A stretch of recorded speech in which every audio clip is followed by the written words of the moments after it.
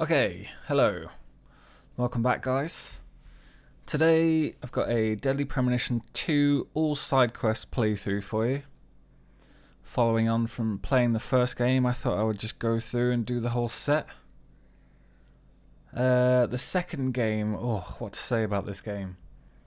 Unlike the first game, the side quests are quite light on story and quite heavy on what Swery loves to call shameless fetch quests. So there's going to be an awful lot of that, I'll warn you now. And also, this game is also very light on actual content, or action I would say. There's a lot of story, and especially here at the beginning we got an awful lot of story to get through. Probably going to be an hour before we even start moving our character around, so sit yourselves in, get a cup of tea, and let's go.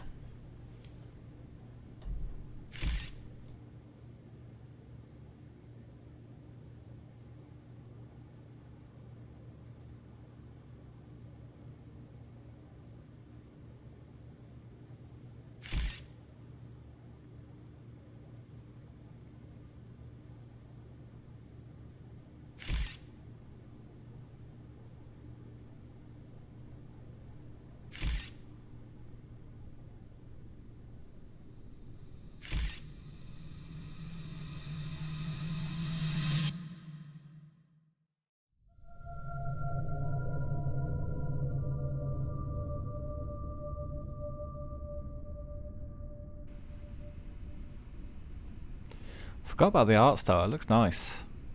So much better than the first game, which looks like Lego.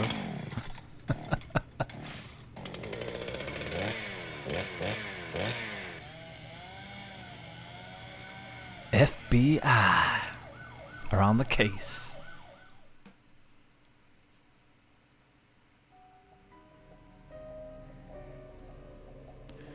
Don't know why there's double subtitles and everything. It was a strange decision, but God damn it. guess that's What a way localization. to start the new year. At this rate, I'll be dead by Easter. Quiet down, Agent Jones. You're on the clock. Quiet down. Ha! You have any idea what you've done? I'd be half naked in Havana right now if you hadn't shown up. Soaking up some rays, surrounded by a harem of bikini queens, a mojito in one hand, and a seafood-slathered Havana-style pizza in the other. Does sound pretty great, to be What fair. did I do to deserve this? Does God hate me? No. The regional bureau chief merely issued a special order. Oh. Yeah. How could I forget? A special order to rob me of my well-deserved vacation. You want pizza? I'll buy you some pizza. You can find that junk anywhere. Whoa! Hey! Hold on a minute. What did you just say? Pizza's not junk. Pizza is not junk. Knew it. Pizza is a sacred food bestowed upon us by God himself. You True. need to apologize right now. This is sheer blasphemy. Apologize to who? Pizza or God? Ha ha! You think you're so clever. Maybe if you'd eaten pizza this morning like a decent person, you wouldn't have cut your finger. In the morning. I only cut my finger because I couldn't find a left-handed can opener at the hotel. Normally, I would never make such an amateur mistake. Oh, really? Well, if you want me to get into gear, then just feed me some pizza, okay? We must act unfaithfully and abandon our ideals again and again. Yeah, yeah, we cannot yeah. advance from one period of life into another without causing these pains of treachery. Nietzsche, again, please spare me before my ears start to bleed. Ever since the moment you got here, it's been nothing but Nietzsche quotes. The worst enemy you can meet will always be yourself. I said knock it off. I prefer pizza to philosophy. Want me to dial the number for you? Oh boy. Come on, Agent Jones. It's time to get serious. Your 4.5 years of hard work are finally about to pay off, and all you're focused on is this nonsense? Pizza isn't nonsense. Quiet. As you wish, Mother. My lips are sealed. Happy now. My goodness, this is classic Swery. 10 times too much dialogue for the scene around it.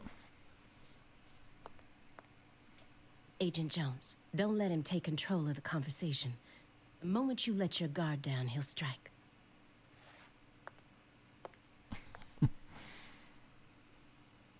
Boy, these are some next-gen graphics right here. And no red, remember? Red tie.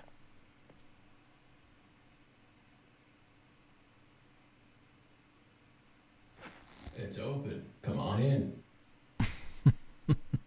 You have been talking pretty loud outside his door for like the last 10 minutes.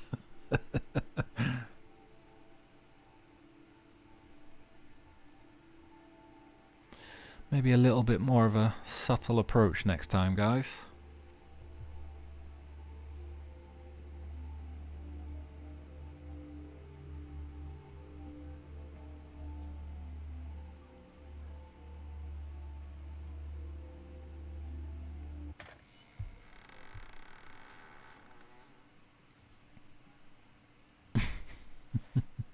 Jesus, I forgot about all the weed smoking in this. That is a bifter.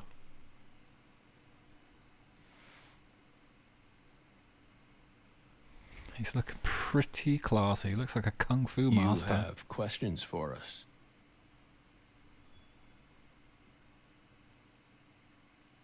That's why you're here, isn't it?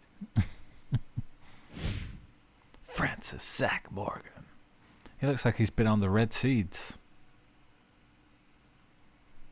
All that red eye can't be from weed, actually. I guess it definitely can, can't it?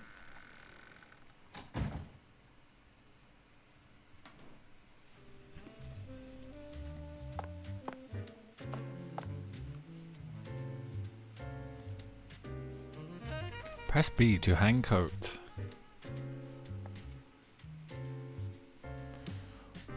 Damn, what a dump. Come on, Zach. Get it together, man. Brutal.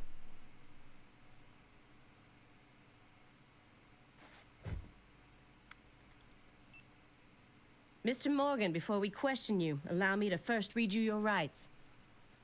Anything you say may be used against you in a court of law. Please keep that in mind as you speak. Do we have permission to film this? Aaliyah Davis. R.I.P. Aaliyah. R.I.P. Don't worry, my fairy. They're free to do whatever they like. Something wrong, Mr. Morgan?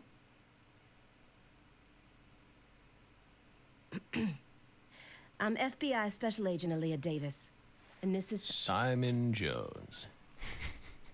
An analyst from the Boston branch. He's been monitoring us for years now.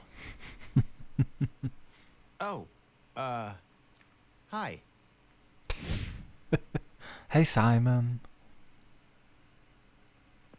He looks like Paul Giamatti. Seriously. A Southern belle and a lonesome loser who can't catch a break. Bit harsh. Quite the uncanny duo. You'd be the perfect stars for the latest video game. Isn't that right, my fairy?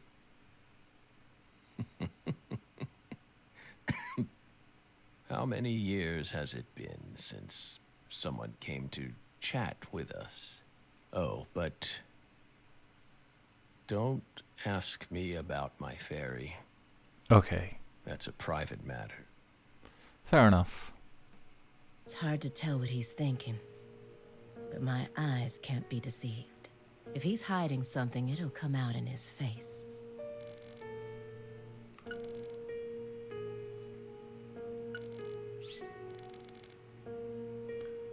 Messy auditor. Hold LB. That gives you like the sacred power, doesn't it? What if we look over here? No. Okay. Let's go poker face. Hey, Belle. Why are you dressed so handsomely?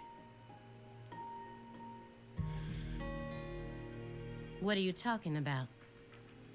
The thick black accessory wrapped around your neck. That's a male necktie. The color black represents confidence and interest in the self. And your decision to wear a male tie symbolizes your declaration of war against a predominantly male society. Or perhaps it's a psychological barrier meant to hide the weakness that dwells deep within your psyche. We admire your bravery. I thought you retired from profiling. Bullseye, huh? Gotcha. You're an easy one to read. In order to think with society, a man must first gouge out his eyes and cut off his ears. Don't judge a book by its cover. Is that Nietzsche? For someone who's supposed to have been one of our best, you've got an awful eye for people. Or did all that smoke and kill all your little gray cells? Okay, Aaliyah, that's enough. She's smart, but she's also more of a shrew than she lets on. These guys are not very professional, are they? Agent Jones, that's sexual harassment. Yeah.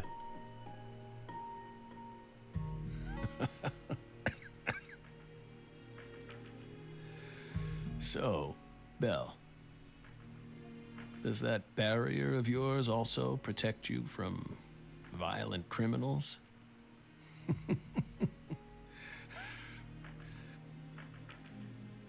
He's more dangerous than I thought.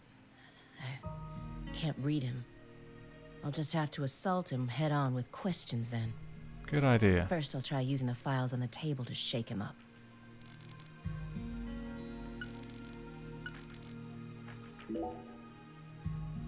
Do you remember the homicides that took place in Le Carré, Louisiana in 2005? We solved that case. Your report states the following. By coincidence, you encountered a serious incident in a town you visited while on vacation. You then decided to steal the right to investigate from the local law enforcement and took over the case. Sounds about right. After several more homicides, you managed to apprehend the perpetrator. Yes. Yes. Yes, that's exactly what happened. We stole the right to investigate from them, just as you said. It all started when the body of a 16-year-old girl was discovered. You arrived in Le Carré immediately after that, didn't you? We just can't seem to keep ourselves away from dead girls. Oh dear. Did I say that out loud? Did you really visit that town just to take a vacation? We don't know. If you already have the report, then we suggest you read it, Belle. Either way, that case is closed. Closed. You sure about that? Record scratch. Don't you think this puzzle is still missing some crucial pieces? Come on. No need to beat around the bush with us, Belle. What's all that noise, Simon? They found Lise Clarkson's body. It was hidden deep within the Clarkson Food Delivery Services cold storage warehouse. After 14 years, we finally discovered the body of the very first victim. Do you know what this means? That's why we're here. The first victim in the case he solved, Lise Clarkson. Got that. This is a photograph of what she looks like now. How will he react when he sees it? I don't know. Let's see.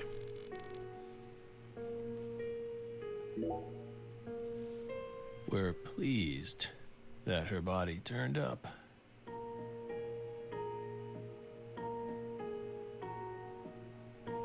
Deeply pleased.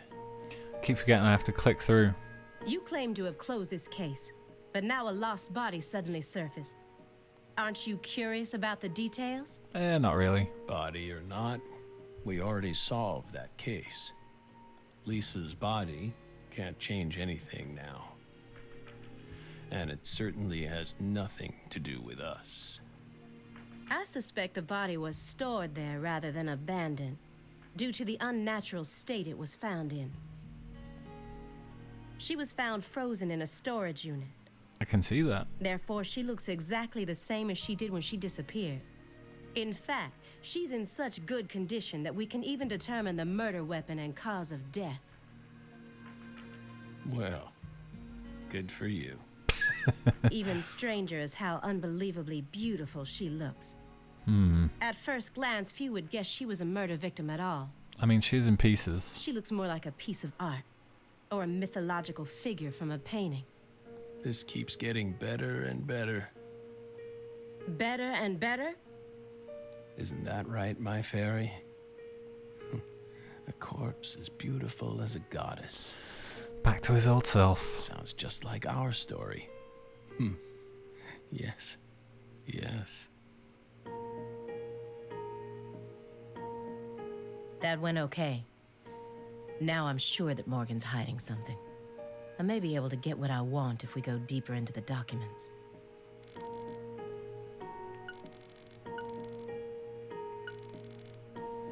Okay, it might be time for an LB. Okay.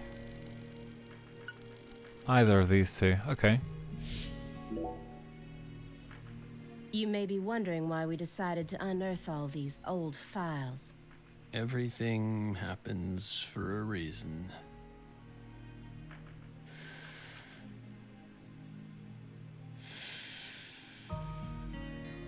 The moment Lise Clarkson's body was found, we did the best we could to start our own local investigation. But there wasn't much we could actually investigate due to the damage caused by the hurricane.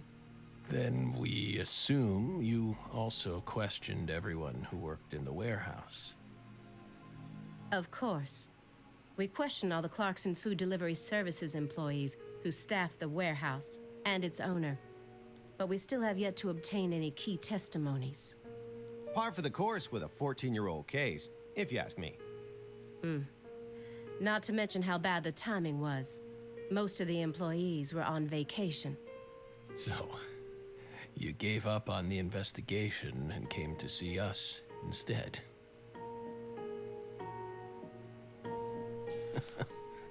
It's about right, yep. Remember what happened, my fairy? That warehouse. That man. So incoherent. Such a pain. Hey, are you talking about the guy who managed the vault where Lisa's body was found? Yeah, I think he started working there in 2005. Remember, Aaliyah? You said he was a pain to deal with, too.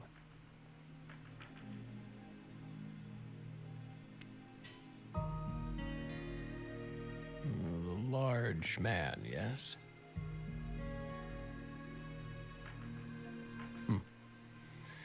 No need to answer. If you don't want to. I'm sure you've already put him under surveillance. Textbook FBI protocol.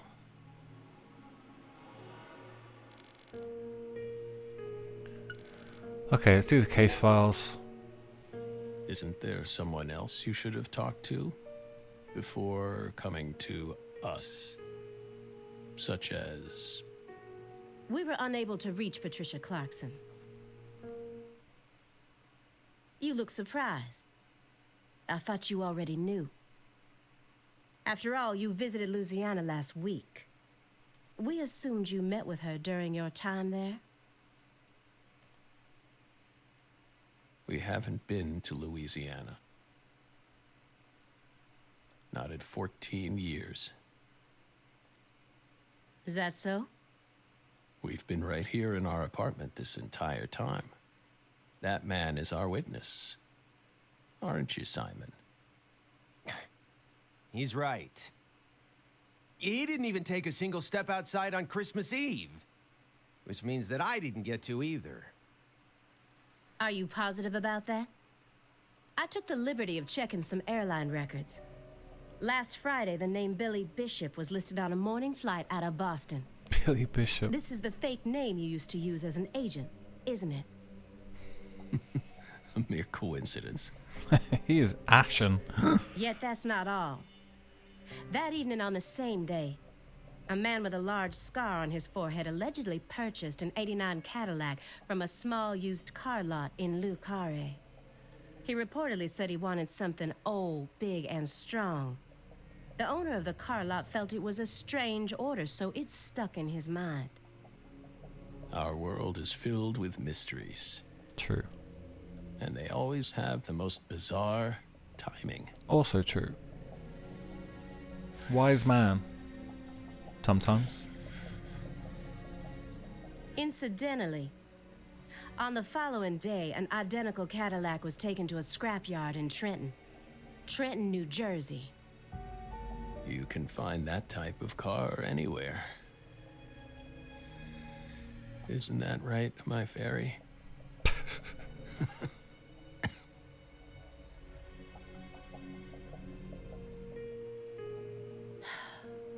Morgan's right. Everything happens for a reason. Even this messy room. There must be a reason for it. Especially when it comes to those strangely tidy spots. They're practically begging me to question them.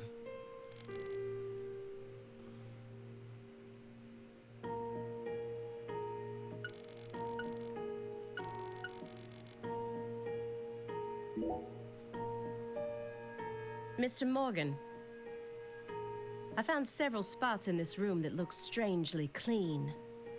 Did you tidy up a bit because you knew we were coming? No. Those are sanctuaries. They've existed from the start. Sanctuaries. That's right. Sacred places. Hovels for pure souls, if you will. Were there originally objects in those hovels? Something you didn't want us to see?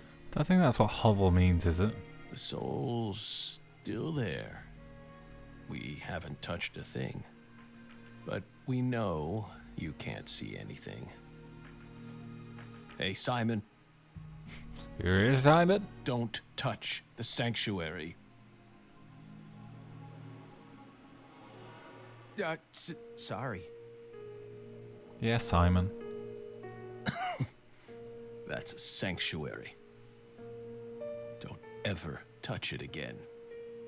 You've been watching us for 4.5 years, and you couldn't even figure that much out? My bad. It's my first time actually coming inside, you know. You're earning far more than you deserve then. What were you doing all day in that black Suburban? We thought wiretapping was your specialty. Don't tell me. Crossword puzzles. What do you think, my fairy? Well, it was quite a long day. 4.5 years. All that time, and what does he have to show for it?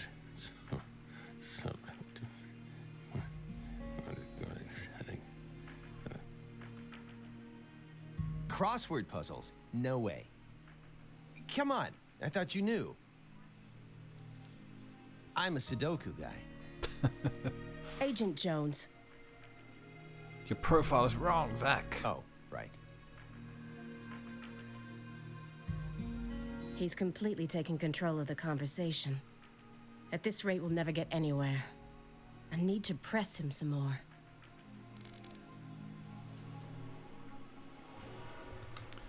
Rummaging Simon's only option. Agent Jones, did you find the files?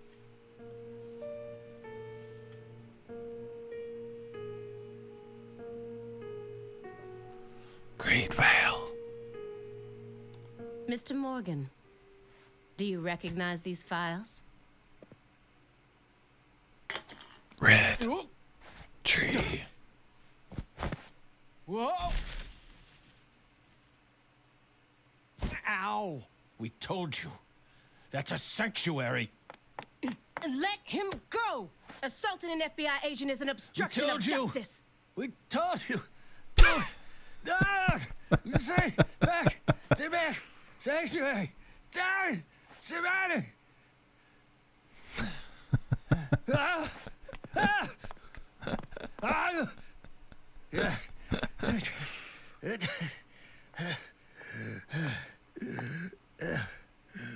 Mr. Morgan? I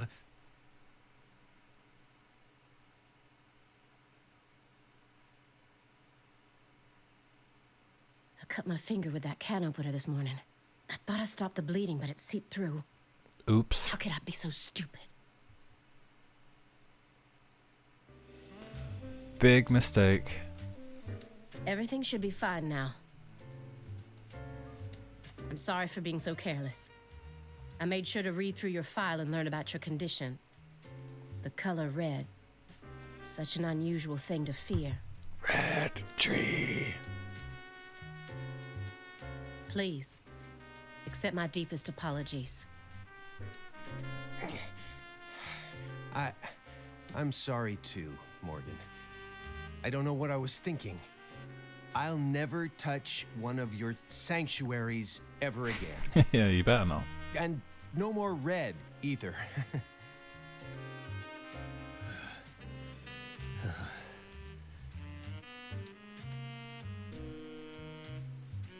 Don't ever touch one again.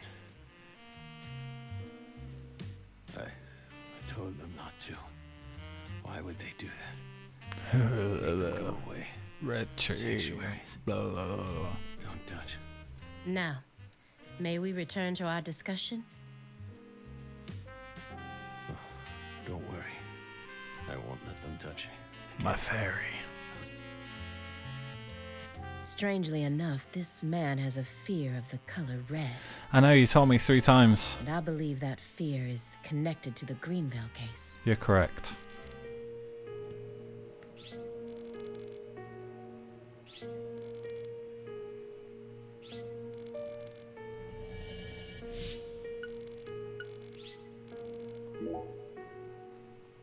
Mr. Morgan, I'd like to ask you some questions about this case now. We don't want to remember that town. I'm sorry, but there's no way around this. I remember hearing about this case on the news when I was still a student. A high school girl named Anna Graham was murdered and the FBI stepped in to take over the case. Yep. I also remember it becoming a sprawled investigation due to evidence found in the victim's throat. Sprawled. Sprawling, maybe. Is that correct? After that case, you went on sick leave for 2 years. And when you returned, you requested to be switched over to desk work. What happened? That's a private matter. None of your business, Bill. Were you traumatized? It's a common problem with prolific agents such as yourself. But there's another possibility that may make more sense. Perhaps you simply finished making preparations. What? For what? What are you getting at? Thinking too much about something will always turn it into a problem. The Greenvale case. Don't you think it resembles the Le Carré case? Read the report. We have nothing else to say. I just need one more push. One more thing that can summon up the past.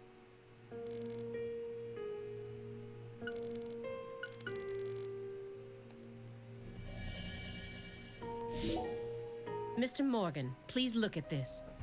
Abrupt change of music and tone. What did we just say?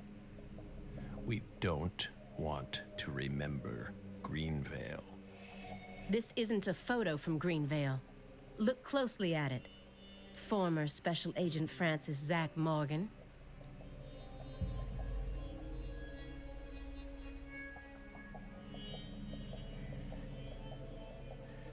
This photograph predates Greenvale. It's from the Le Carré case you worked on in 2005. Tree. Red tree. Red tree. Yes. A red tree. A red tree? Greenvale wasn't the first place you saw one of these. The Greenvale case and the Lise Clarkson murder case. They're connected by these red trees, aren't they? Red trees. Answer me. What are these trees? Red trees. I want the truth. Tell me everything you know.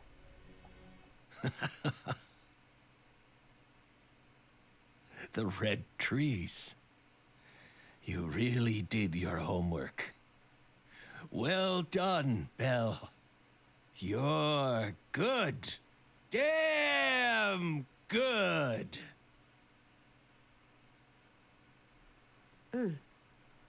Are you ready to talk now? I want to know what went down in Le Carré in 2005. Fine. We'll tell you. We'll tell you what happened in that town. Yes. It was that red tree. Red tree. That red tree ruined my life. It was a sultry summer day. The sun comes down hard on you in the south, like a torrential downpour of demonic whispers. It all started back in that sweltering summer. We still had our best friend with us back then. The other me. My better half. York. Come back, York.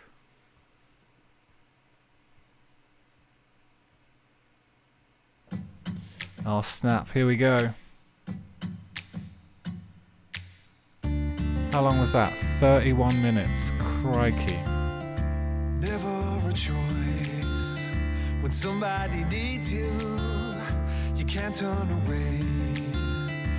You're their only lifeline, just a hero, a bullet for hire, working alone. Always a voice, a cry in the darkness, an echo of pain that's been long forgotten, but it haunts me, my destiny to be alone. There's a time when you see life for what it's gotta be. You should know they'll destroy you. A call to make, to keep searching, walk alone.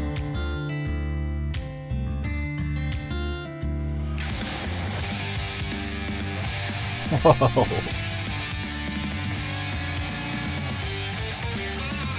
The Mars Volta is logged on.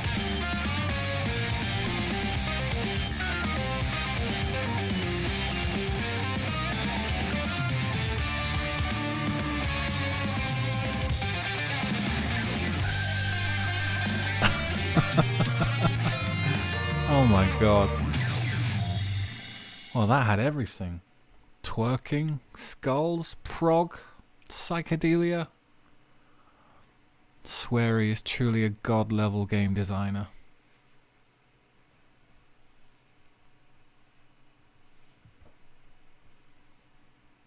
Zach. Zach. Zach.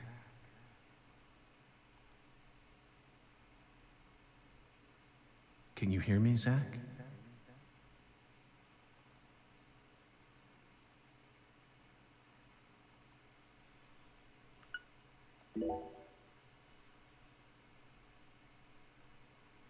There you are, Zach. Hello.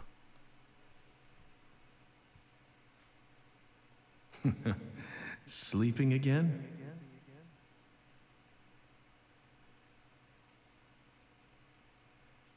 Well, rise and shine.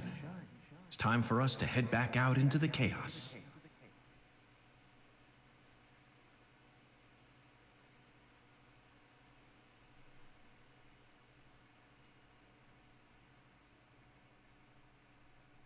Isn't that right, Zach? Yes, York. Let's get going, mate. We're already 40 minutes into the game.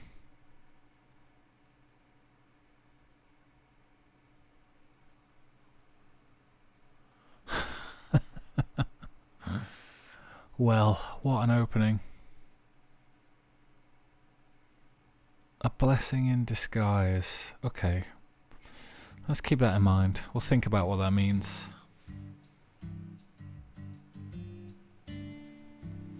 2005. Lucari, Louisiana.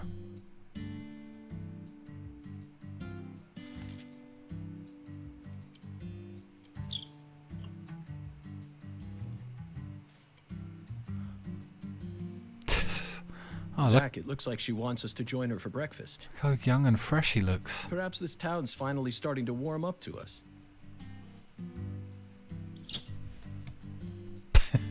Mmm. York. Look at that, Zach. She's welcoming us with open arms. She's even willing to share that tasty morsel with us. What an honor. Hurry up and chow down, mister. Unless you like your breakfast stale. What an amazing place. I've been on top of the moon since the moment I got here. And the name of this wonderful town, Le Carré, sounds like French to me. But what does it mean? It means the carré. I'm the chef, David. If you want to know about the town, you'd better ask the concierge. Only amateur chefs flap their gums about stuff that ain't food related. Man knows his business. David Juara. Chef. Did you hear that, Zach? He's a true professional. You say something, mister? No, not to you. I was just talking to Zach. Zach? Please don't ask me about Zach. It's a private matter. If you say so, still.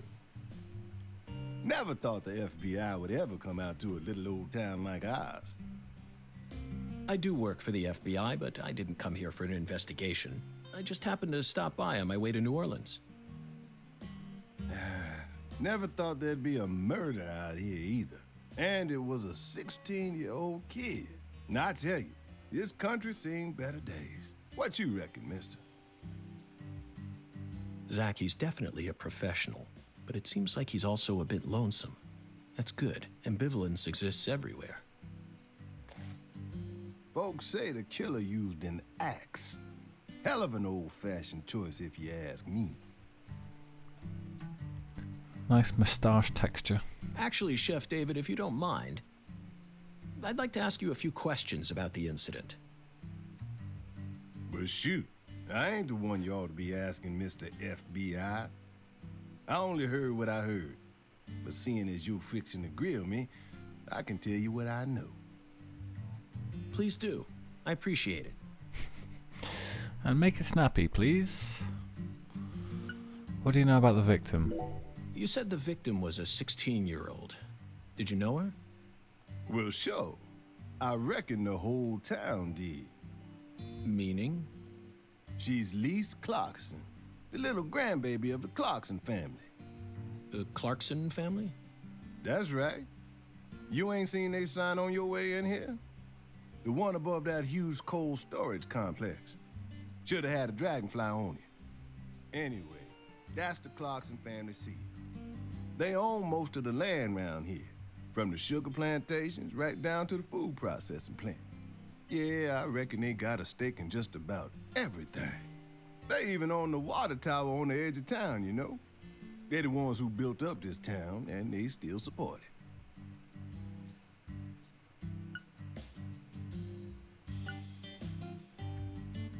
Is the local law enforcement investigating the case? Shoot, mister, what you think? Now, I told you this ain't no city. We in the bona fide boondocks here. They got to know how to break up fights and keep folks from killing each other when they pissed you off. They sit down and talk it out with you heart to heart, and when that don't work, they just beat your ass. That's the Deep South for you. This murder ain't like that, though. A little kid got killed. A weird way, like something on a TV show. The sheriff's department ain't never seen nothing like this.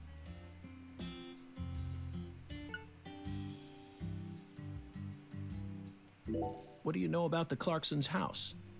Now, I ain't got nothing bad to say, but I'm gonna talk straight to you. You best steer clear of that place. That family ain't just some gang. They're a whole different kind of beast. They folks with real power. Remnants of the good old boys who shaped America in the early days. Especially the head of the family, P.J. Clarkson. He's the kind of monster who goes around eating other monsters. And I'm sure he's on edge now with his granddaughter getting murdered and all. So don't go barging in with that shiny FBI badge of yours and think you'll be safe for nothing. Things are different down here. So if you plan on sticking around, you best remember that. I see. I'll keep that in mind.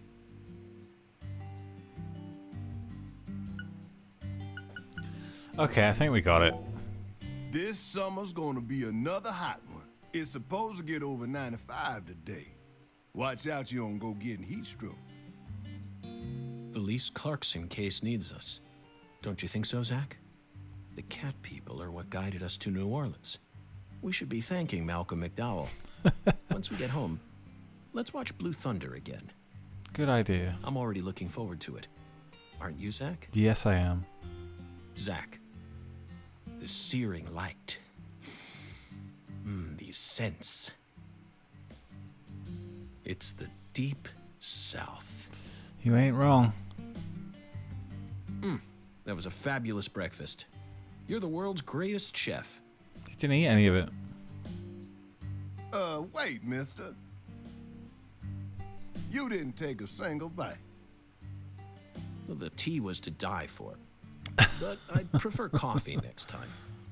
What would a morning be without coffee?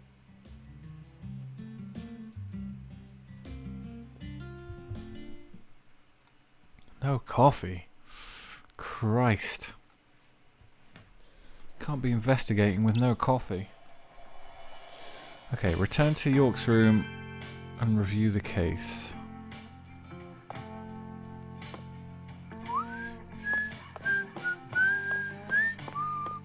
I still remember the music. It's burned into my brain.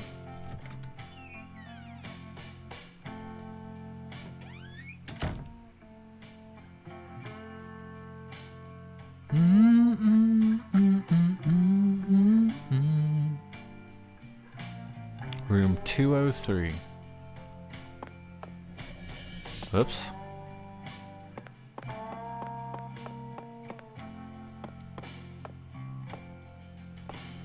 Very high resolution mirrors in this place. Okay, they won't let me downstairs until I go to my room, I guess.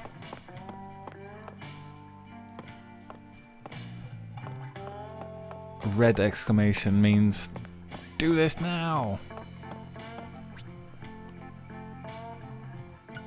Wow, coffee's much cheaper down here than it was in Greenvale.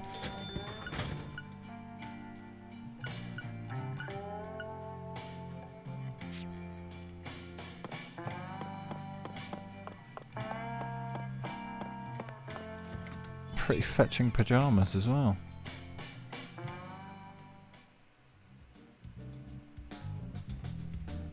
Oh, classic tune.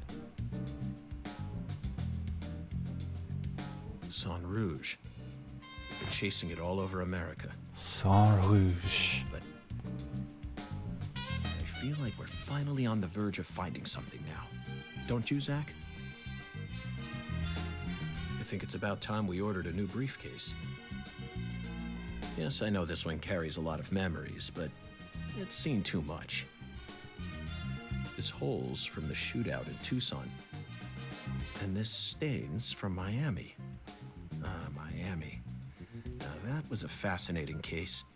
Billy, our perp, cut his own torso right in two. Even with the help of the drugs, a feat like that still requires incredible mental fortitude. I was so impressed that I forgot I'd left my briefcase on the floor. Same floor his blood gushed out onto.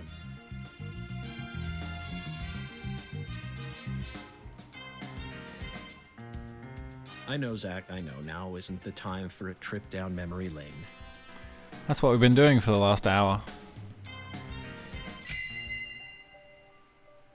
Oh my god, this already. I haven't done any investigating yet. An emergent drug that's been on the rise in 4 southern states. Personally, I think it originated right here in Louisiana. And Lise Clarkson's murder must be connected to it somehow. The 16-year-old girl who was murdered. Her body was found beneath a bridge over the bayou, along with a strange altar. The powerful man who essentially controls the town of Lucare, and he seems to be more fearsome than your average gangster. I doubt he'll be willing to cooperate with any law enforcement, Zach. That's some evidence.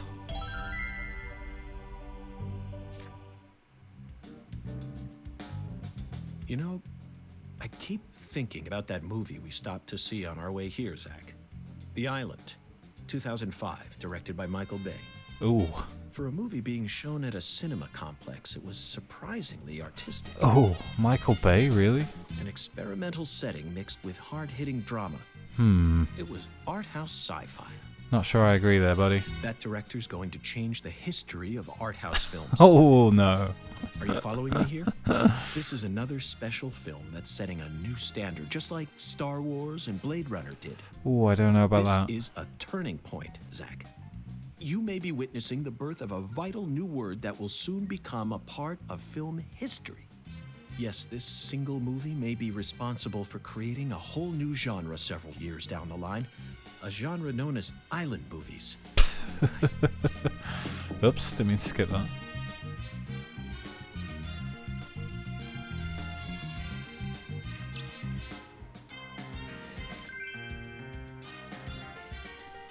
Quest. Open door. Who could it be? Hey there, Chef. What's cooking? Chef, what are you talking about, sir? I'm the concierge, David. David Joara, concierge. I just heard from our chef that you wish to learn the meaning behind our town's name. Yes, I've gathered that Lucare is French, but does it have any special meaning? Why, yes, sir, of course it does. A very clear, logical meaning. All names have meanings. Would you like to know what this one means? Yes. Yes, I would.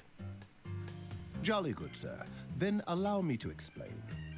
Lucare means square in French. Ah. And? That's it. That's it? Yes, that's it. Oh. Do take a gander at the town map in the lobby if it fancies you. It's beautiful, valuable, and old. I'm sure you'll understand once you see it. Now, please excuse me, sir.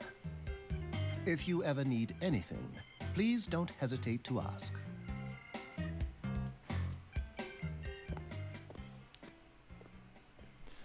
The square, huh? Did you see that, Zach? That was clearly not a twin, not a split personality, just the work of a true professional. It's bizarre, but I can understand it. Remember what they say, the job makes the man. I suppose. Check out the map of Lucare. Okay. Shall we have a look around in our own room first, perhaps? Ooh. Got some sort of voodoo altar. Is there a save point? No, that's the evidence. Ah, here we go.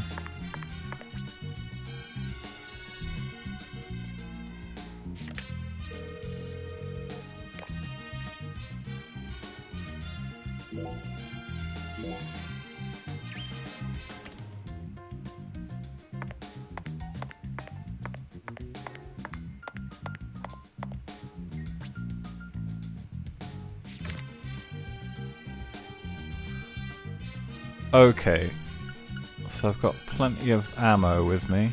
Oh, I've got some ammo with me. First aid kit, cigarettes. What we got in here? Let's take the bullets. Medium health restoration.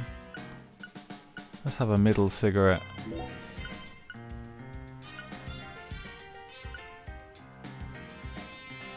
Oh yeah, we should take one of these and one of these for sure. Carrying quite a bit of stuff, but... I'm very satisfied with the decorations and the size of this closet, Zach. And it's even got a security box. What else could a man ask for? Coffee. It's proof that we're still safely inside the fringes of modern civilization.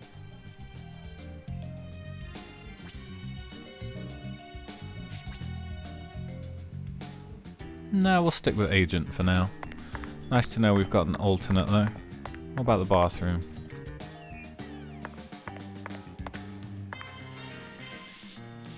Let's have a quick shave. Make sure we're sparkling good.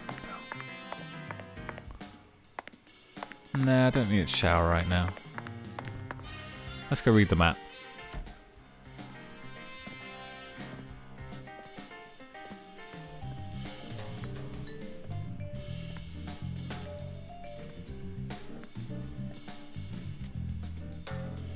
Do you feel that, Zach?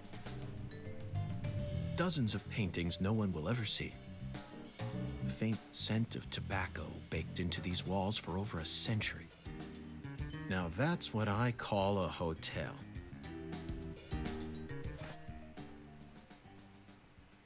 Zach, can you see him? His fashion sense is beyond me, but he appears to be a gentleman. Perhaps we should talk to him.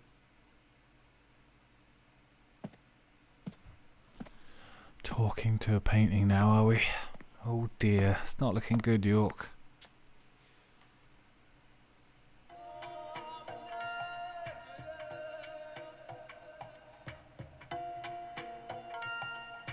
Nice tie. Did you buy it here? It's been a long time since someone spoke to me. No one these days ever tries to see me. They can see what's far in the distance, but are blind to what's in front of them. No. Maybe they're only pretending not to see. That's what civilized society does to people. Exactly. Ever since mankind got their hands on civilization, they zoomed away at a frightening speed. Zoomed away from what?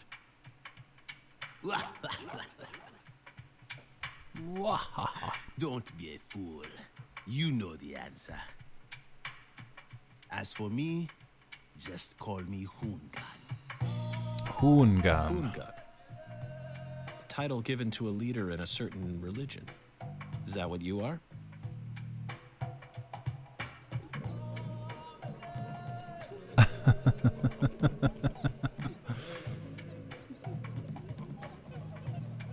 Do you comprehend the Oracle? The Oracle. Put on your religion hat, Zach. Here we go. Fell 10 maidens in the shrine of hunger. Find the flying serpent in the ambiguous zero. Dance with the flying serpent, and you will glimpse the other world. 10 maidens and an ambiguous zero. Got it. But what do you mean by otherworld? Follow the Oracle. You will find out, York. You will find out, my friend.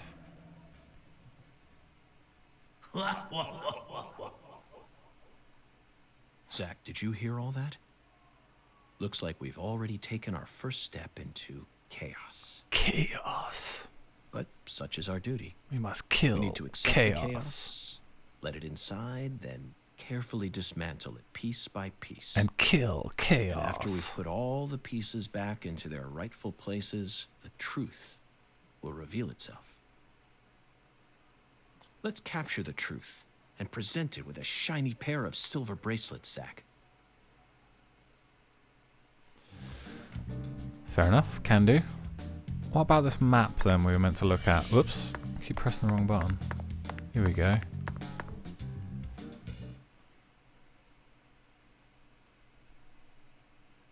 Zach, this is Lucare. I think I'm finally starting to understand what our concierge was trying to say. You can tell this town was built by a very methodical person. No, wait. Maybe they just didn't care, and that's why it ended up this way. It's just another symbol of mankind's obsession with molding nature to fit our own rules.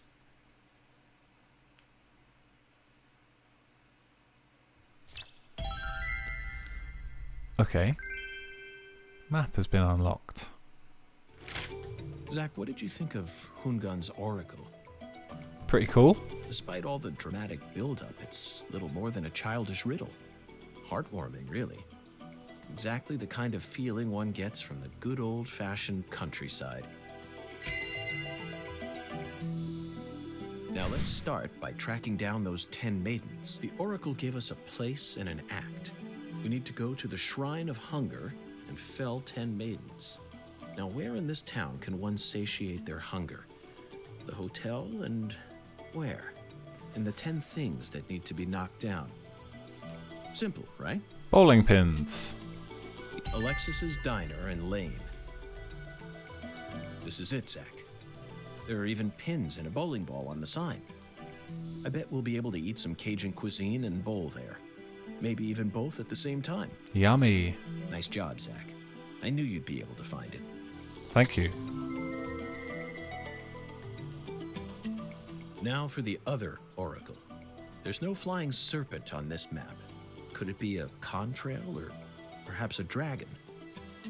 I'm sure we'll find out later. First, let's just figure out where we need to go. Do you know what the ambiguous 0 represents? 0 is usually treated as a base number. 0. But under what conditions would a base number be ambiguous? The answer is temperature, Zach. Ah. Yes. 0 degrees Fahrenheit is minus 17.7 degrees Celsius, and 0 degrees Celsius is 32 degrees Fahrenheit. Freezer. You'd be hard-pressed to find a more ambiguous 0 than that. The Clarkson Food Delivery Services Cold Storage Warehouse. That's got to be it. Even with this blazing sun in the sky, they can easily keep the temperature below freezing. Be honest now, Zach. You knew the answer from the very start, didn't you?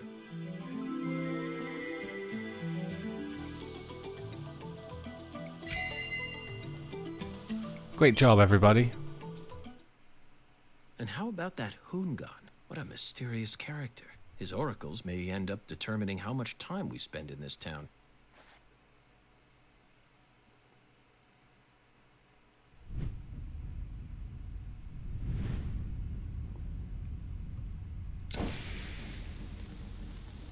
Sorry, boss, but this is a smoke-free hotel.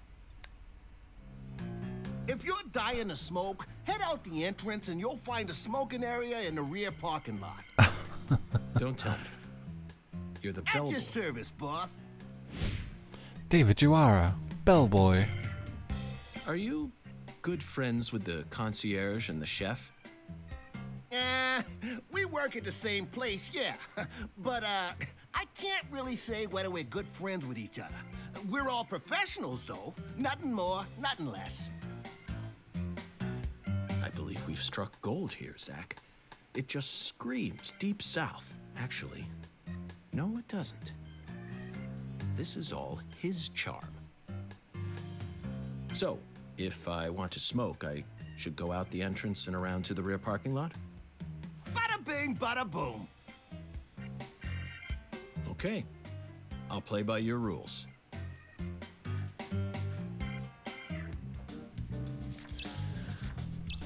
Okay. So we got 2 major quests to do.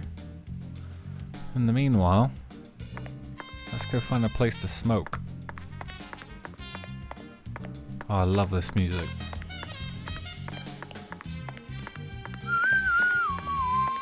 Should we get some supplies?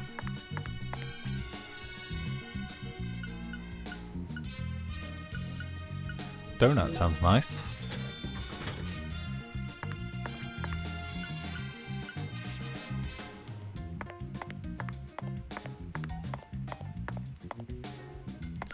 Do we want to go out?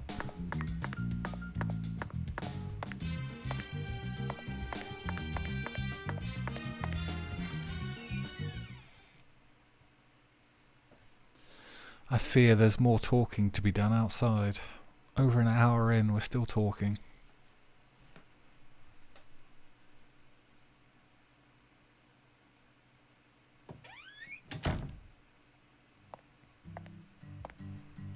Thank God for autosave though. I think I still have PTSD from the first game.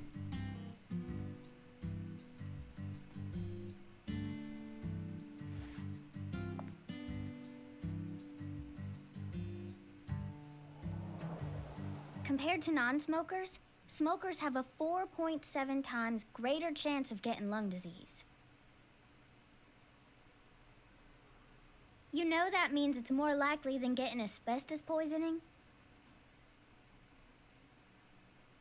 The risk of death from lung cancer is actually much lower than what you think it is. In fact, it's tiny when compared to heart disease, strokes, and pneumonia. We're always surrounded by easy ways to die, you know. Some people even get randomly struck by lightning and die right there on the spot. Then I reckon you also know that secondhand smokers have 1.3 times greater the risk compared to smokers? Of course. So you won't mind paying the damages when I die of lung disease? How about writing that in a contract for me? You got a pen, right?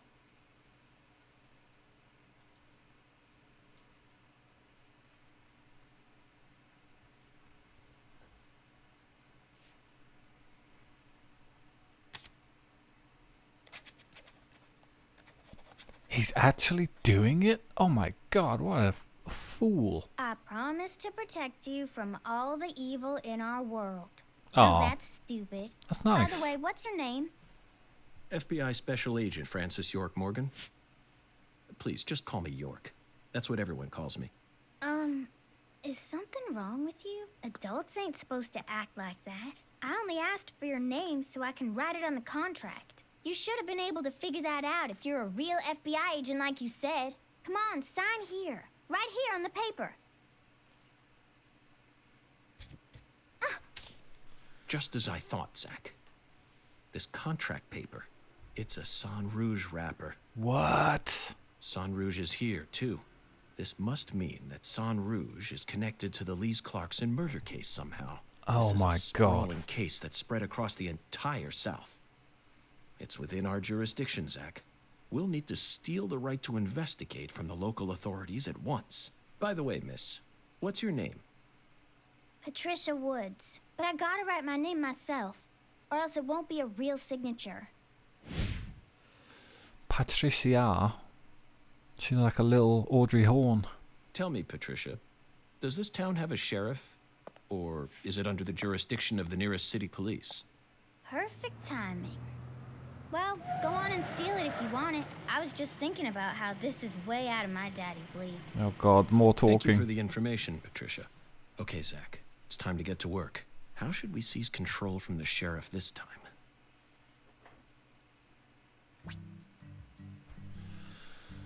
Okay, I think I got the basic controls. Whoops.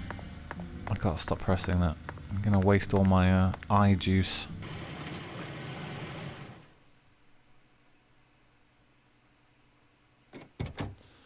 Oh, Sheriff? Hey there. So, you're the fella from the FBI I've been hearing so much about. I'm Melvin. They call me the sheriff round here. Melvin Woods. Sheriff. FBI Special Agent Francis York Morgan? but call me York if you can. It's what everyone calls me. Huh? Well, all right. Mr. York. How's that sound? Fine by me.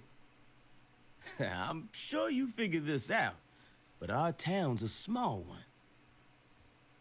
Yeah, folks are already busy spreading gossip about how some FBI agents come to town. Also, the town's made of Lego. Now, I reckon you came from the city.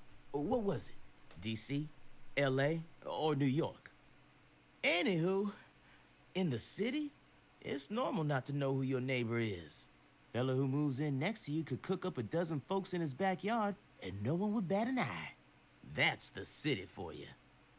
Now, I never lived in one myself, but I visited them a few times, so I know what it's like. All pigs must die in the city of wolves. You what? Yeah! Now, does that sound badass or what? I bet you'd... Hey! I know, CLG. I'm just trying to make a little small talk, that's all. Anywho, round these parts, everyone knows each other's name. So lots of folks get leery when they see an étranger like you. And since it's my duty to protect the town, I thought I'd stop by and say hello. Zach, it looks like this sheriff is quite the happy-go-lucky type. A clear indication of just how peaceful this town is. Melvin, about the Lise Clarkson case. I knew you were here for that case. Can't put one past the FBI. So they even got eyes on the smallest of towns like us, huh? Our world is filled with information, and it's all within their grasp. FBI, the Federal Bureau of Investigation.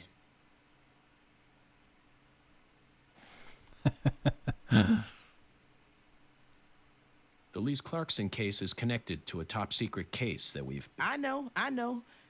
If you're fixing to take the lead, then go right ahead. I'm just the humble sheriff of a tiny little town. My jobs are to stop my neighbors from beating the piss out of each other and listen to old folks complain. Honestly, this whole murder case has been weighing me down. So I'm gonna give you my full cooperation. Mr. Special Agent, sir. Why, thank you. What a refreshing attitude. Well, Zach, that was anticlimactic. I didn't even get to use my secret weapon. Melvin, there's a cold storage warehouse on the southern end of town, isn't there? I'd like to get permission to enter it. Say what? You want to see where the body's being kept, right? Oh, I get it now. Lisa's body, yeah. Now, that's what I call a special agent. You already figured that much out. But, I'm not too sure that, going down there at this point is really gonna help much, you know? Explain it yourself, Daddy. That's incredible.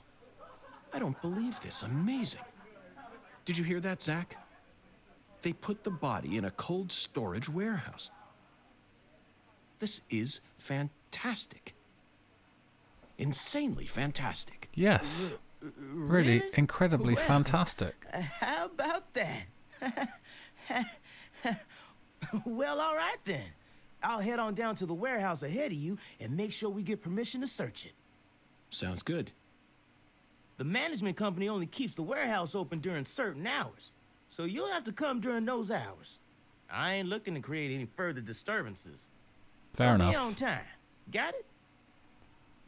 Come on, let's roll, CLG. I'm gonna walk home, Daddy. I still got another stop to make.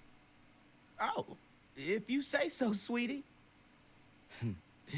She's a real sharp one, as you can see, so I try to stay out of her way. Well, all right then, York. I'll see you at the warehouse.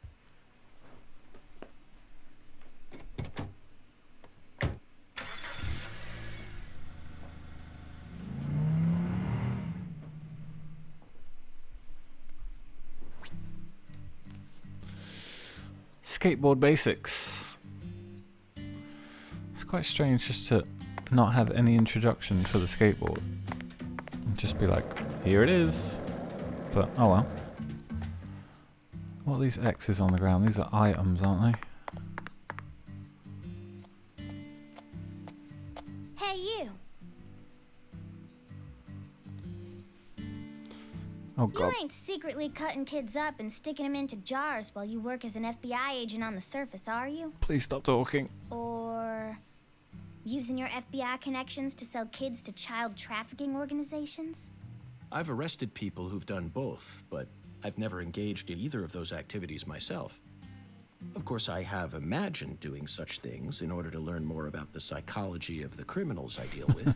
York. It was just a joke. Why are you getting all serious?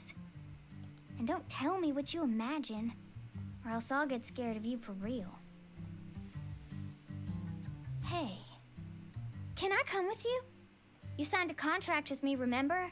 And besides, I'm kind of worried about my daddy. Do whatever you like. This is America, land of the free. But I have one condition. What condition? Don't ask me about Zach. It's a private matter. Zach, it feels like she's carrying something with her. Kind of reminds me of you back when we first met. I can't leave her alone like this. You feel the same way, don't you? Crikey. Okay, can I open this bin now, please? Low quality cloth. Oh boy, I'm so glad I picked that up.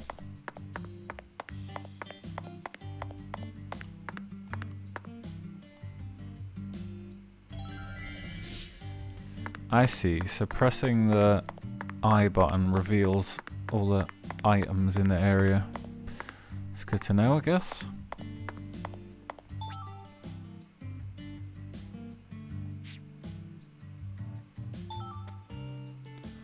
Lizard head.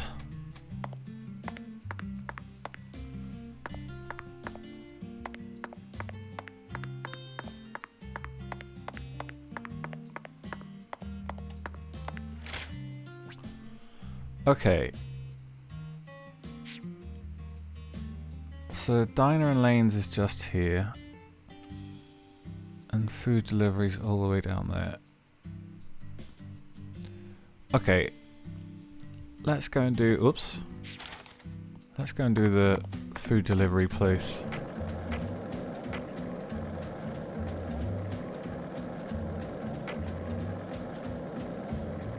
Melvin called you a strange name. CLG, I think. What exactly does that mean? Clever little girl. That's what it stands for, at least. It's nice that he made up his own nickname for me and all, but it sounds kind of weird. I wish he'd call me something normal, like just Patricia or Patty, you know? Patty? Now that name's got a ring to it. I like it. How about Zach and I call you Patty from here on out? Do whatever you like. Weirdo. You're heading to the warehouse, right? You gonna go straight there? Well, I'm not sure yet.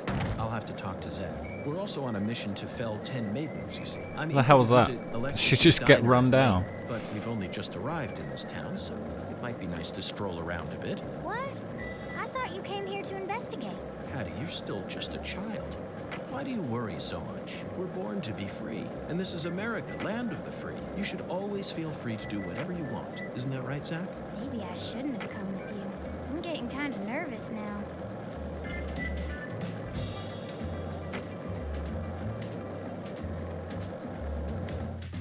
Okay, that looks like a big storage warehouse to me.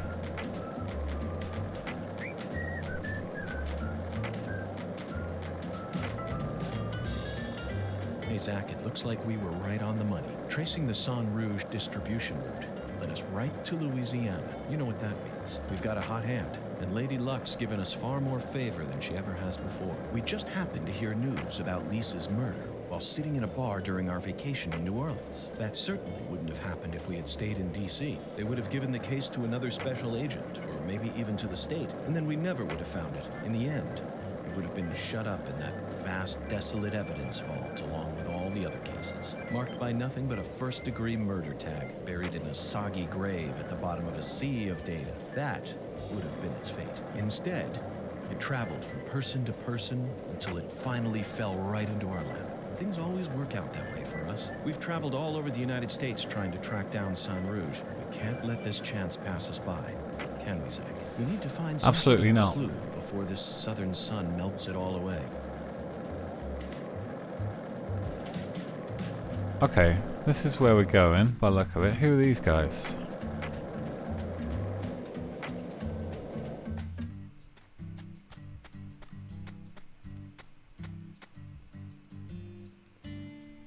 Pretty tough looking dudes, especially Mullet Man here. But okay, doesn't seem like they want to talk to us right now.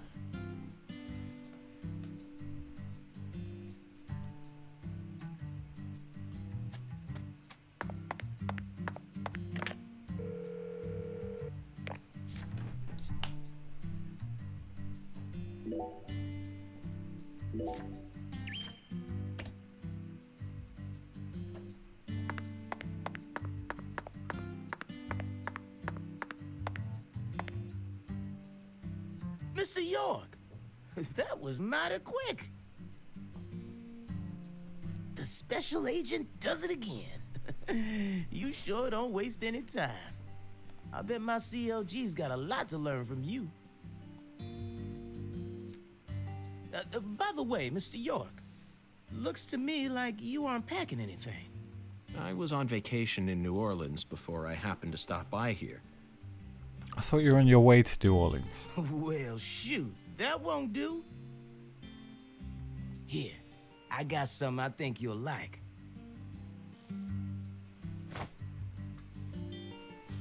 Pretty flashy. I call him Mr. Alligator. Badass, ain't he? It's a tranquilizer gun for the gators. Okay, rubber bullets, it'll do. And here's a radio. With this, you won't have to worry about any expensive roaming fees. Might take you a while to get used to them, but you'll get it. Okay. Try letting them rip a few times. Ain't no need to hold back out here. That's comforting and disturbing at the same time.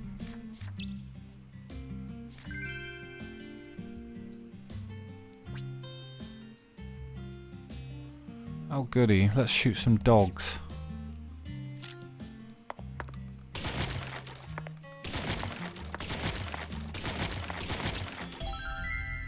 God, shooting's a lot better than in the first game. Now this is an intriguing weapon. For a tranquilizer gun, it really packs a punch. But I'm afraid I'll decline. After all, this town is peaceful, isn't it? Well, sure it's peaceful. At least the humans are. But the animals are a different story. Remember what I named it? There are some real mean-ass gators out there in the swamps. And every now and then, they wander into town. One of them even went and ate a kid once. It happened a long time ago, but still. One chomp's all it takes. They swallow down every last bit of you. Poor kid's parents didn't even know what to put in his coffin. The worst part is, that taught the gators just how tasty we humans are. So now, those suckers just attack on sight.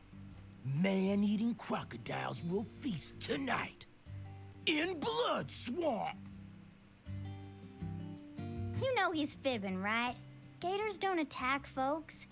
I never heard about no kid getting swallowed by a gator. Actually, Patricia, you're wrong. I'm what? Alligators do attack people, and it could happen in any town. Huh? Alligator, 1980. Directed by Louis Teague. It takes place in the Midwest, I believe. A teenage girl's pet alligator gets flushed down the toilet. Then, in the sewer, it feeds on the corpses of dogs that were used as test subjects for an experimental growth formula. After growing over 30 feet, it finally starts to go after humans. It's an extremely edifying movie. Back when I first saw it, I had a pet hamster. Hey, Agent York. What's your first order of business? You're in charge now, remember? Well said, Patricia. I nearly lost sight of my true goal. Melvin, I couldn't help but notice the name on the side of that truck. This facility is connected to the victim, isn't it?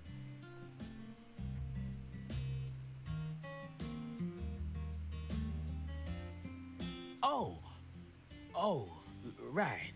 Yeah. I reckon I better start from there. I'm gonna tell it to you straight right from the beginning, Mr. York. As you guessed, this warehouse is run by the Clarksons. The victim's father, Danny Clarkson, is the one who manages the whole place. Okay, but why did he choose to store her body in his own warehouse, right? Good question. Well, that's because there ain't no other place to store it. Ah. Our town has a clinic inside a church, but no morgue. Whenever someone kicks the bucket, we just bury him in the graveyard right outside of town. But not this time. We got a murder on our hands this time. We need to give Lisa's body an autopsy and keep it stored, right? So we had no choice but to rent out a corner of this warehouse. I see.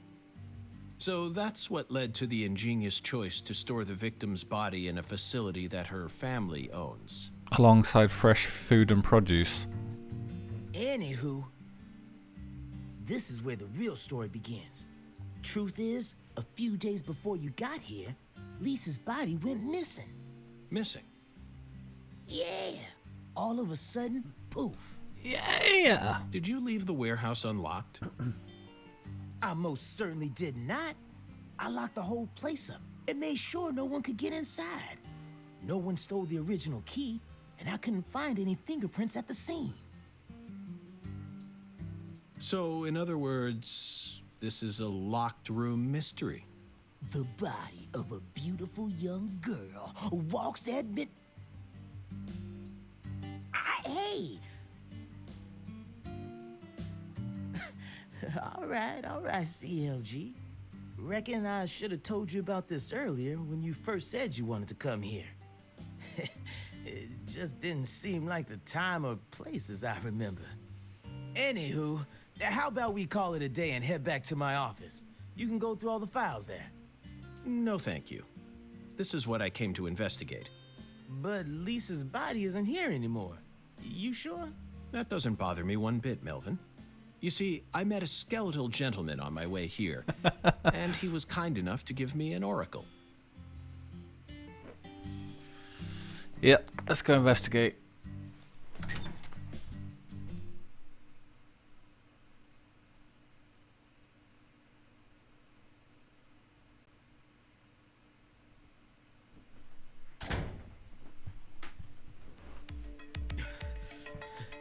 You holding up okay, CLG? Sure you don't want to wait outside? I'll be fine, Daddy. Just make sure you don't take your eyes off of him. Probably a good idea. He's so selfish and inconsiderate. I'm still not convinced he's actually a real FBI agent. Fair cop. Look, he's talking to himself again. Zack, this is the ambiguous zero, the deep freeze. Yep, he said that. Let's hurry up and find that flying serpent, shall we? Is it not the dragonfly? Didn't we talk about that already? Head to the morgue.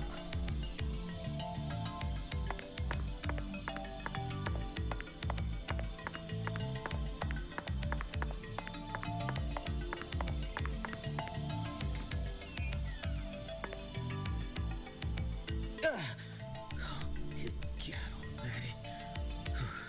This place always gives me goosebumps, no matter how many times I come here.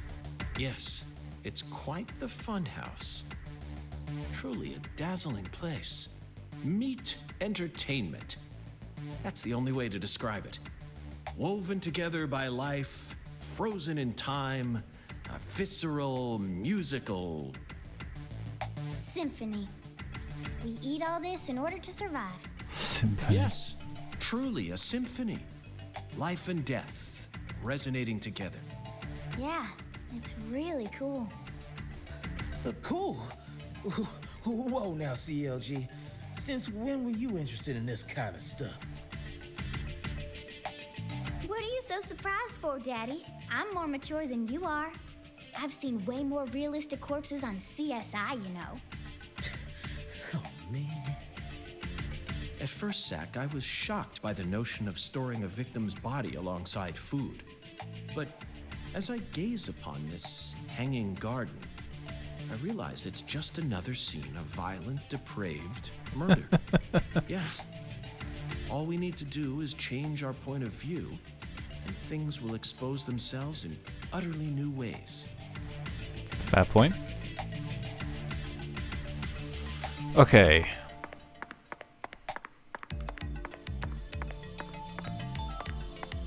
Crawfish tail. Damn, he can really move, huh? Oh, not much stamina though.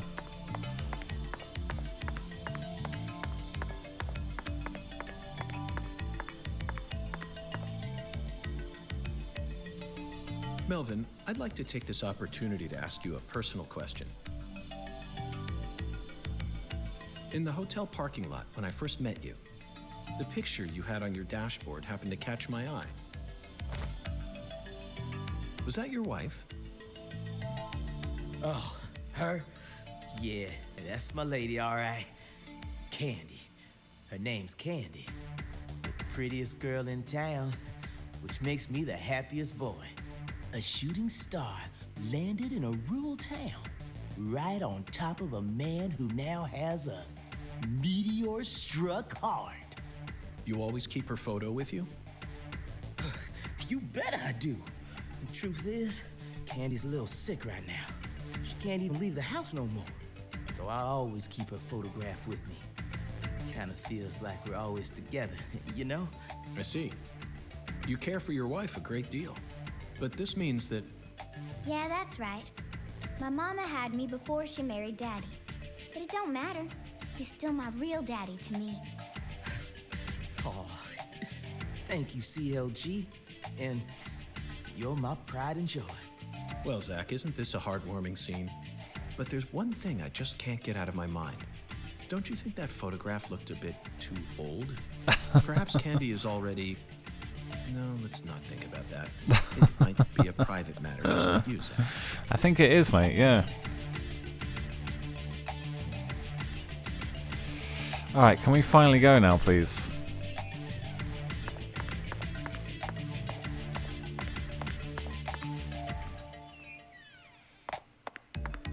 Is this the morgue? It is. Black bass tail.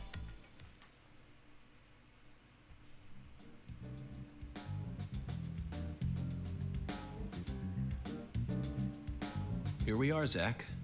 The morgue. They stored the victim's body in a cold storage warehouse operated by her family. I'd love to shake the hand of whoever came up with that one. Hey, Agent York. Did you just come here to laugh at rural officers who are doing the best they can? We don't have any special facilities like you people. What else did you expect us to do, huh? Don't compare us with city folk.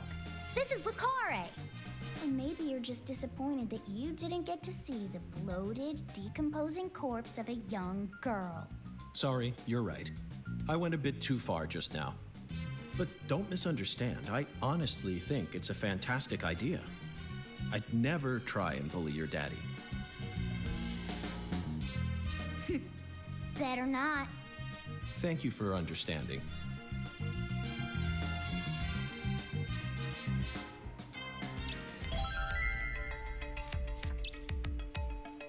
Search the morgue for clues. Okay. Well, if everyone stops talking and lets me do my job, I'll do exactly that. L3 to crouch. Inspect. Gigantic footprints. Zach, these are human footprints, and they're extremely large. Yes, Zach, I agree. These footprints must belong to someone who's used to walking around in cold temperatures. This frost is shaped like something we're very used to seeing. That's right, a body bag. Lisa's body must have been left here. But there are no signs that the bag was dragged away. So our criminal must possess monstrous strength. These pallets are a mess. Looks like this area isn't used often. Still, the idea to store a body here. It's a novel, sophisticated idea, unlike anything I'd ever come up with.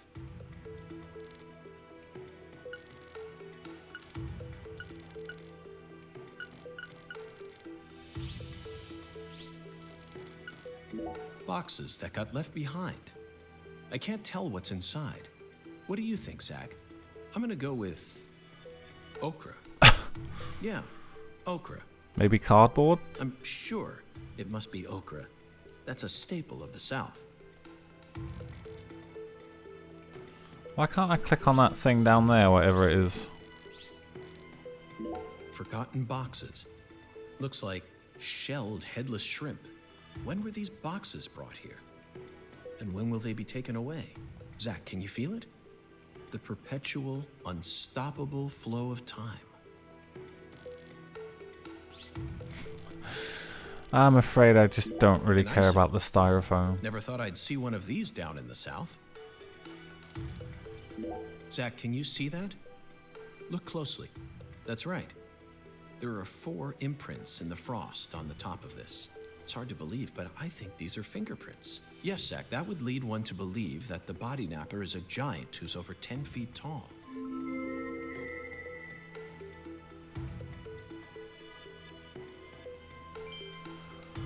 Bonus, great job. Well done, everybody. Seems like our flying serpent isn't here. Is this everything, Melvin? There aren't any other rooms in this warehouse? No special rooms? Well, there is the luxury foods warehouse. Luxury foods? Why didn't you say so earlier? Just thought you wanted to see where the body... I just thought you were only interested in warehouse number 2. Besides, it's underground, so it's even colder than this. You sure you really want to go down there? You could darn well freeze to death. All life will come to an end in the icebound zone. You feel me? Let's head there at once. I'm sure that must be where we're meant to go. But what about searching for Lisa's body? All we need to do is find a 10-foot tall man with monstrous strength. That giant knows where she is. 10 foot tall? But finding the flying serpent is more important right now. Now please, guide me to the luxury foods warehouse at once. These luxury foods are most likely being used in local Cajun cuisine. I'm so excited to see what we'll find. Aren't you, Zach? You were served some delicious food this morning. You didn't even eat it. You strange man.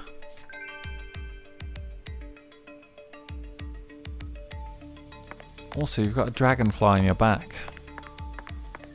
Surely it's obvious.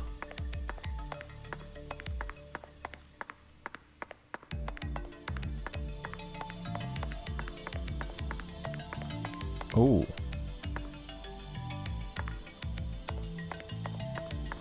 Isn't there a secret something over here? Maybe we can't do it yet.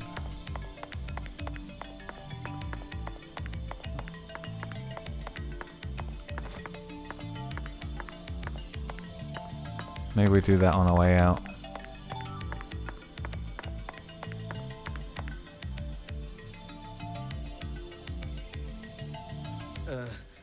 That elevator needs a key, Mr. York.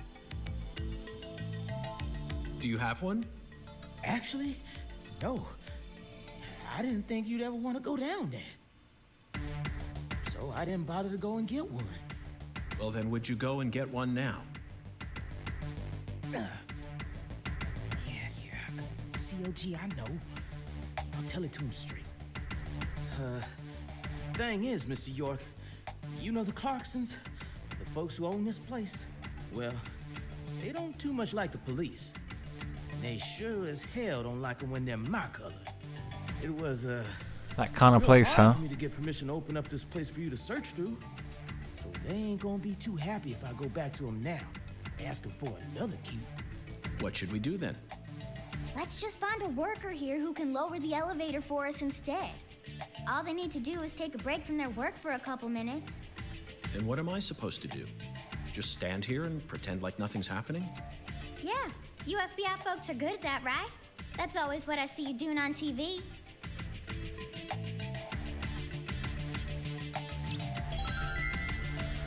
Okay.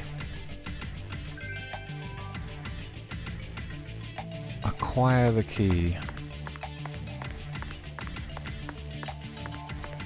I seem to think it, yeah, somewhere. Zach, I think we can move this. Better check back here as well, just to be on the safe side.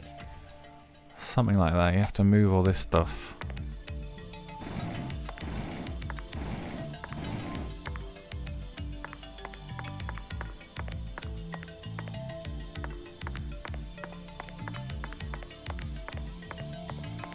Guess he didn't want to talk. Fair enough, I guess.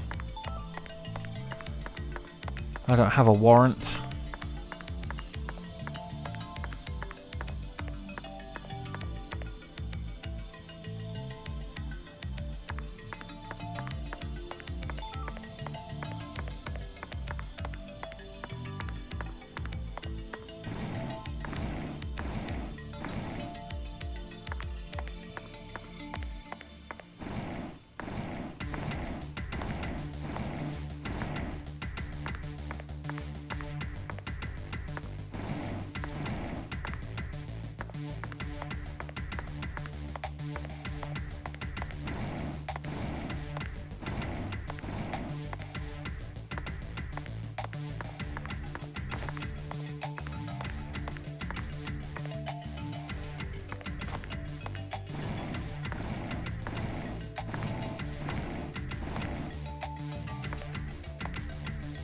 Oh, isn't this where I came from? What was the point of that then?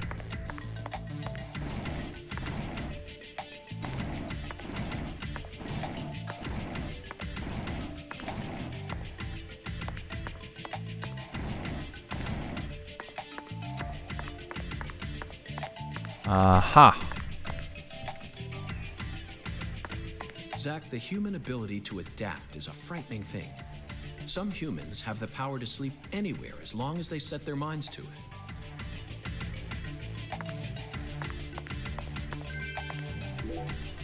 Well, that was Now we should lucky. be able to operate the elevator.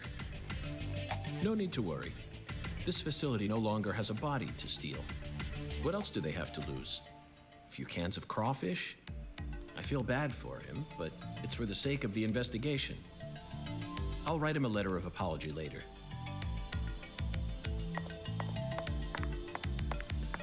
So professional, York. Always a pro.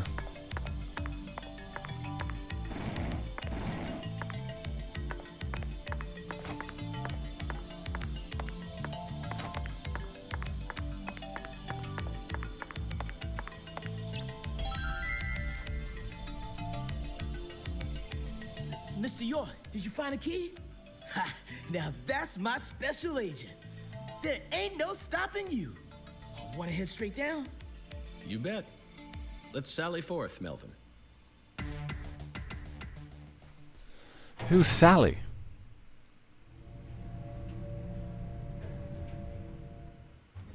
Well, they didn't have the budget for the elevator visuals. Zach, look at that thermometer. 0 degrees Fahrenheit, Aha! or minus 17.7 degrees Celsius. This is the ambiguous zero. Nailed it.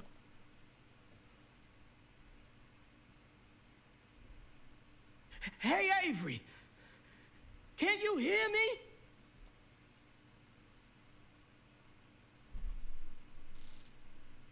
Open the damn door, Avery!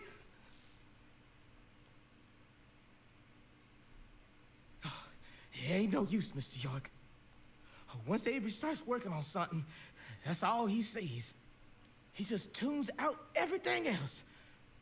We'll have to wait until he finishes and comes out to us, I reckon. Or we could come back tomorrow. I disagree, Melvin. Time may be on our side, but that doesn't mean we should waste it. You gave me Mr. Alligator precisely for moments like these, didn't you? Wait, Mr. York! Those tranquilizers may be non-lethal, but it's still dangerous to use them on humans. Of course, Melvin. I never said I was going to shoot him.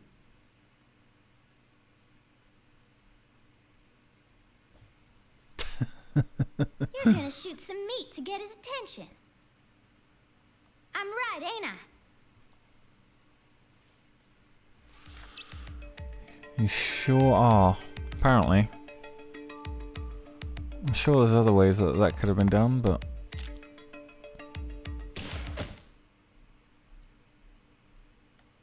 Why did that look like we shot him?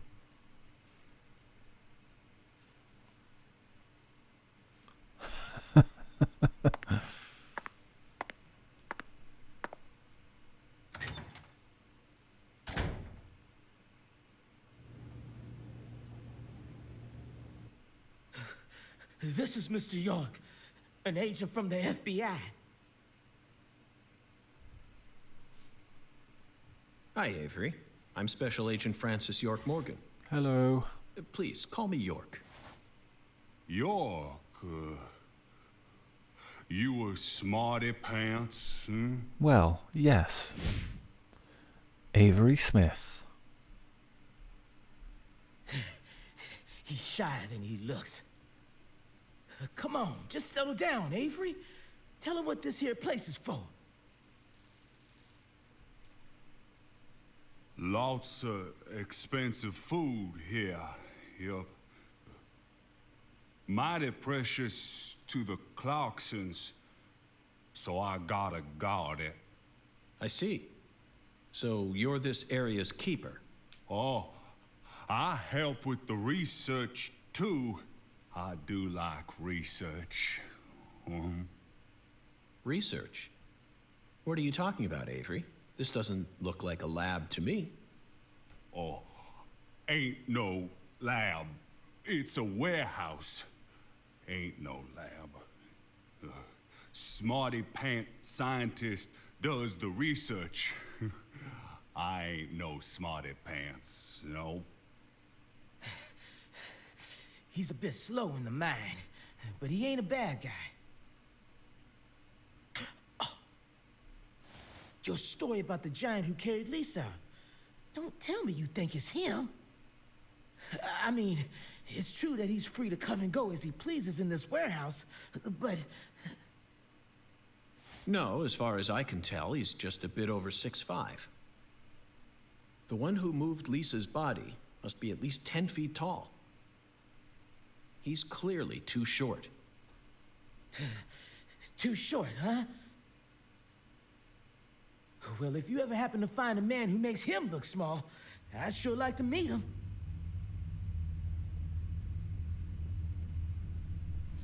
It is happening again. Lise. Hey, cut it out! You creep. Lise. Why? Avery, that's not Lise. Not Lise? This is Melvin's daughter, and my precious assistant. Unfortunately, Elise is no longer with us. Lise! Lise! My fault! My fault!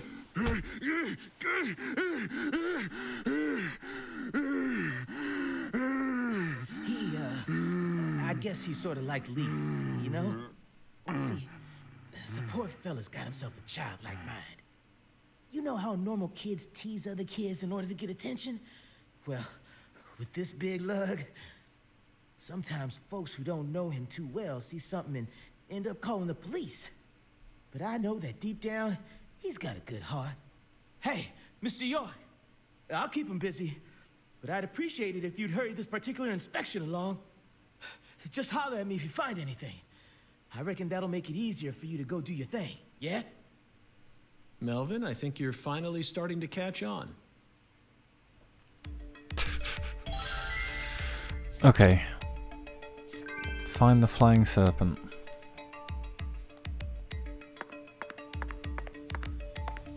Hung alligators.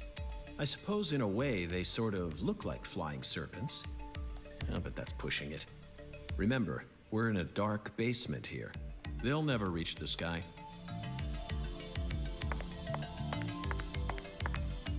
Frozen oysters. Personally, I'd rather have a cocktail filled with fresh ones. We hunt for more materials than we can eat, and freeze them over long periods of time. The human race gives terror a whole new meaning. Okay, I just want to see if there's anything to pick up. Alligator. Okay, it's not that. Anything hiding down here?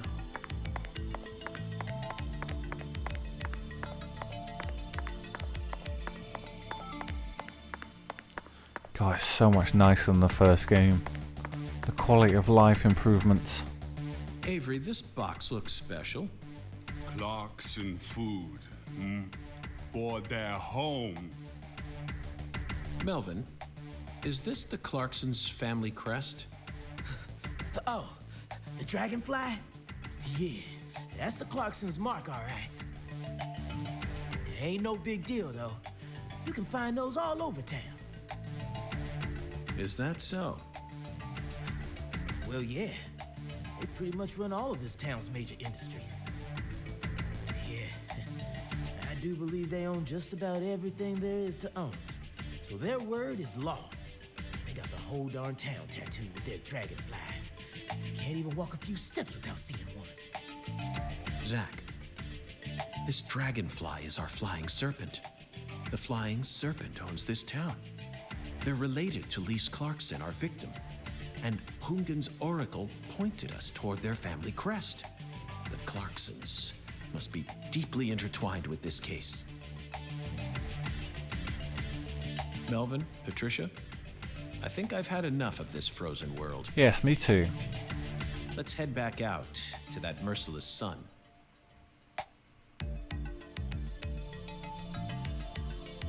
Well, what are you waiting for?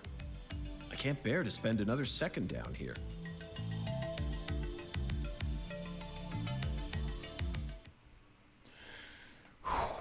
So we're what, an hour and a half in now? Still barely done anything. Ourselves, that is. Lots of talking. Lots of clicking through text.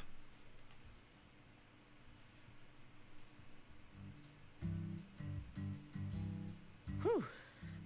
So, what do we do now, Mr. York? Zach and I will take things from here. Then what should I do? Tend to your sick wife? I don't know. You're free to do as you please. Fucking hell, what a burn. I'll stop by the sheriff's office when I need your help again. I suppose that's what I'll do then. It'll sure make Candy happy. But I am the sheriff of this town, so I do intend to get some work done. I know. How about I search for Lisa's body while you're busy? Not a bad idea. Just be careful that you don't get attacked by a barefooted giant. Hey, don't scare me like that. Why do you keep talking about that giant anyway? You really think some giant was responsible for all this? Melvin, don't be silly. Of course I do. Just when I thought you were starting to catch on. Disappointing, to say the least. But how can you be so sure? I want to see some proof. Proof number one. The footprints that led up to where Lisa's body originally was were made with bare feet.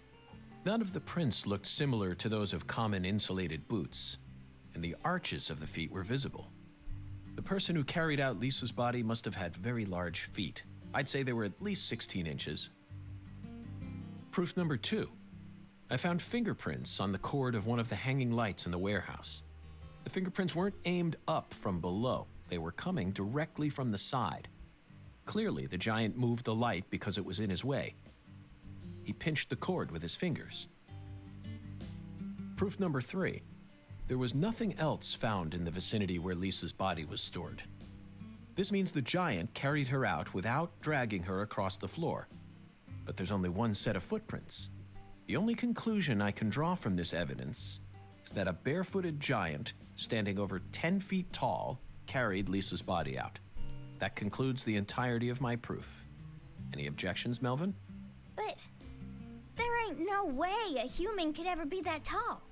Have you seen every human alive with your own eyes? Well then, you need to forget all your preconceived notions when embarking on an investigation.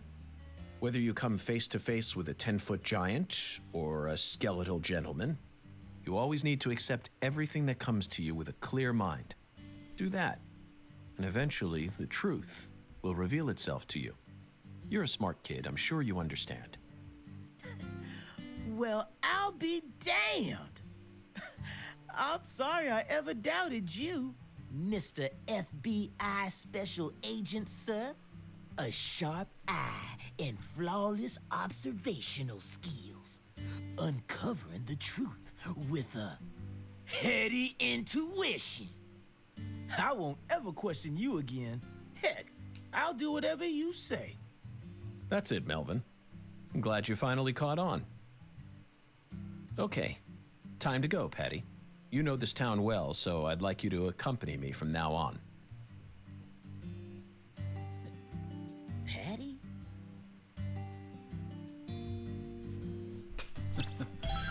I'm sure he knows his own daughter's Zach, we real found name. the Flying Serpent. Now we simply need to locate the 10 maidens. It's time to head on to Alexis's Diner and Lane. Good idea. What? Do we need to activate this thing? No, not yet. Okay, fair enough. Okay, manual save, please. And then on we go.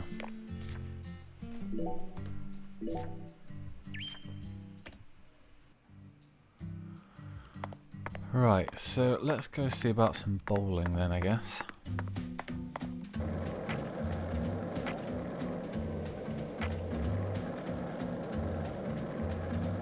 Guessing that's it there, M12. So, what do you think of him? Yes, I'm talking about him. Boondock. Is the skeletal gentleman friend or foe?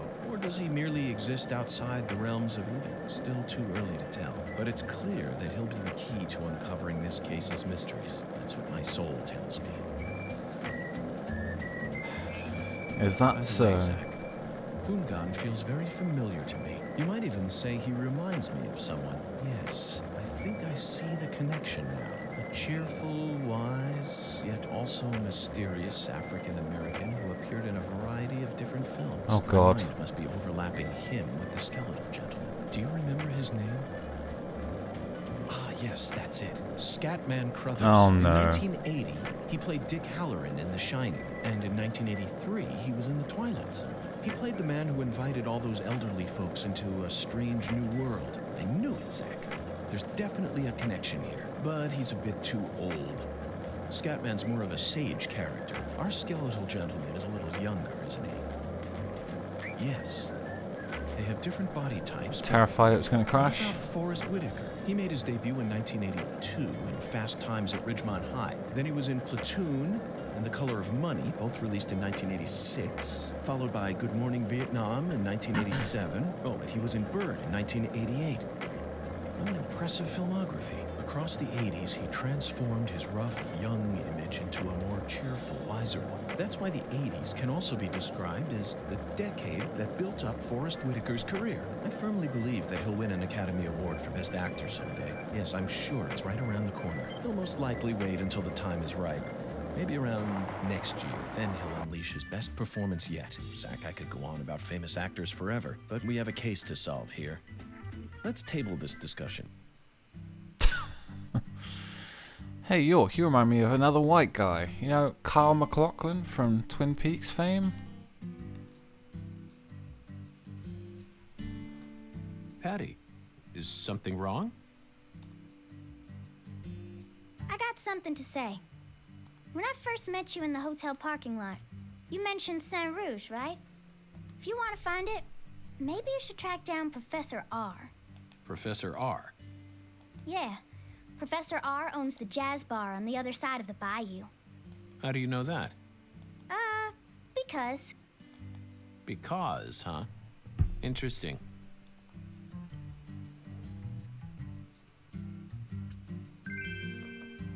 Alexis's has been unlocked. The Owl's Nest has been unlocked. Is that the jazz bar? I presume so.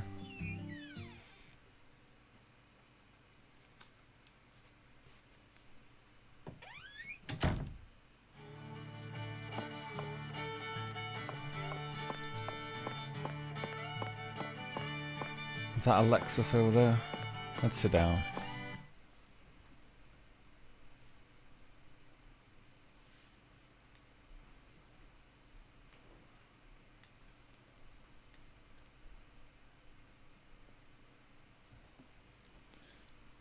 No sound? Hello?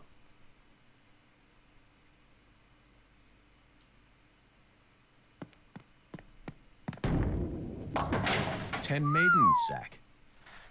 Let's topple their hourglass figures and complete this oracle once and for all. Oh, my lord. I don't believe I've seen you around here before. Sorry, honey, but you can't smoke in here. Since you're with Patricia, I'm guessing you're some friend of Melvin's. He's Agent York from the FBI. This is Alexis, the owner of this restaurant. I'm helping out Agent York in his investigation. We signed a contract. Oh, my lord. Well, ain't that something? Alexis Jawara. Is everyone in this town I'm related? FBI Special Agent Francis York Morgan. Please, call me York. Everyone's always called me that. Oh, my lord. Well, that's got to be the strangest introduction I've ever heard. No wonder everyone in town's been talking about you.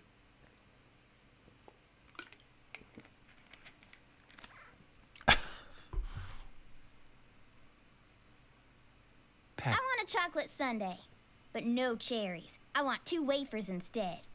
Don't put too many Rice Krispies on it. Oh, but don't scrimp on the chocolate syrup either. Oh, my lord. And what'll it be for you, honey? Alexis, are these photos of the town? Oh, you like my pictures? My hobby's collecting snapshots of what our town used to be like. So whenever someone gives me an old picture, I just put it up here on display. Our world these days feels a bit cold to me, you know? Just thought it'd be nice to help folks remember what it was like in the good old days. Zack, did you hear that? The good old days. Even in a remote town that's already far behind the times, there are still people who yearn for the past. She told me what was going on, you know. What? Lise, you don't need to try and hide it from me, honey. Last time she came here, she told me all about it. Some odd fella was following her around. Stalking her like. What kind of fellow? Tall He said he fellow? had a really tall shadow. Uh-huh. How tall? As tall as an oak tree. Did that ring any bells for you? Sadly, it didn't. I know just about everyone in this here town, but I ain't never seen a man who stands that tall. Maybe it really was an oak tree, and she just mistook it for someone. Sometimes the silhouettes of them trees, with lots of Spanish moss hanging down, make me feel a little funny, too. I don't think so, Alexis. Lise said the shadow was following her, correct? That means she must have been stalked by a man as tall as an oak tree. If she had only mistaken an oak tree for a person, she wouldn't have described it that way. She might have said, It felt like a crowd of people was staring at me. Yes, exactly. She certainly wouldn't have talked about being followed by someone. Thank you, Patty. Zack, this data is all very intriguing, but it isn't the answer we're looking for. We came to knock down the 10 maidens, remember? Oh, yeah! Booyah! Oh, I got a turkey! You sure did. Truly mesmerizing, Zack. This is why I never tire of small-town investigations. Same goes for you, right?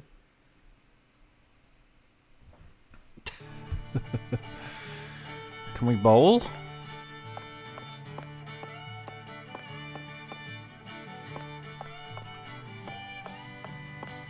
Aha.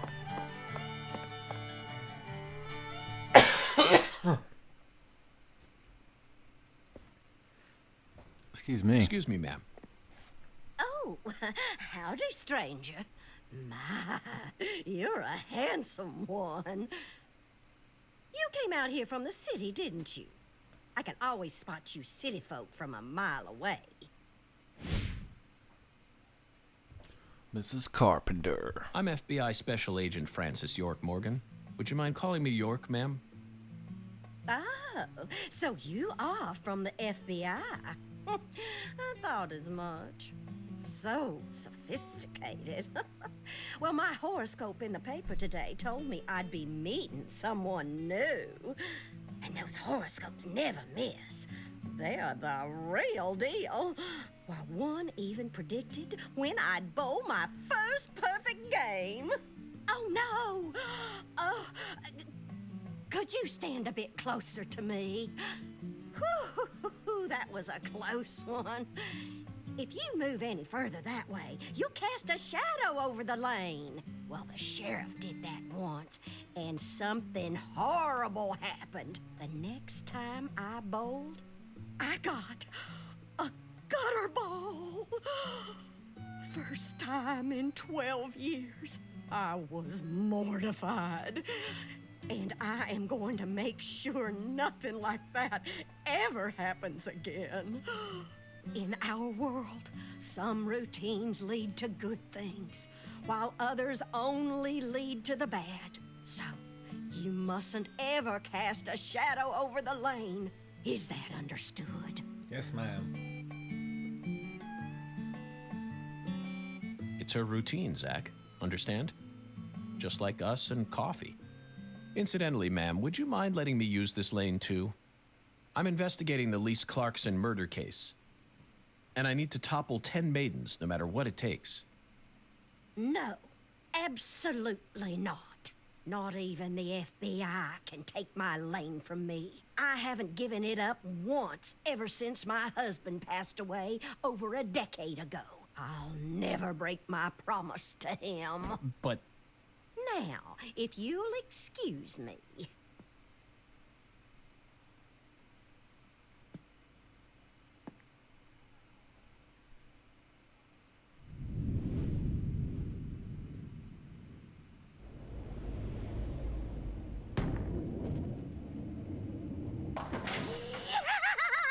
Ooh, you like that? Jeez, lady. Let somebody else have a That's what I'm turn. talking about. Who's your mama? Zach, it looks like negotiations have failed. Now I'm afraid we have no choice but to force her to let us use her bowling lane. Yes, I know. I won't do anything illegal. Much?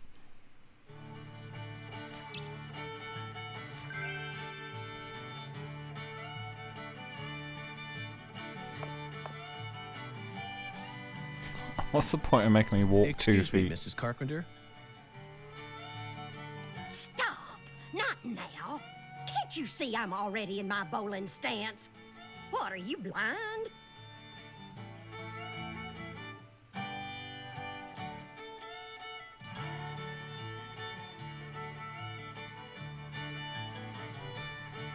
Holy mother of bowling balls, let me pick up this split.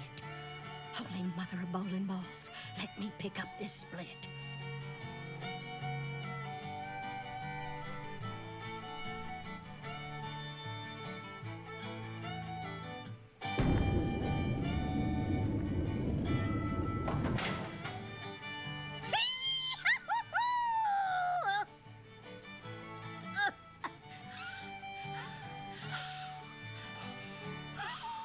That stance, always works on a split. Oh, yeah, never fails. Zach, our new friend, appears to be a very superstitious lady. We should try and utilize this trait of hers in order to gain access to the lane for a bit. That was an amazing shot, Mrs. Carpenter. In fact, it may have been the most amazing shot I've ever seen.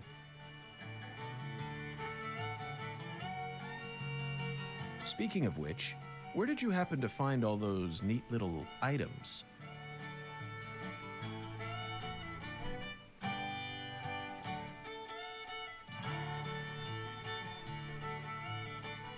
The ones you used to help you bull that split just now. Ooh, you got a keen eye there, Mr. Special Agent. Taking a liking to my collection, have you? Oh yes, a great liking. I buy all my charms and power stones from Erzuli Frida. Erzuli Frida. Yes, it's a mystical establishment run by the Mirror. The Mirror. The Mirror. If you're interested, I can mark it on your map for you.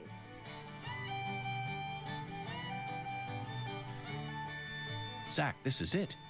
Erzuli Frida. There must be a treasure trove of dubious trinkets on sale there. We may even be able to find something capable of changing her mind. It really feels like we're in the deep south now, doesn't it? Oh dear, no it doesn't.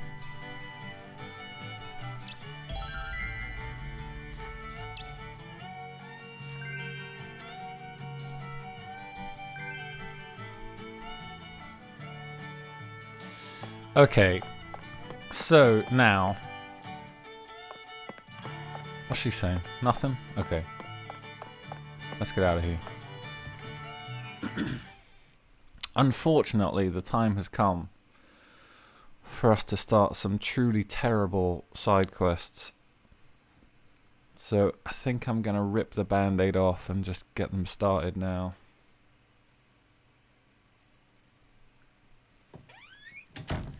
Which means we need to visit Melvin at the police station. Oh, sorry, CLG. Didn't realise you were going to speak. Right, where is the police station?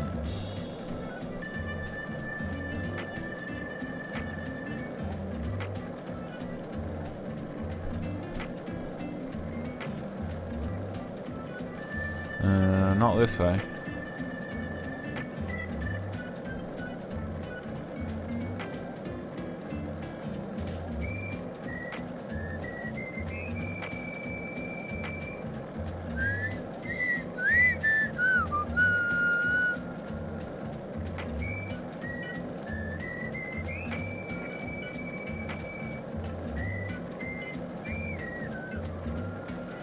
Maybe it's over here?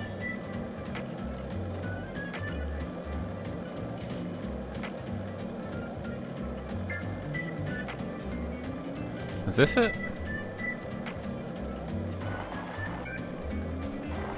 Nope. Okay, let's look it up.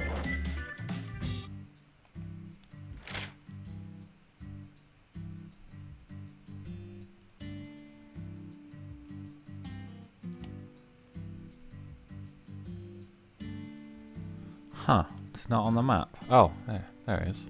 Duh.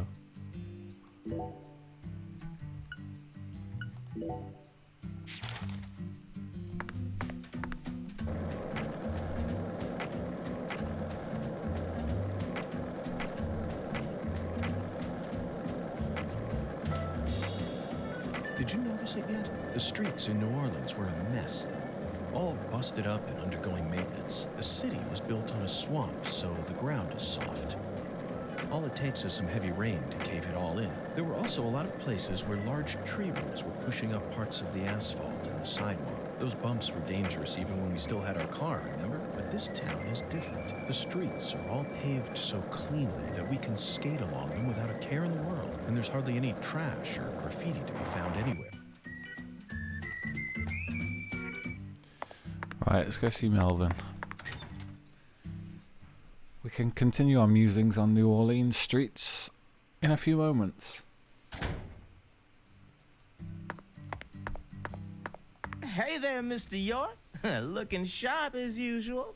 What'll it be?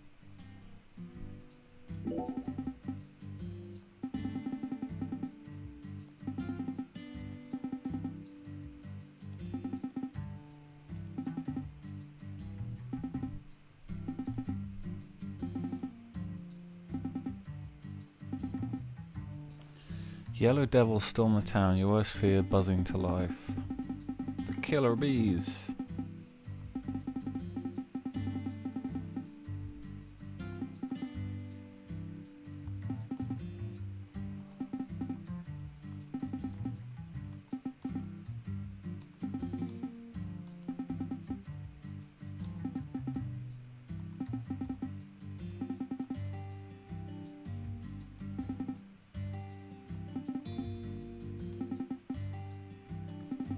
The FBI.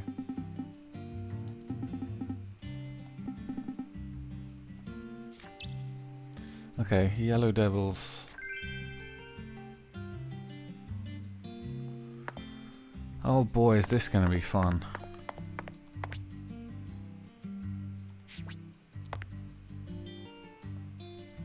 Okay, so we don't really care about the F ones. We just want the S quests.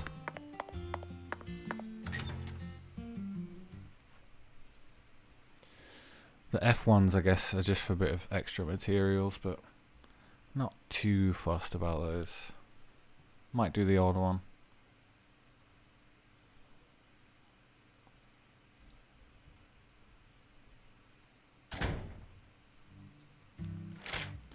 Right, where are we going? We want to go to the park down here. This one.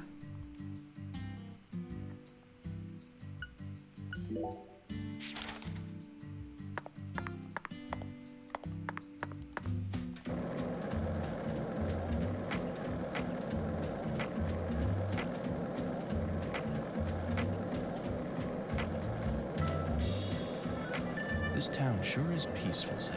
Yes, I know. I know what you're about to say. But that's why we're here. To protect this peace. Isn't that right, Zach? Absolutely.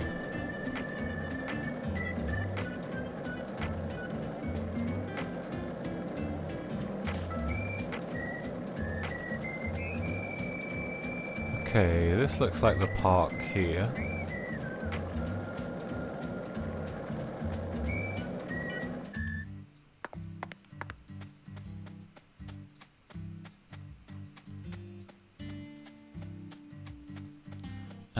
I see some bees.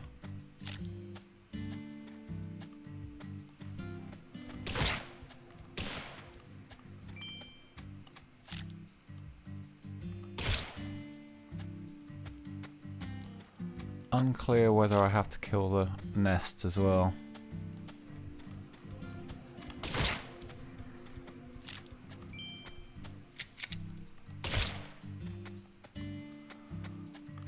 Okay, that's 2.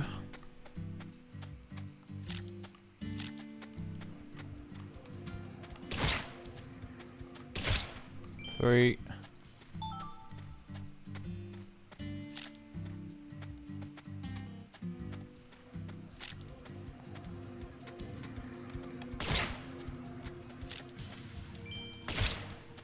Four. By the way, Patty, what do you usually do when you're at home? Is this an interrogation? Oh, no. I just figured that since we're working together now, it'd be a good idea to learn a little more about you. Should an adult male like you really be asking a little girl this kind of question? Feel like I heard a story about this sort of thing on the news once. Fair There's point. a time and a place for everything. You know exactly who I am. And I've also introduced myself to your father. Besides, you're the one who said you wanted to come with me. I was just kidding, jeez. You're an FBI special agent. Why would I ever need to worry? You shouldn't automatically trust someone just because they're an FBI special agent. One's profession and one's personality are completely separate things. For example, one special agent may fall spiritually in love with a genius criminal who enjoys the taste of human flesh. That's Hannibal. What? You pulled that straight out of a movie. Just because it's a film doesn't mean it isn't deeply rooted in reality. You can't judge people solely based on where they work or how they look. You need to think hard and decide things for yourself. Fine. So allow me to ask you this. How do you feel about me? I don't know. I only just...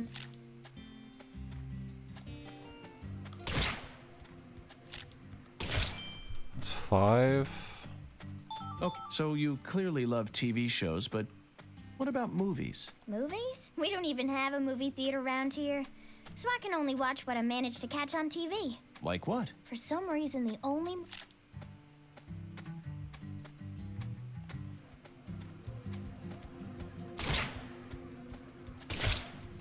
That's 6. Okay, Patty. How do I bring out my quests? 6 out of 30. Oh my god.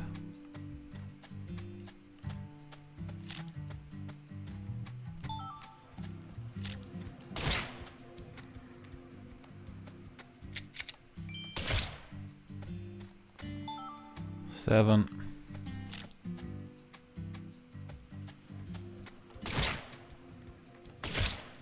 8. Hey, Agent York. Yes? Is that... Sorry, never mind. I think I was just seeing things.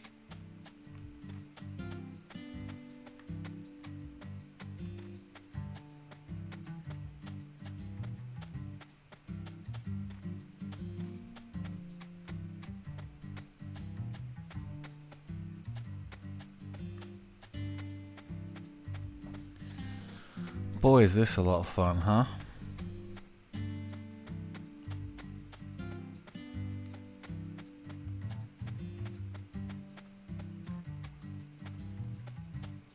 So they don't really seem to spawn at this side of the park.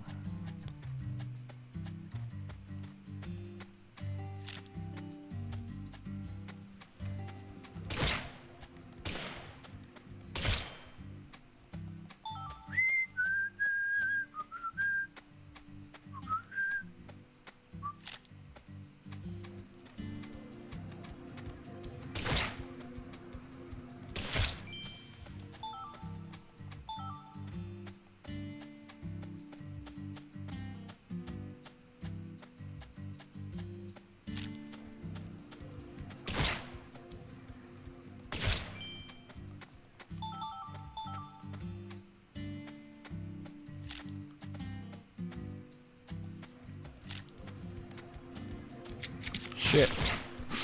Ooh. Do not want to be getting hit by that.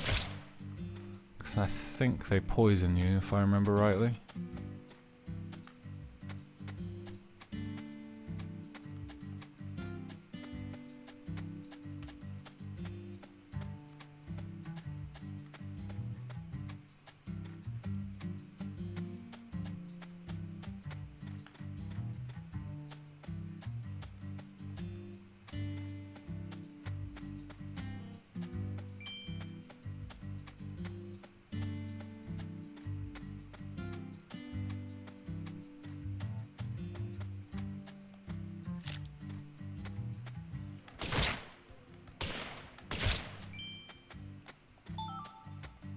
Patty, this town is so peaceful. He says, while shooting bees with a gun.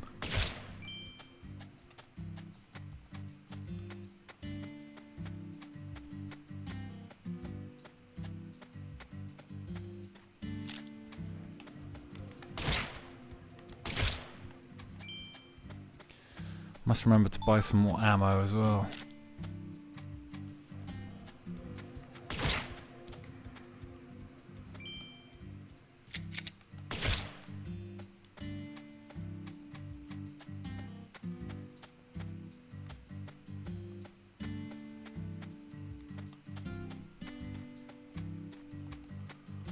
It'd be nice if some grew in the middle here, but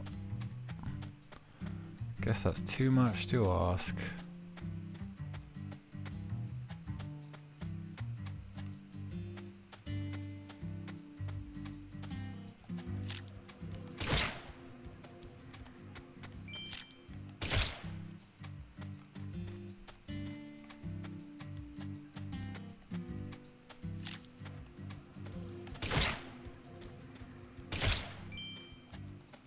Okay, it's a beautiful day.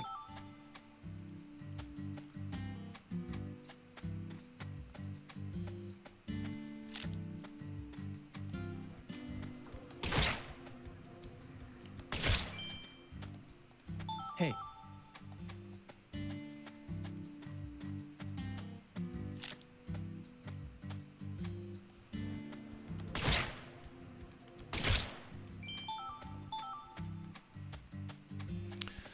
How we doing?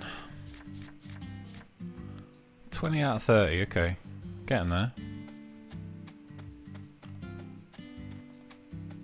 Hey, let's shout something out loud. Like what? Chocolate sundae. Okay, sure. Actually, never mind. This is stupid. True.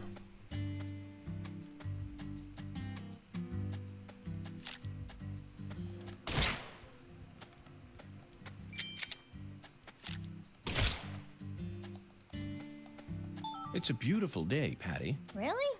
Seems kinda normal to me.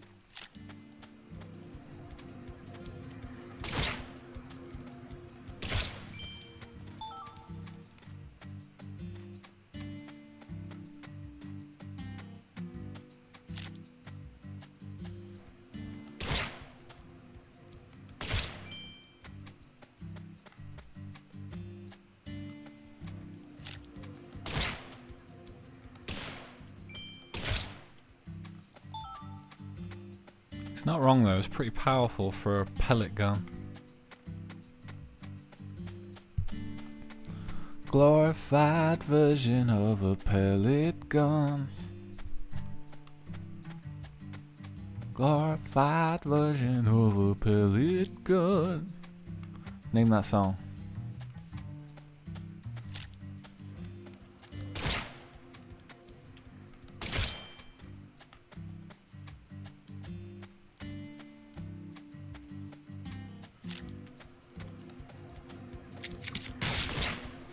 Ooh, careful. Remember to reload.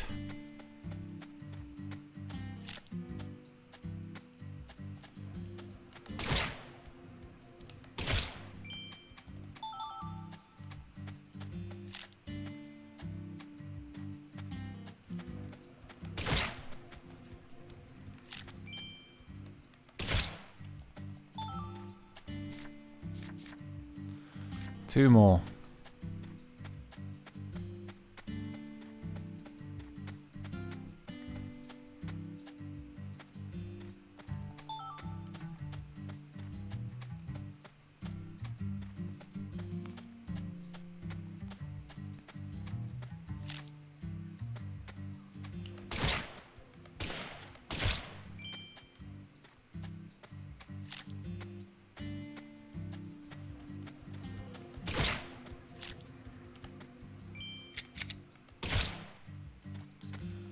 Imagine if I ran out of ammo on the last one. Okay, we did it. My word. What an enormous waste of— oh, sorry, lady. Sorry.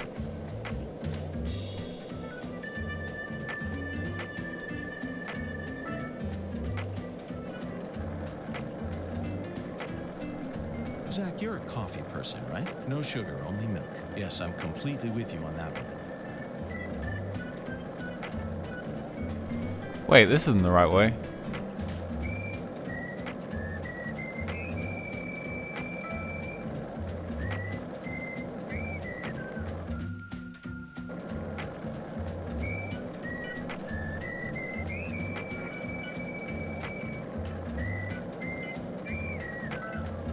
This is the deep south.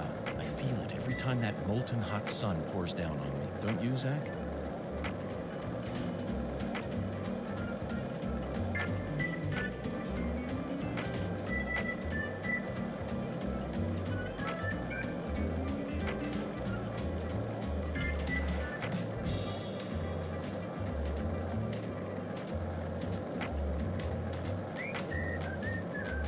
One lollipop? Two lollipops? Three lollipops? Don't mind me, Zach. This is how I wake myself up.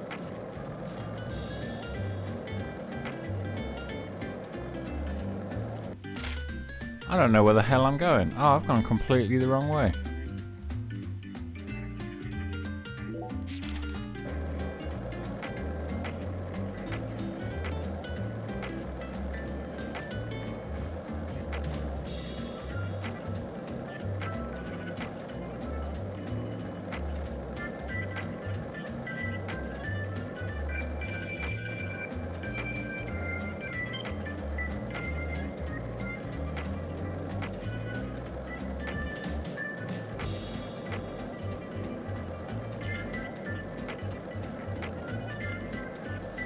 I know you unlock a fast travel system at some point. I can't remember how long that takes, but quite enjoying just skateboarding around for now. It's nice. It's a lovely day. What better than to go skateboarding in a full suit?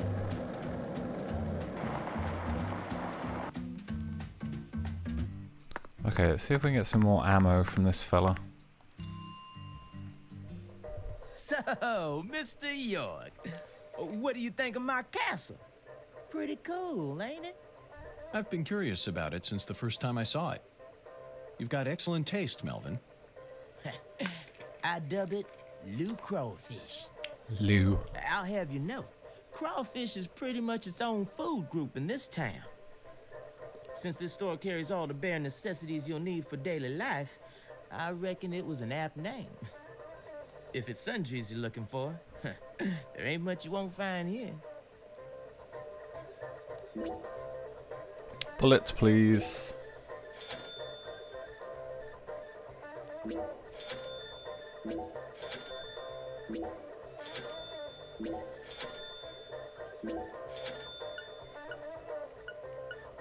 Okay, that'll do for now. You ever need anything? You just come on by, Mr. York. You're not only the sheriff of this town, you also manage a general store.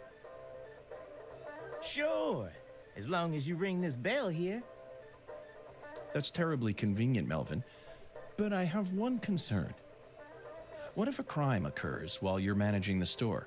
Running a business and keeping the peace, both jobs require immediate response in times of crisis. I just can't see how it would be possible. It's actually pretty easy, Mr. York.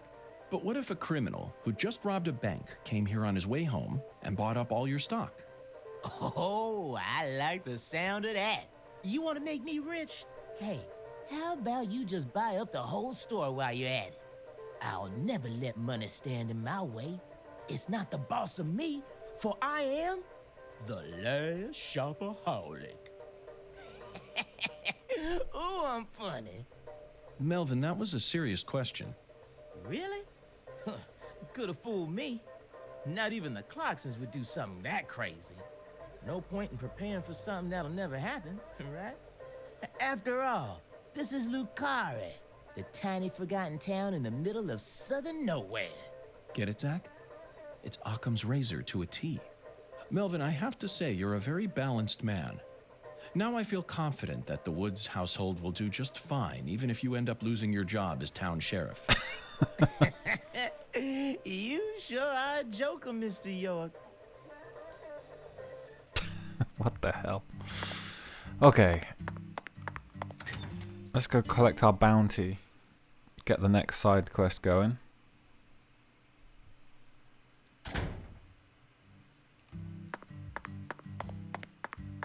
Hey there, Mr. York. Looking sharp as usual. What'll it be? I sure did.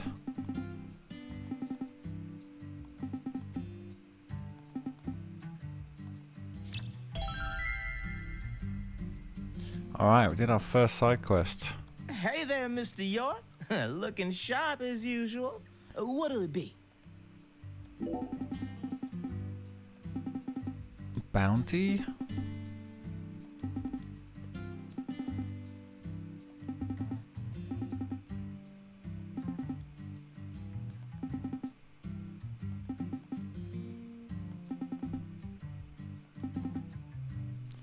Oh no. Not dogs.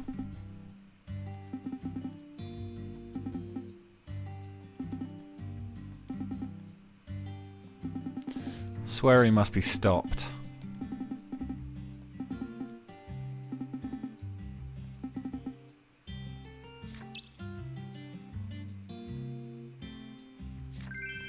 Oh god, within the time limit as well.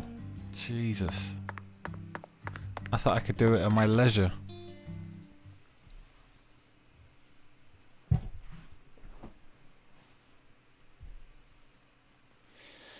Okay, well, let's get a couple of these shitty ones out of the way early doors.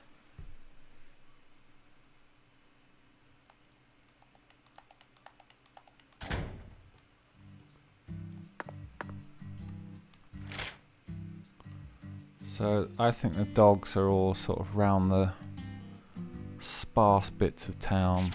So let's take a ride over there.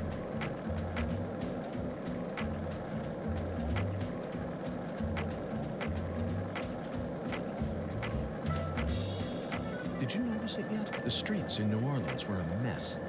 All busted up and undergoing maintenance. The city was built on a swamp, so the ground was...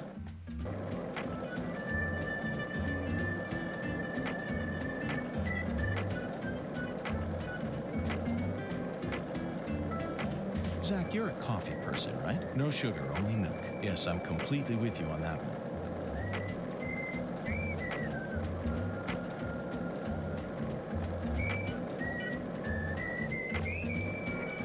Gotta look out for red dots on the map. This town sure is peaceful, Zach. Yes, I know. I know what you're about to say. But that's why we're here. To protect this peace. Isn't that right, Zach? Okay, too soon for the bridge.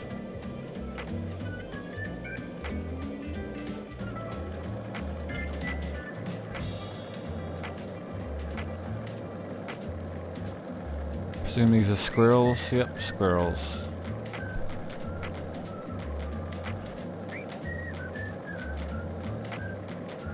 Okay, now we're getting out more into dog territory.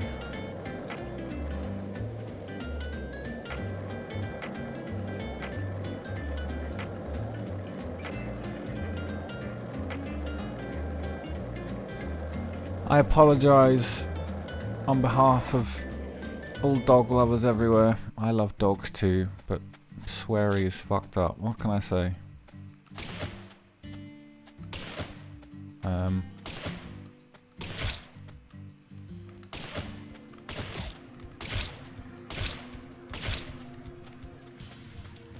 Sorry, dogs. Patty.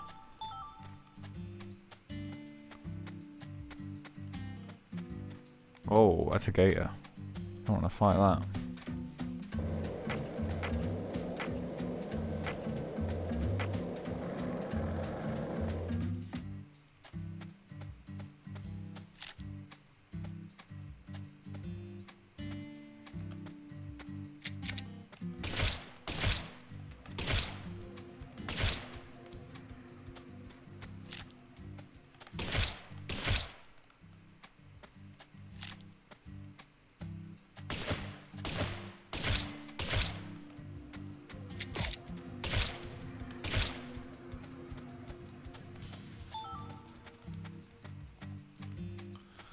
Sorry, doggos.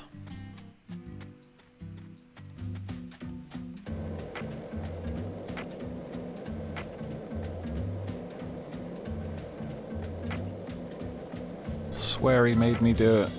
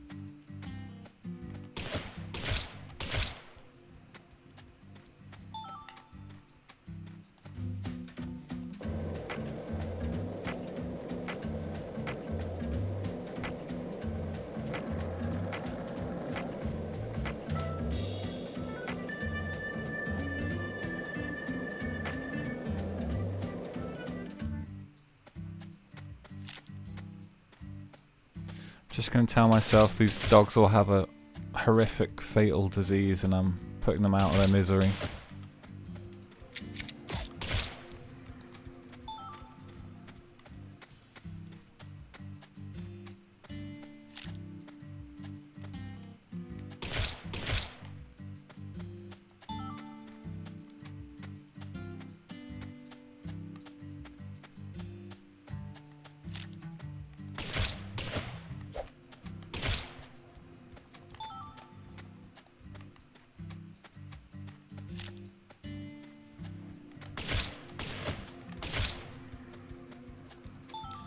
Sorry, buddy.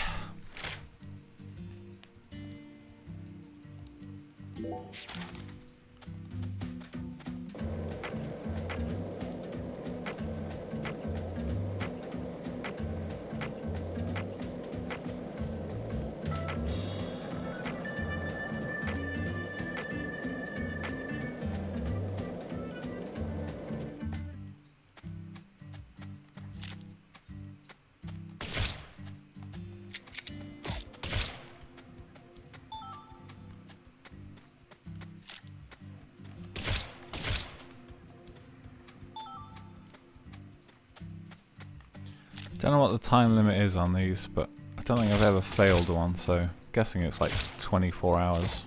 Damn. Boss dog.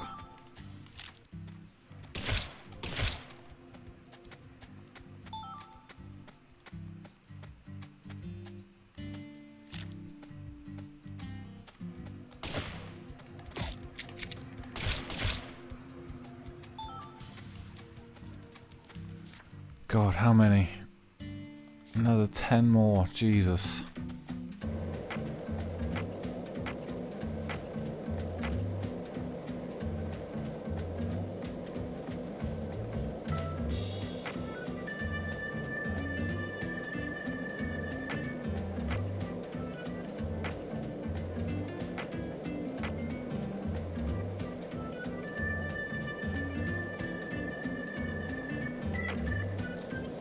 Not seeing any dogs.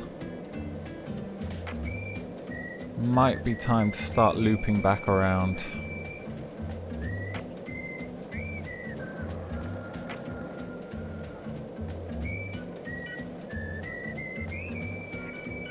Okay, let's go back.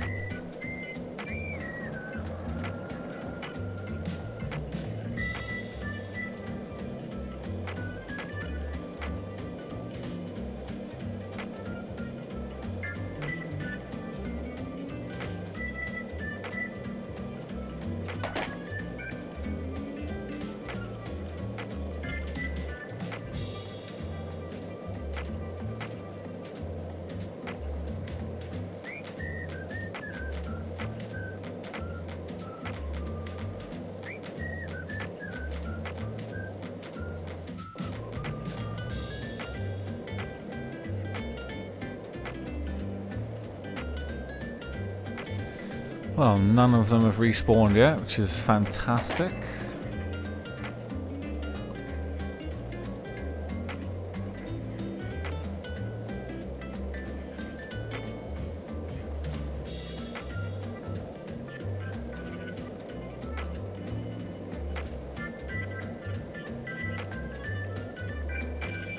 Not a single dog.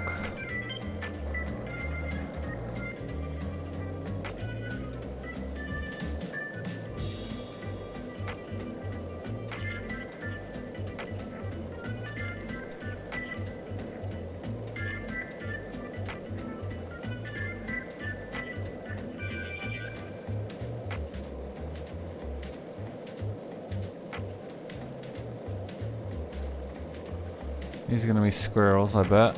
Yep.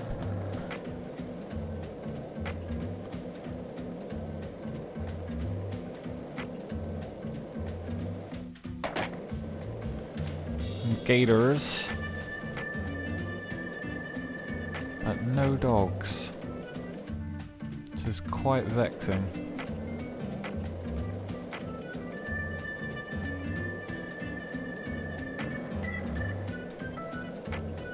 Did you notice it yet? The streets in New Orleans were a mess.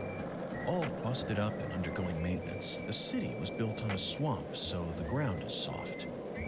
All it takes is some heavy rain to cave it all in. There were also a lot of places where large tree roots were pushing up parts of the asphalt and the sidewalk. Those bumps were dangerous even when we still had our car, remember? But this town is different. The streets are all paved so cleanly that we can skate along them without a care in the world. And there's hardly any trash or graffiti to be found anywhere. The Clarksons truly do control this place. For better or worse, it's a good example of how allowing certain people to rise to power can have positive effects as well. Also, don't you find that Southern people are remarkably friendly, even to total strangers? Both here and in New Orleans, I've been amazed at how cordial everyone is. Is it just the way things are down here? You certainly don't see that sort of thing in New York or DC. They never stop to chit-chat, especially when ordering food. They only say what's necessary, without any decoration. A customer only makes eye contact with the waiter about once every 3 times they interact. But that's just how it is. Isn't that right, Zach?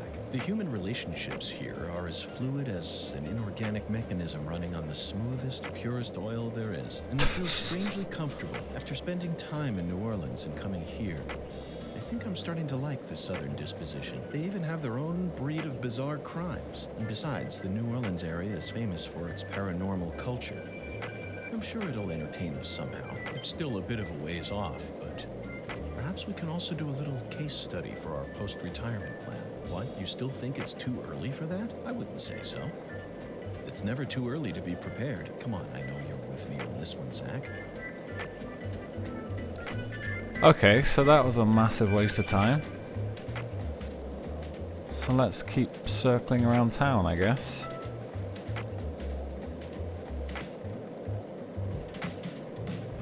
This town sure is peaceful, Zach. Yes, I know. I know what you're about to say. But that's why we're here. To protect this peace. Isn't that right, Zach?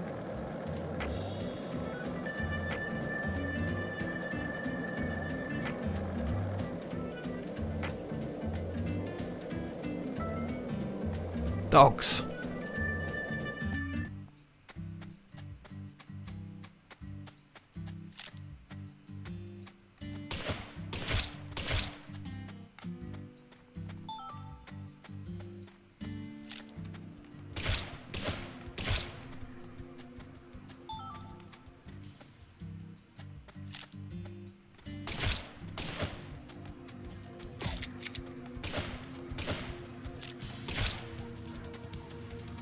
Oof, right between the eyes.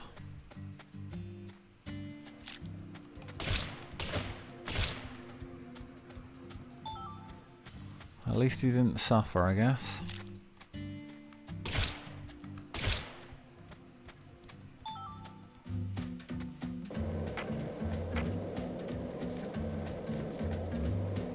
Five more. Just need 5 more.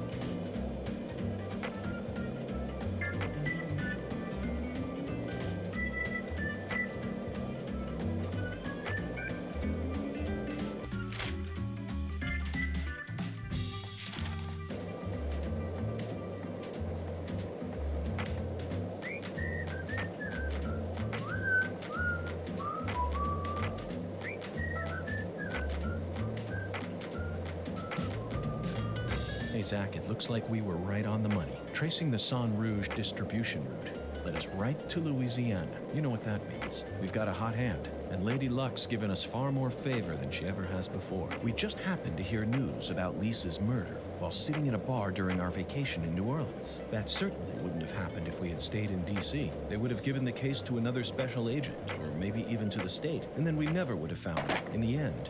It would have been shut up in that vast, desolate evidence vault along with all the other cases, marked by nothing but a first-degree murder tag buried in a soggy grave at the bottom of a sea of data. That would have been its fate. Instead, it traveled from person to person until it finally fell right into our lap. Things always work out that way for us. We've traveled all over the United States trying to track down Sun Rouge. We can't let this chance pass us by, can we, Zach? We need to find some sort of clue before this southern sun melts it all away.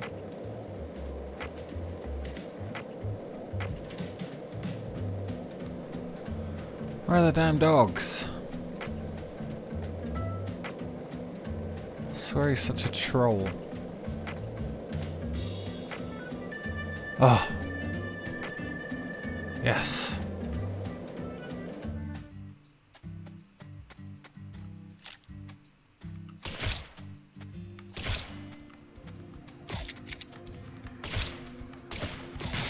Ow.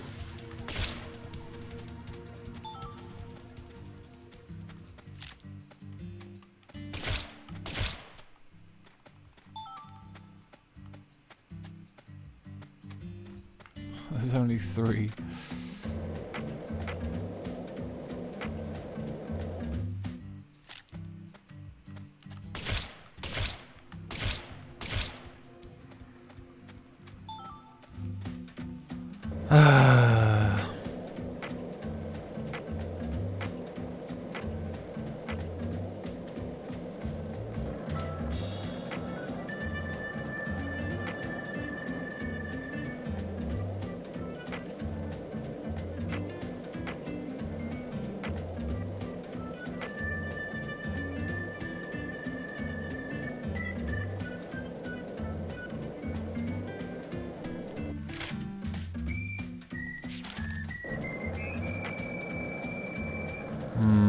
This doesn't look like dog country to me.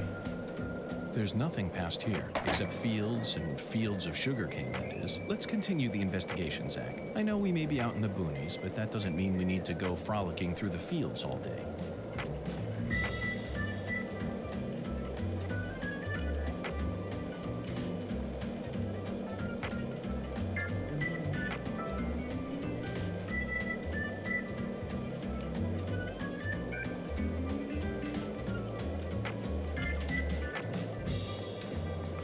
Come on, just 2 more. That's all we need.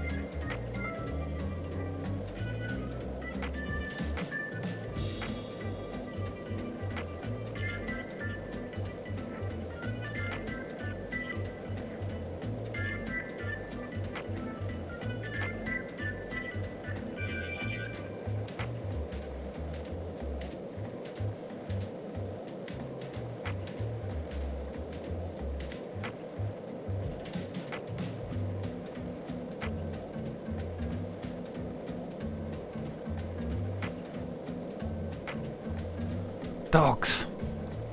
Yes. 2 of them.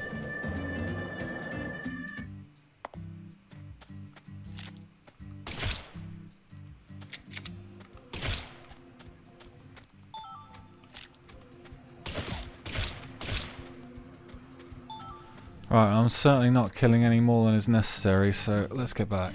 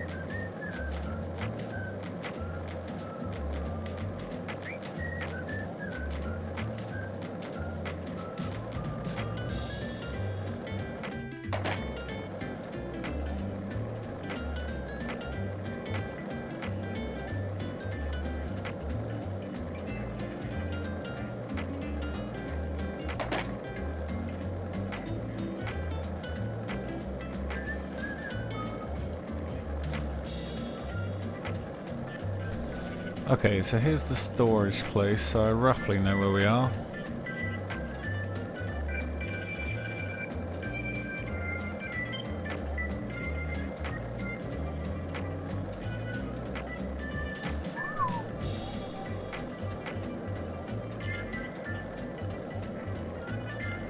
Did you notice it yet? The streets in New Orleans were a mess. All busted up and undergoing maintenance. The city was built on a swamp, so the ground is soft. All it takes is some heavy rain to cave it all in. There were also a lot of places where large tree roots were pushing up parts of the asphalt and the sidewalk. Those bumps were dangerous even when we still had our car, remember? But this town is different. The streets are all paved so cleanly that we can skate along them without a care in the world.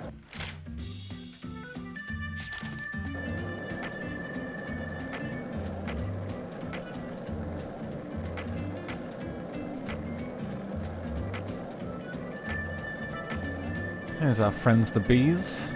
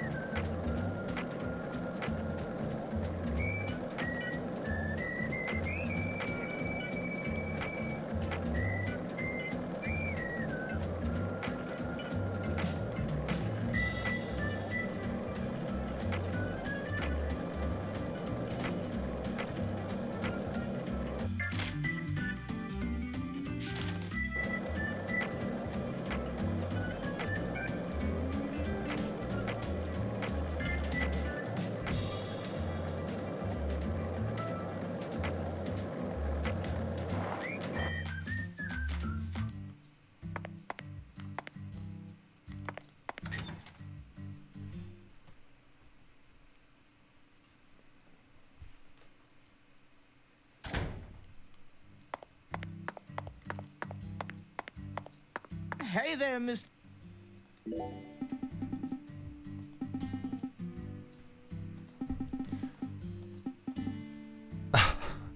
Ooh, a bead. Lovely.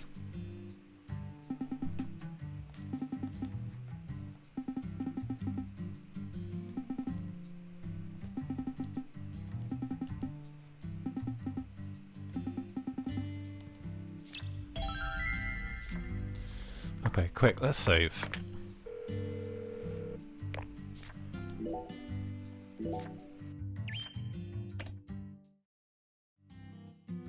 Okay, so I think that's enough shooting innocent creatures for now.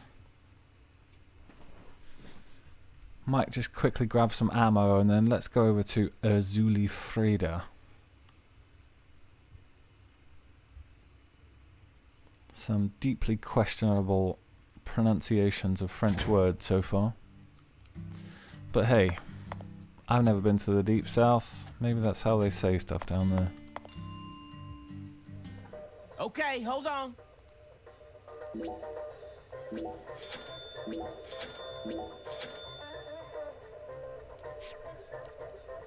You ever need anything?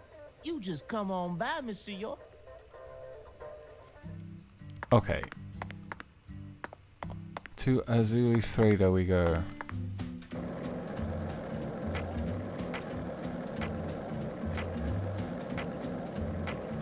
Freda.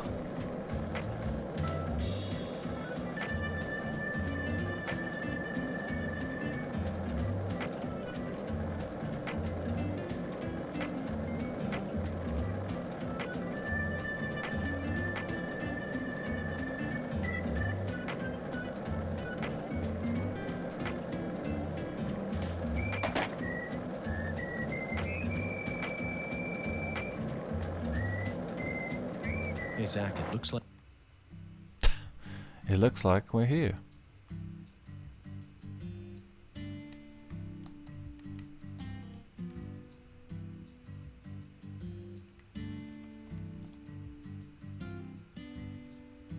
A voodoo shop. It's a voodoo shop.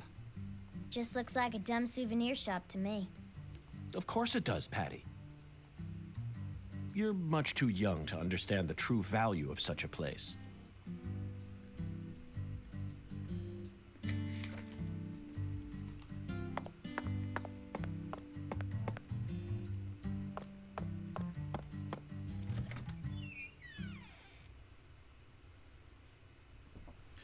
Alright, let's go take a look.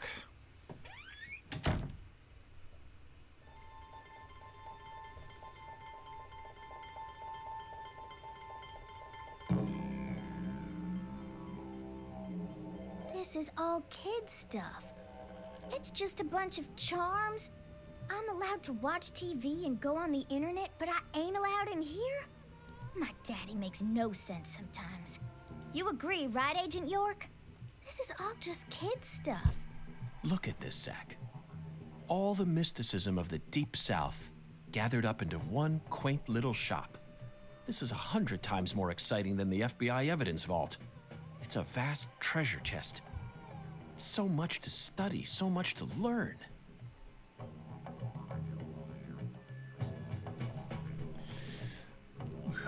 It's quite a place. Give him that. Hello, sir.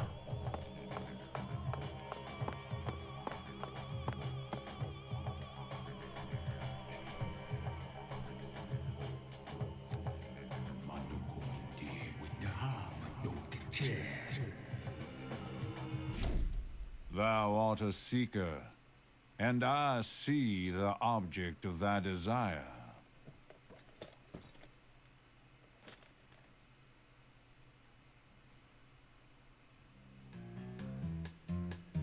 Doth this be what thou seekest?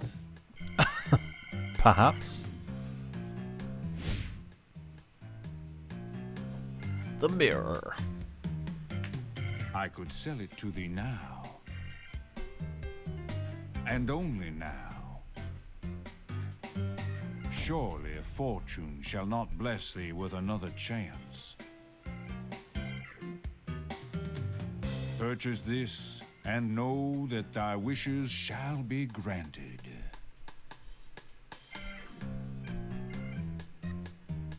That's crazy. Even I can tell you're getting cheated, Agent York. I disagree, Patty. This person can be trusted. I've been studying people for quite a while, so I can tell. That figurine is connected to our future. My price is true. What say thee? Go on then, how much?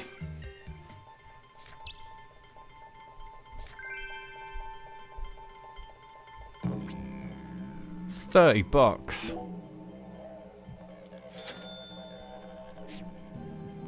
Jeez. I'll buy it. Thou art a man of refined taste.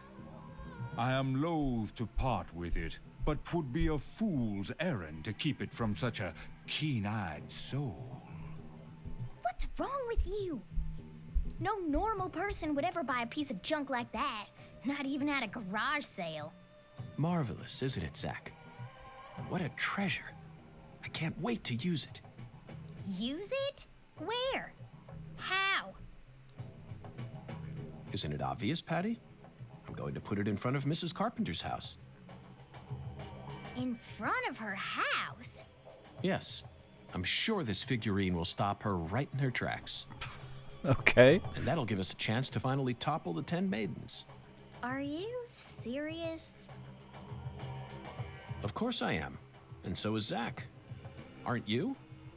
I'm seriously wondering if I should quit helping you out with this.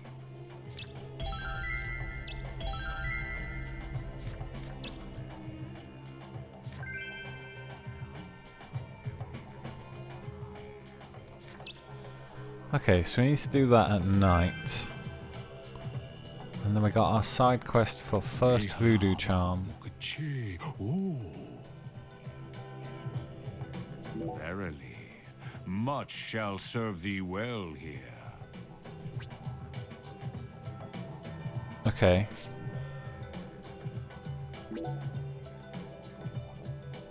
Yeah, let's do that one. Oh no, don't have enough. Surely there's one I can do.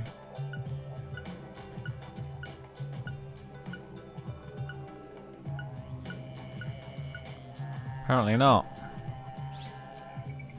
Oh. Dolls I can do. Okay. Boost concentration, boost life. I mean, stamina would be good, to be honest. Let's do that.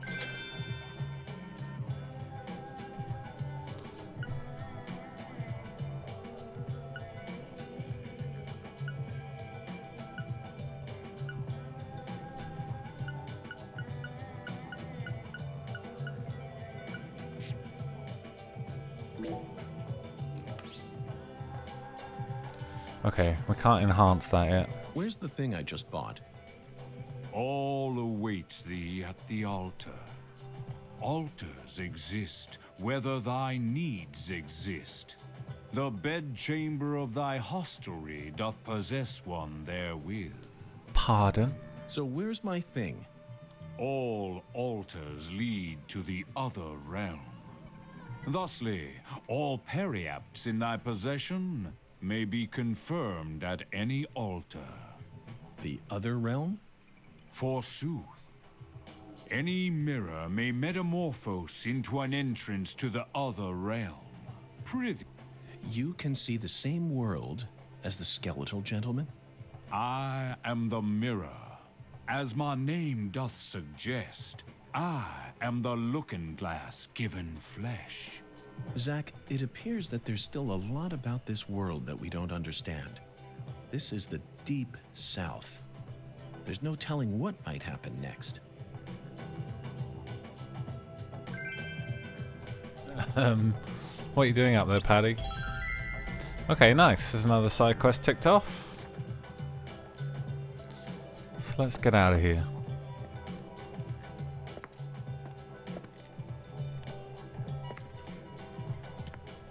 Whoa. That was close. Well, look at you, all standing there like you're expecting me to apologize. Huh, it's your fault for not paying attention. Galena Clarkson. What a femme fatale. Got a moment? Can't say I do. I'm in a hurry here. I won't take up too much of your time. I'd just like to ask you a few questions. I said I'm in a hurry, Peckerwood. Now get out of my way. Patty, who is that? Galena Clarkson. PJ Clarkson's second daughter, and Lisa's mother. Zack, we've found ourselves a Clarkson. Oh no, she's not here. My dolly. She's not here. My dolly isn't here. One of the key persons in this case just came out of the woodwork to meet us. Now things are really getting interesting. Isn't that right, Zack?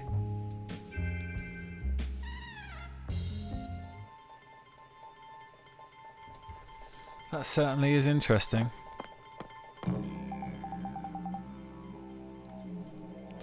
Her dolly's missing. Okay, so there's another one we need to launch now.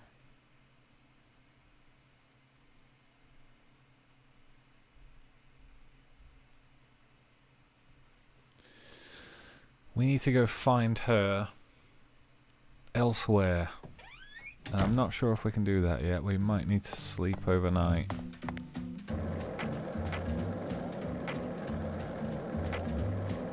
Or we can try smoking as well.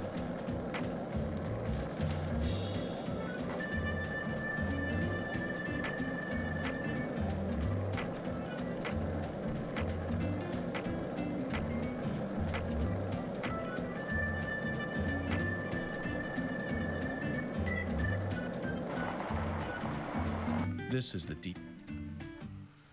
You know what, let's save here, because I don't want to mess this part up.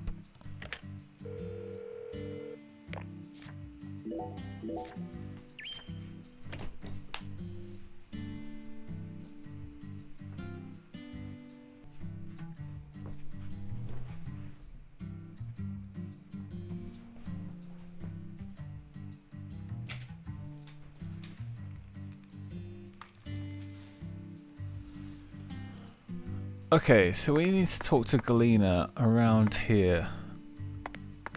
I think we're a bit too late, so I'm actually going to go sleep until tomorrow. Because I don't want to move things along too much yet.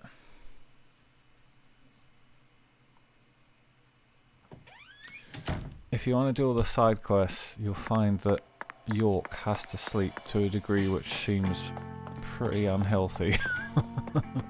Oh, that's not my room.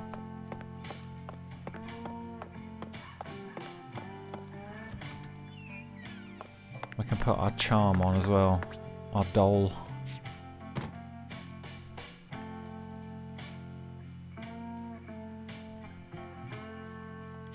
What a strange feeling.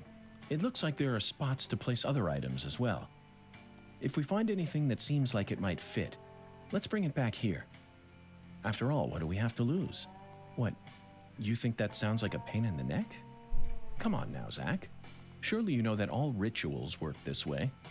Blessings from beyond will only come to those who exhibit the finest level. In short, they're reflections of the self.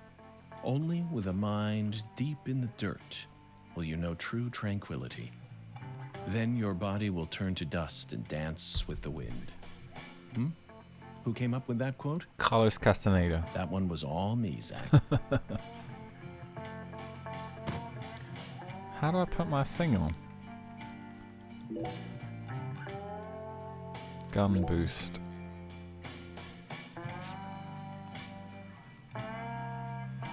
So I can't even do anything yet. How do I go? Oh. There we go. Stamina boost. Nice.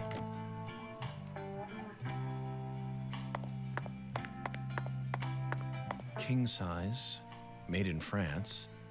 It looks soft enough to alleviate all our exhaustion.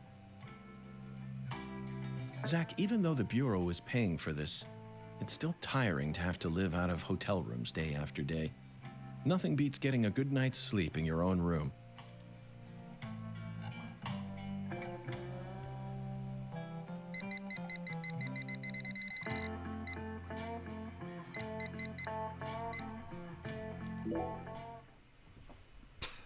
Just a 21-hour sleep.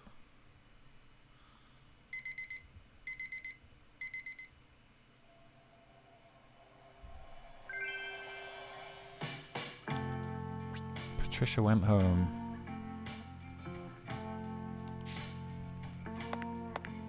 $158? What the hell? Okay, let's take a shower if we can.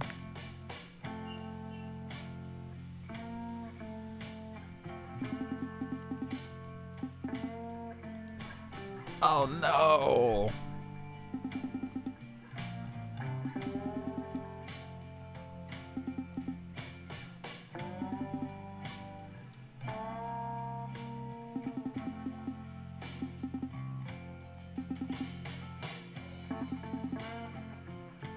These bits are no good when there's no audio. I need to hear York saying it or it's no good.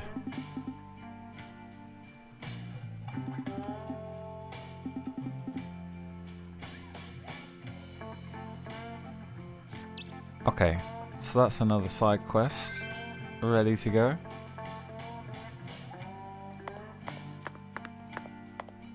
Let's change our suit.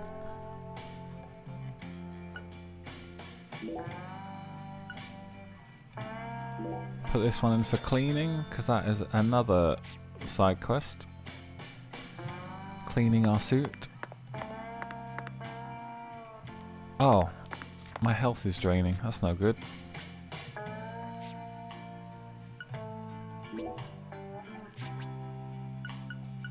Where's my food?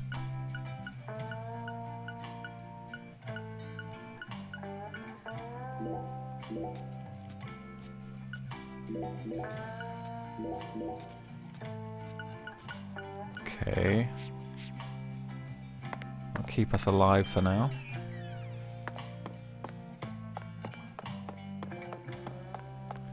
Maybe we could get some food from David.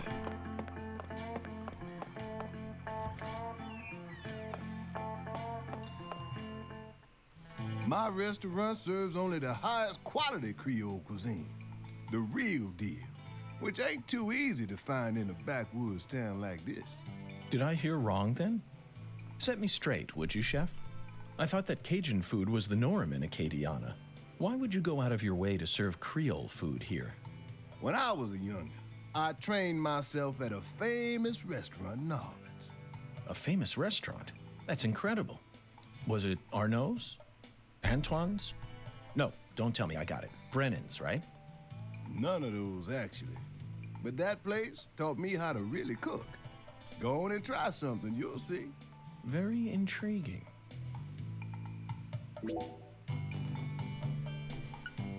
Seafood platter sounds pretty good. That'll fill us up right good.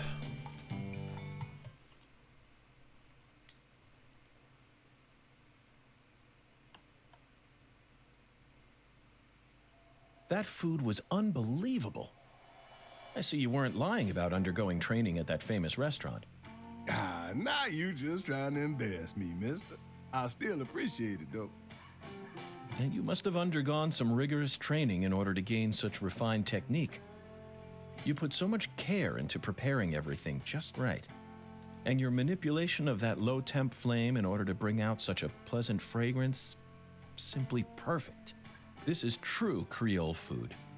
You have to tell me now, which famous restaurant did you train yourself at? Come on, chef, we need to know. Zach and I are begging you. Ah, you drive a hard bargain, mister. All right, I reckon I can give you a hint. Really? Oh, just a hint now. Fine, we'll take it. Just say it. It's the restaurant that serves the most famous fried chicken in all of Louisiana. Crispy, crunchy. You know what I'm talking about? Bonafide fried chicken. No, you can't mean... Oh, yeah. I'll bet they worked you pretty hard. Mm-hmm, you betcha. So that's how you acquired the mental fortitude necessary to cook such amazing food. Oh, my time there taught me just how tough city life really is. Amazing. Zach, did you hear all that? That's an incredible story, David. You really are a true chef. Both Zach and I have given you our official approval. I'm sure he's thrilled. Okay, let's go and wait for Galena Clarkson. What we got? Gator figurine, Alexis, water valve. Let's speak to Galena, then maybe we'll tackle the shower.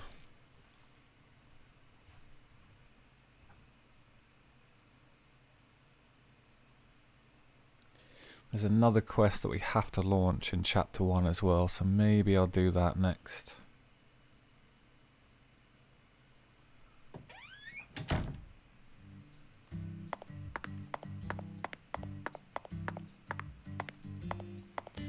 Where is Ms. Clarkson? Ah, here she is. What do you want, Peckerwood?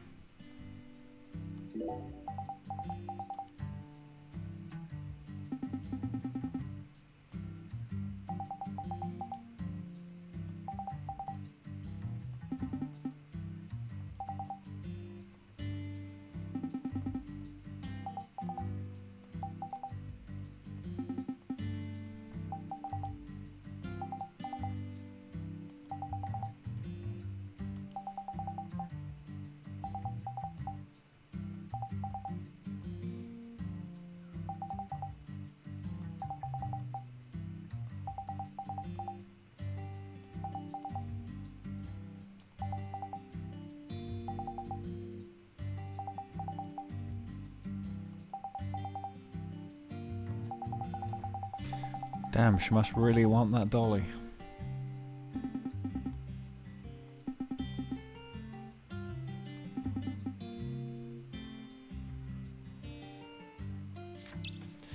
Okay, we launched it.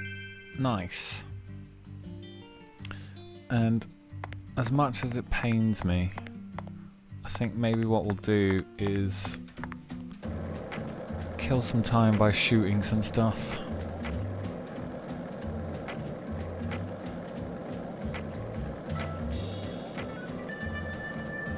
It may be painful, but the sooner we get these out of the way, the better.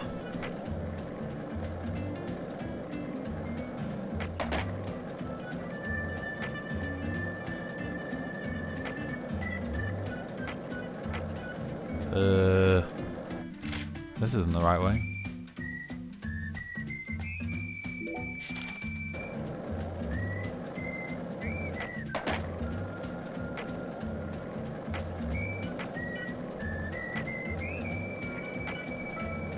Loving his suit though.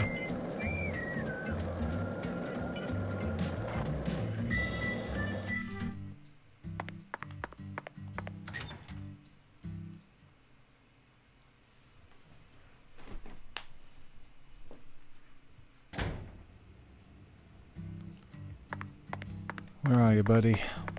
Hey there, Mr. York. Looking sharp as usual. What'll it be?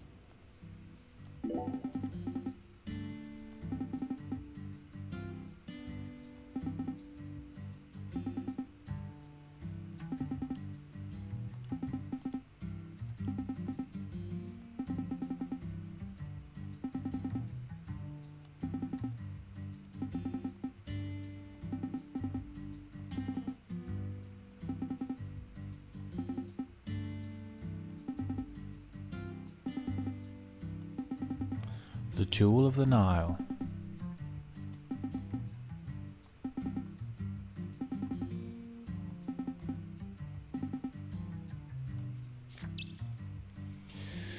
Oh boy, 30 gators. These take quite a few shots each as well, so in fact, maybe I need more ammo than what I've got.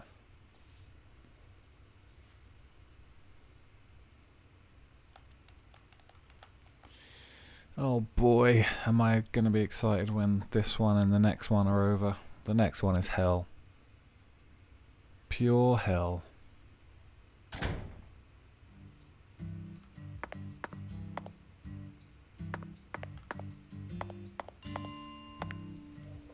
Okay, hold on. Let's just take as many as we can.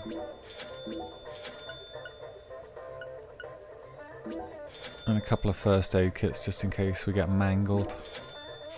You ever need anything? You just come on by, Mr. York.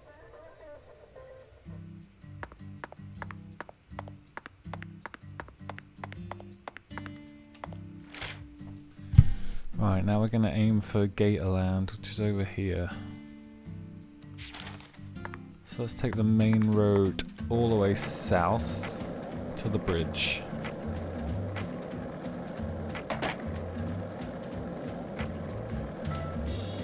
This is the deep south. I feel it every time that molten hot sun pours down on me. Don't you, Zach?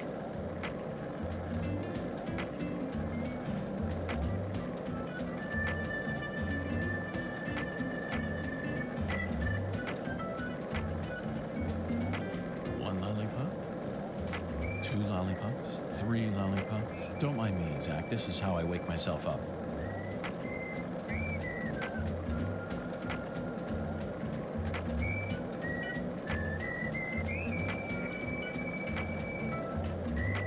Zach, you're a coffee person, right? No sugar, only milk. Yes, I'm completely with you on that one.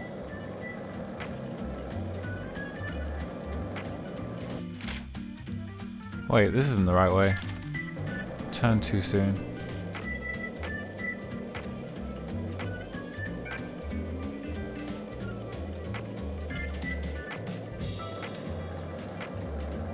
This is the deep south. I feel it every time that molten hot sun pours down on me. Don't you, Zach?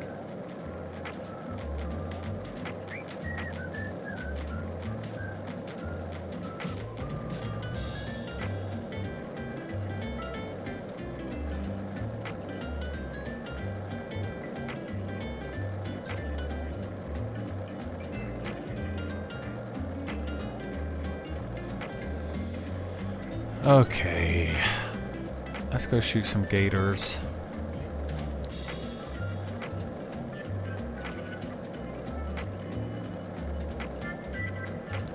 Soon enough we'll have fast travel. It'll help with these things.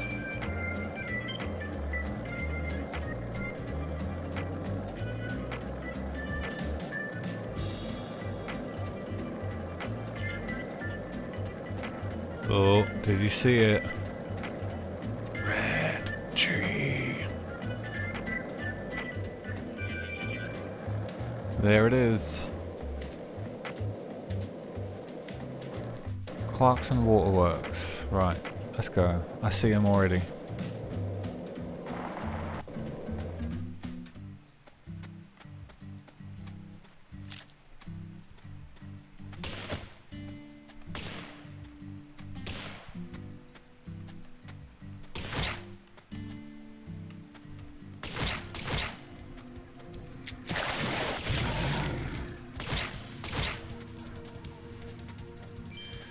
Okay, that was a bad start.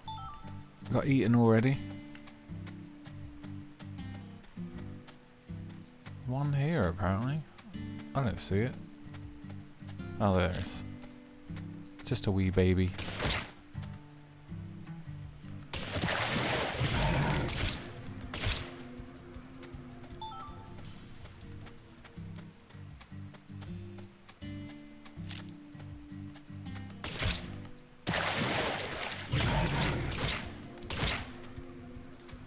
Sure, we're breaking some kind of law by shooting these.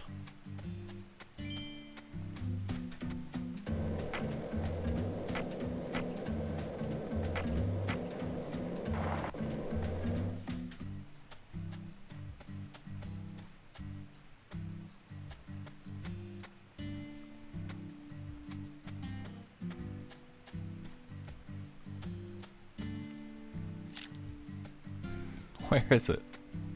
I don't see it.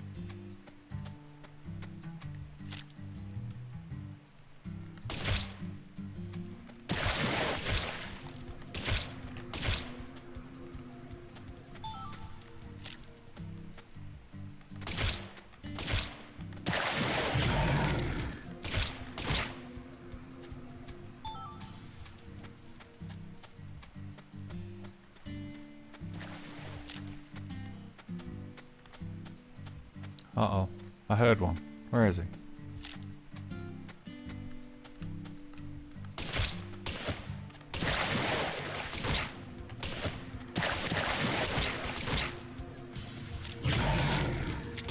Ouchies.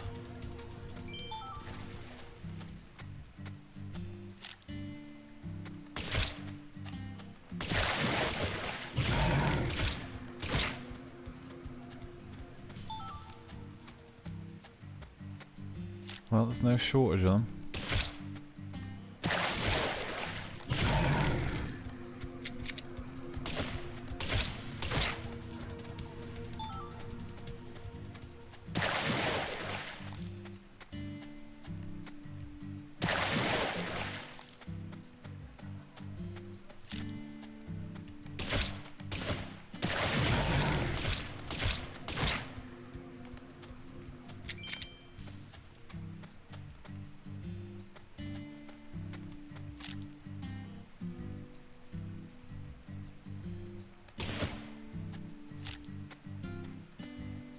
Come back here.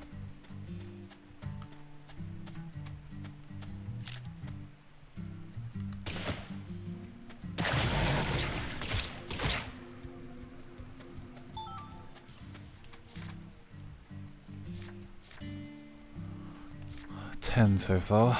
Oh boy.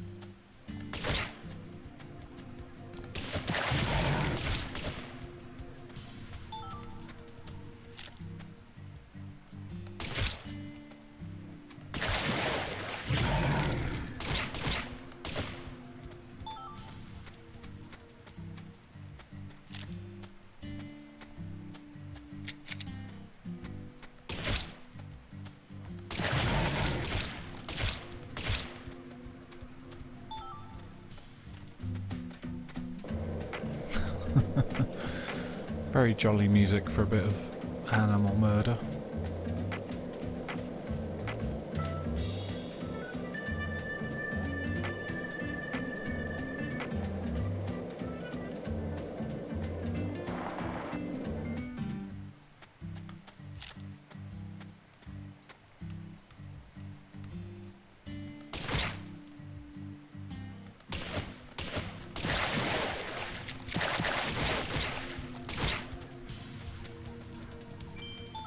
Big fella.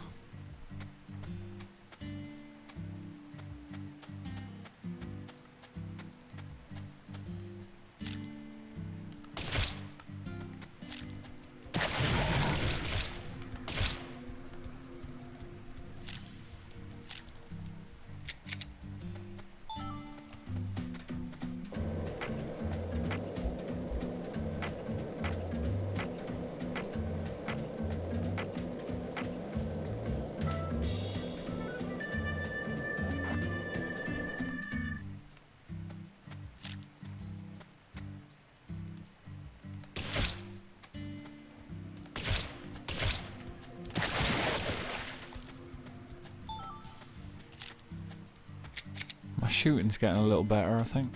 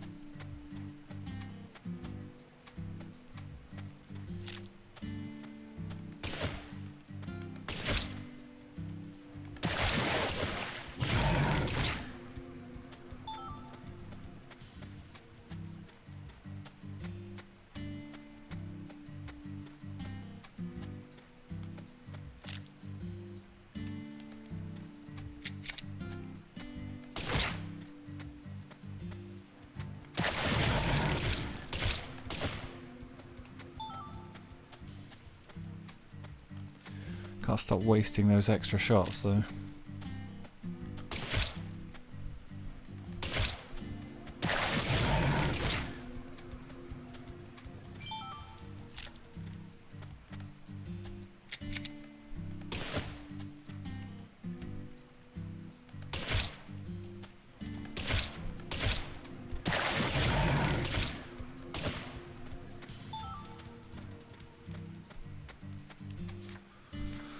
How are we doing? 23, 7 more.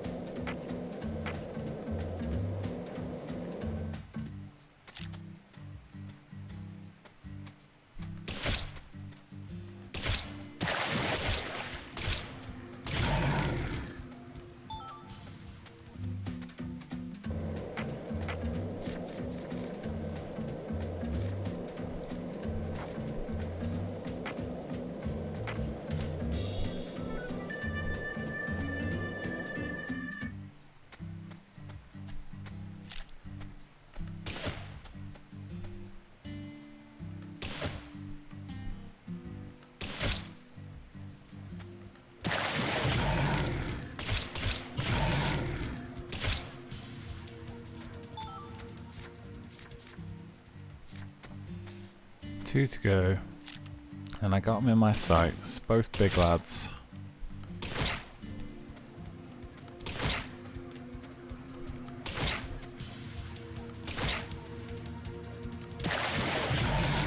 Ow.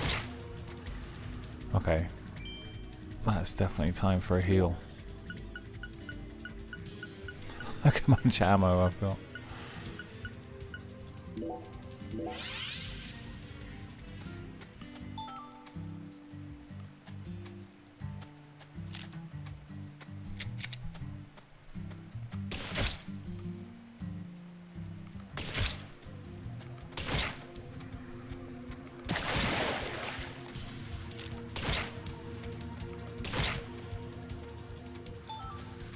Alright, thank God we did it.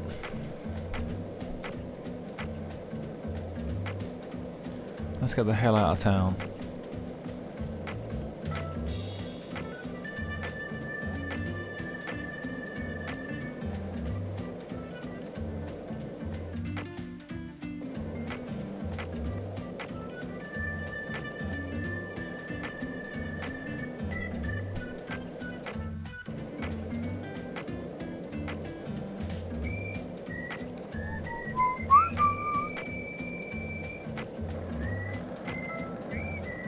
Did you notice it yet? The streets in New Orleans were a mess. All busted up and undergoing maintenance. The city was built on a swamp, so the ground is soft. All it takes is some heavy rain to cave it all in. There were also a lot of places where large tree roots were pushing up parts of the asphalt and the sidewalk. Those bumps were dangerous even when we still had our car, remember? But this town is different. The streets are all paved so cleanly that we can skate along them without a care in the world. And there's hardly any trash or graffiti to be found anywhere. The Clarksons truly do control this place. For better or worse, it's a good example of how allowing certain people to rise to power can have positive effects as well. Also, don't you find that Southern people are remarkably friendly, even to total strangers? Both here and in New Orleans, I've been amazed at how cordial everyone is. Is it just the way things are down here? You certainly don't see that sort of thing in New York or D.C. They never stop to chit-chat, especially when ordering food. They only say what's necessary, without any decoration. The customer only makes eye contact with the waiter about once every 3 times. Ouch, asshole.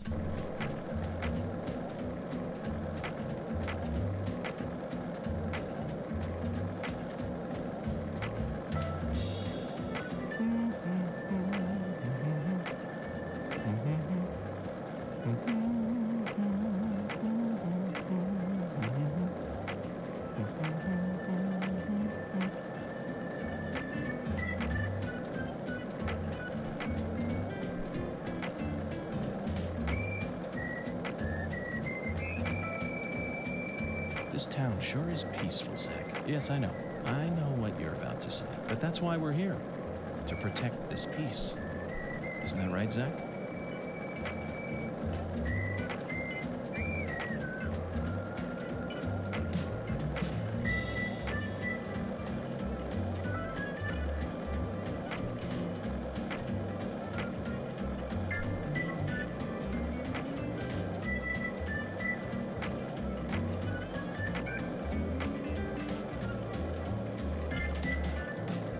One lollipop?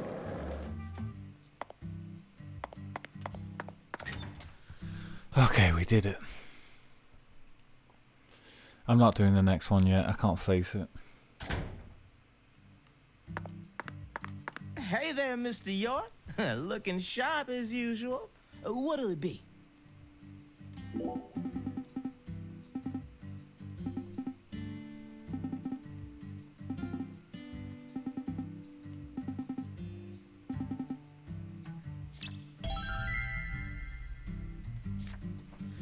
$75.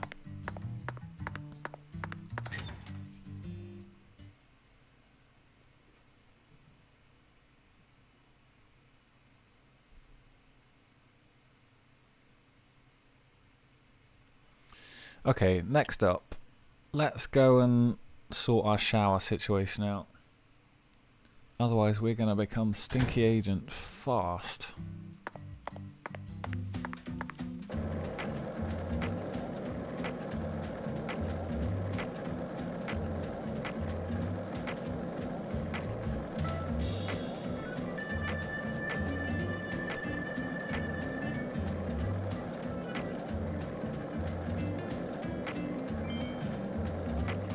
So, what do you think?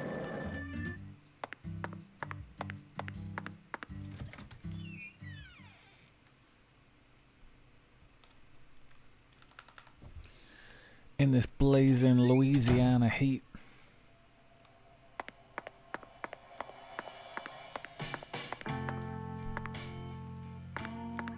Where's our man?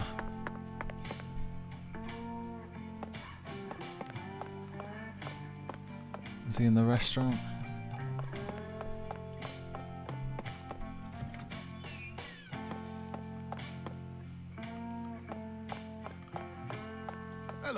mister? Need something?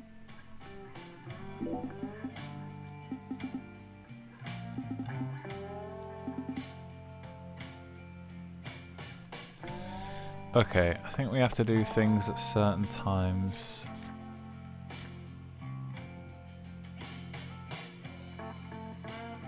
What time is it now? 2 till 5, 10 till midnight.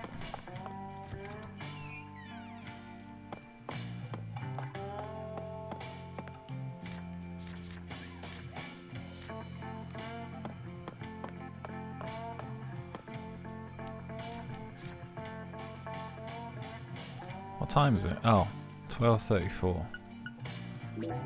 So let's smoke. Do we have to go outside? Yeah, we have to go outside to smoke, don't we?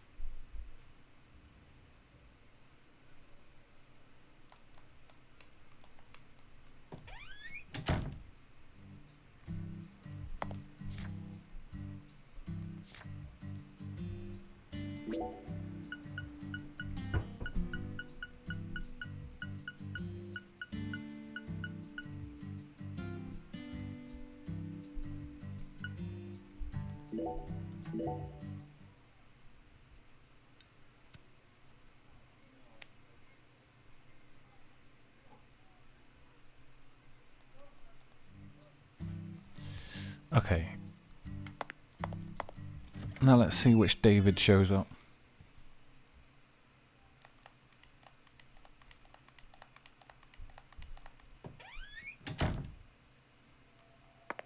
Aha!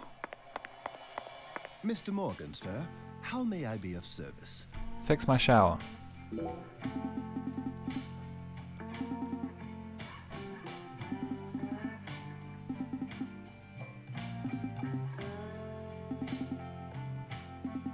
Next week.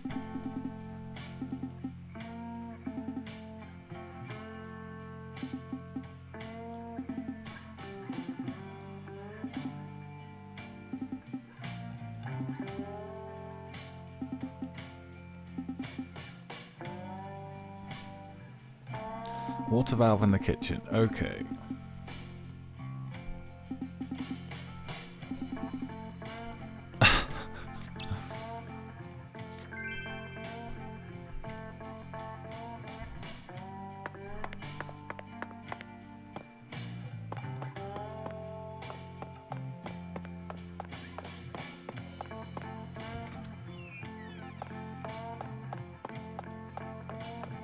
This is the one.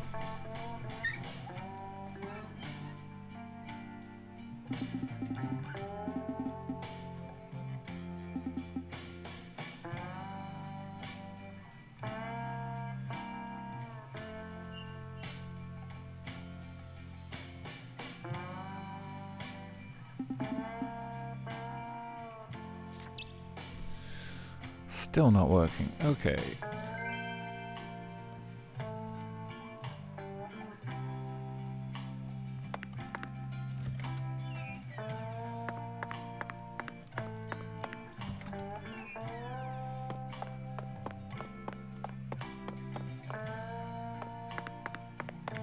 Mr. Morgan, sir, how may I be of service? Still not working, mate.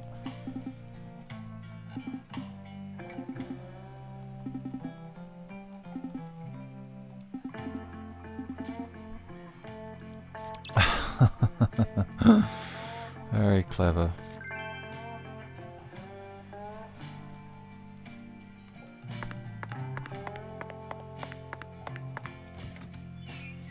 What was it? 8 till 10.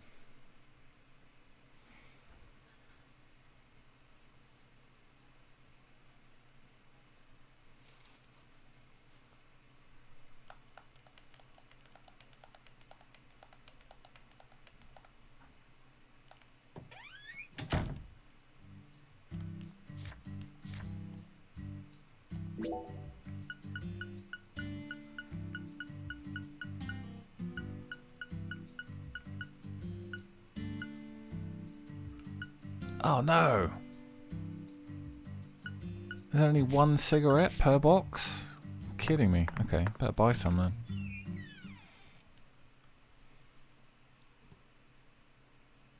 That's crazy. I thought it was like, in the first game, there's like 20 per box.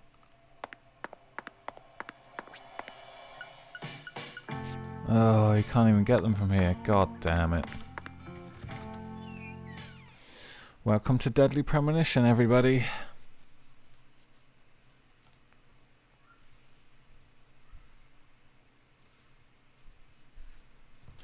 Absolutely mindless side questing.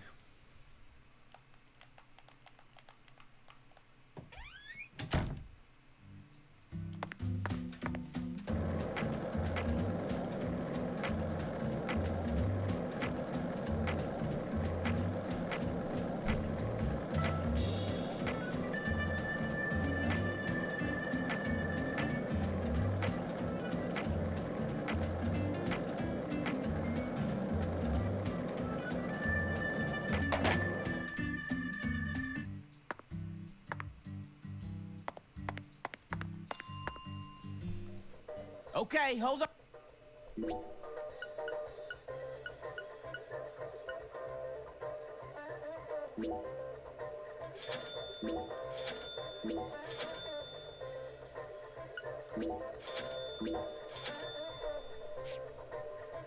You ever need anything? You just come on by, Mr. York.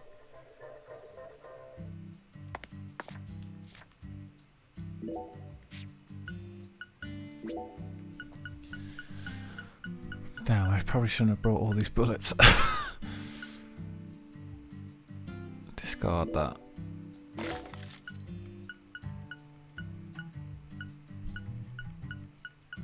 What else? Okay, we want to keep these just in case. Can probably disregard the coke. And we'll get 2 more cigarettes. Okay, hold.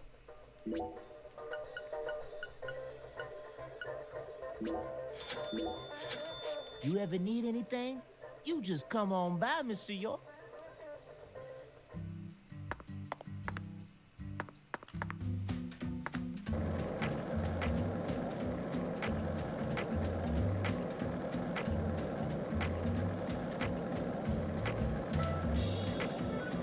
Did you notice it yet? The streets in New Orleans were a mess. All busted up and undergoing maintenance. The city was built on a swamp, so the ground is soft. All it takes is some heavy rain to cave it all. Oh no, I need to go out and smoke. Oh goddamn, loading screen.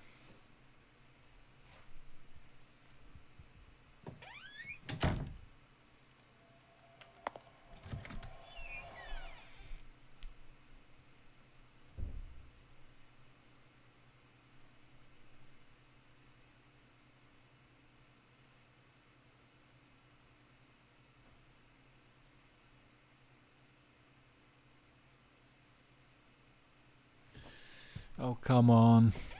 I thought playing this on a pretty souped up PC would be a bit quicker. Evidently not. Okay, what was it? 8 o'clock.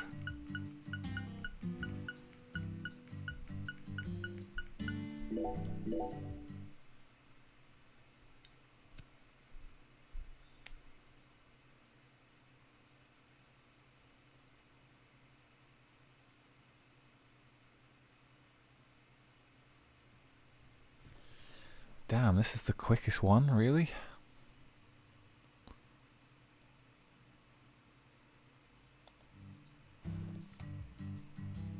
Alright, let's speak to Mr. Concierge.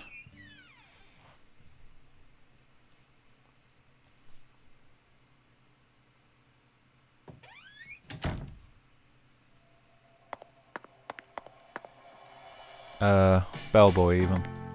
Here he is. Hey, boss. How can I be of service?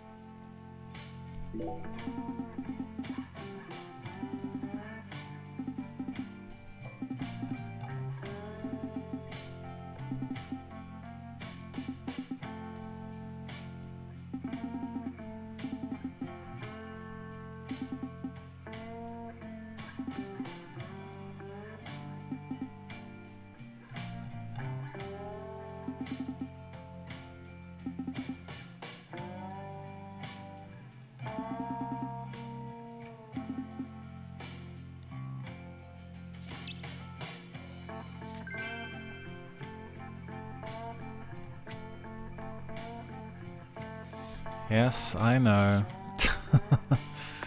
Time is a flat circle. Which floor did they say? This one. Down here? Aha!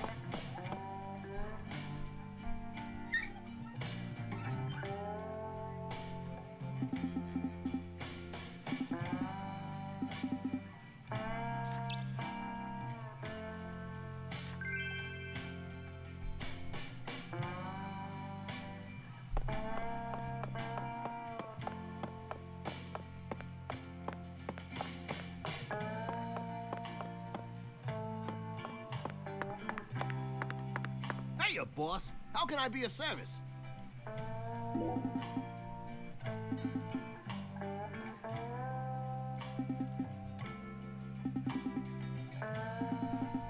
You gotta be kidding me.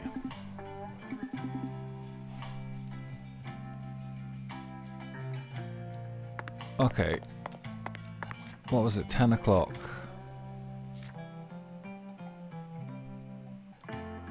Here's something from Chef. Oh, I've got to do it tomorrow now. God, that's annoying.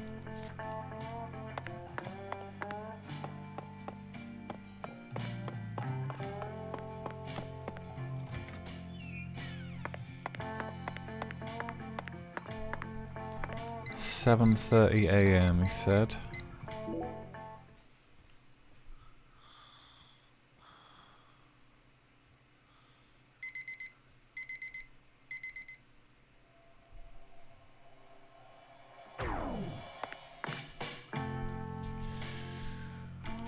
Yeah, well, I can't have a shower, can I?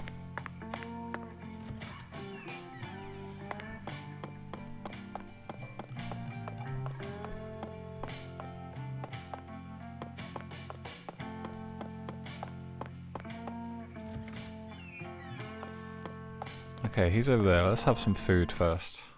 And that's what I'm talking about. You can't get fine eating like this at any of those diners out there. So make sure you enjoy it.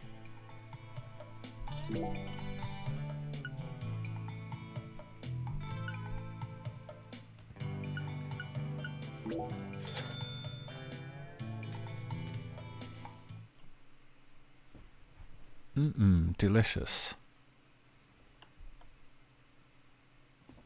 It's making me hungry. Thanks, mister. Next time you get a hankering for old-time Creole food, just stop on by.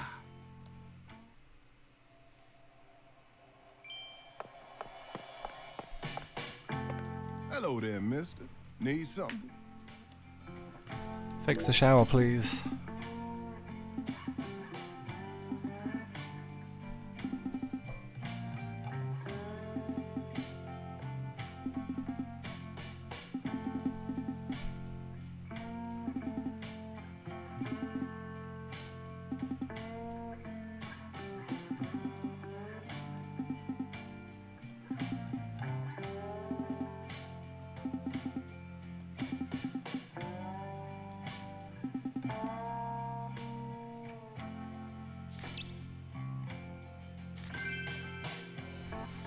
Okay, thankfully this is the last one.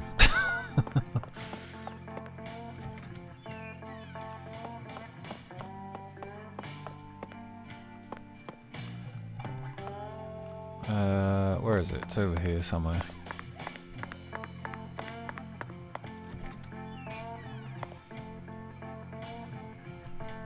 Whether it's a restaurant or a hotel, the key to charming your customers is how you present your bathroom. I'm sure you feel the same way, don't you, Zach? Now this is the kind of bathroom a person can really get excited about. It might even trump the one we saw in that drug dealer's house in Austin. Remember? The art piece on display in there utilized the natural curves of human ribs in such a novel way. It was truly brilliant.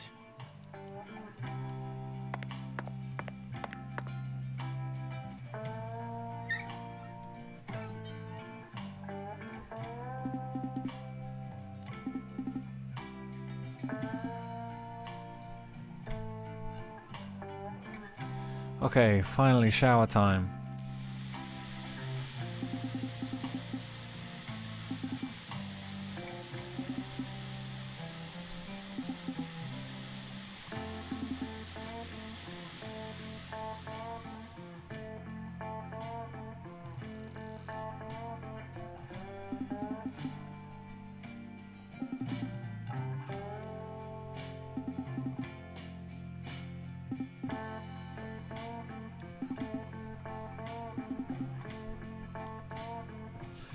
Yes, very entertaining. I'm very entertained right now. Ooh. Nice.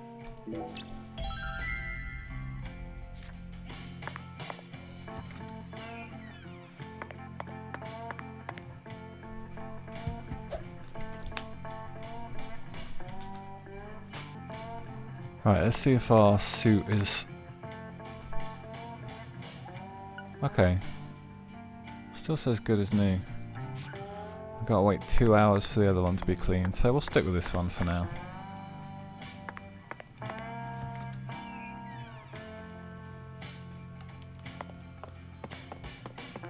Okay, so we've got plenty of time to kill today. I think we're going to see Alexis to start a another fetch quest, surprisingly.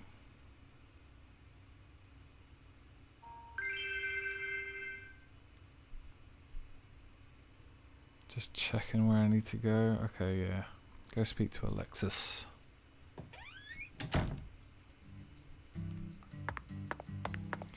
I do have a guide for this, by the way, on YouTube. Have a look at my videos.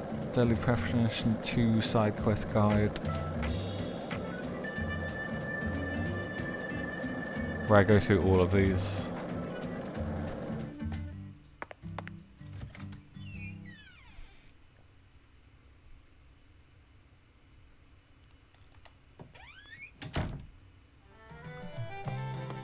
Where is she? Hello. What'll it be, honey?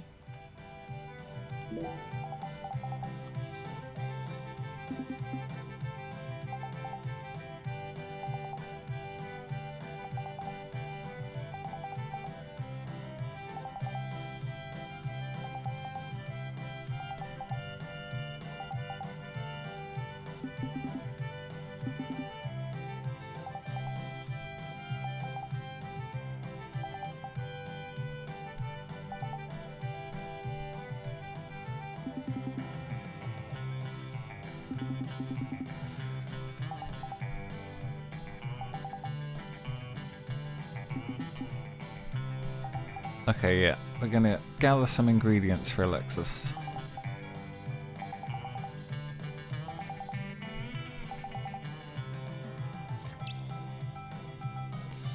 Gather 1 rice at sugarcane plantation. Looks like another shameless fetch quest, Zach.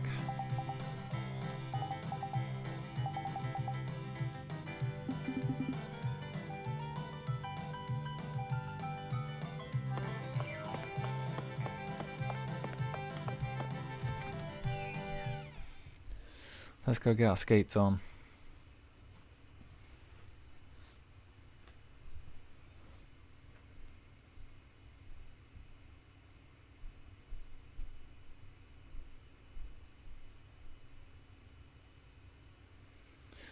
So there's just a couple more that we have to launch at the top here. After that, we're free to get on with the main storyline, which would be nice.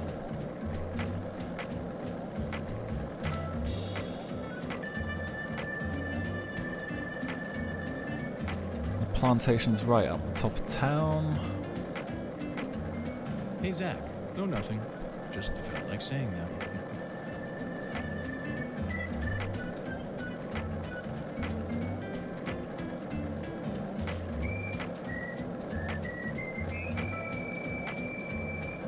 Hey, Zach. No, nothing. Just felt like saying that.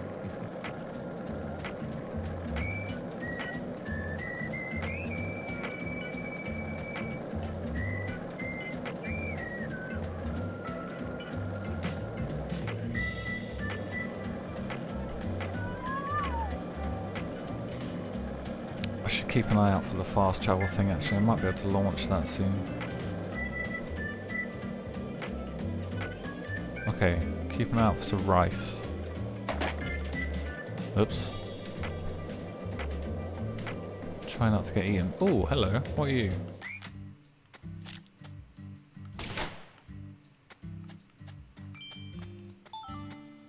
Low quality plate. Oh, I'm glad I got that.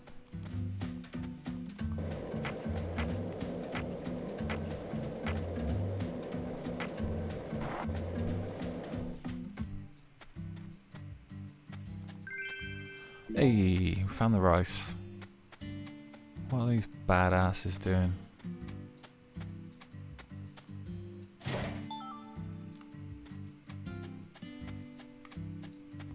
Hey, buddy. Sorry, didn't mean to bother you.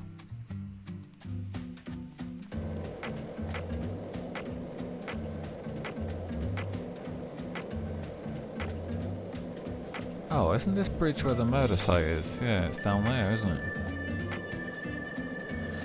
But let's not jump the gun, Zach.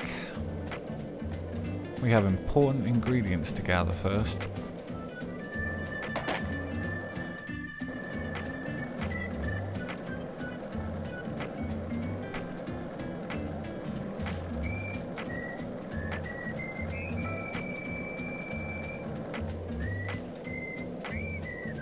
This is the Deep South. I feel it every time that molten hot sun pours down on me. Don't you, Zach?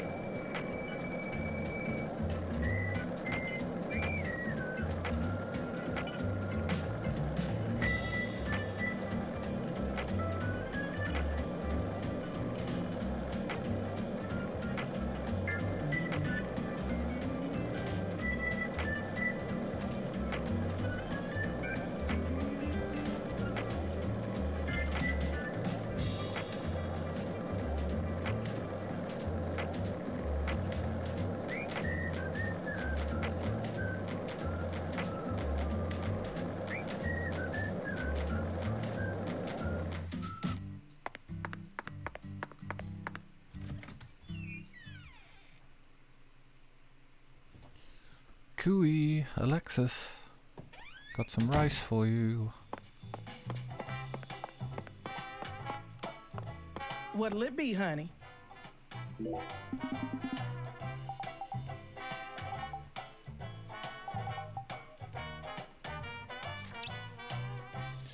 One green pepper at Alexis's house.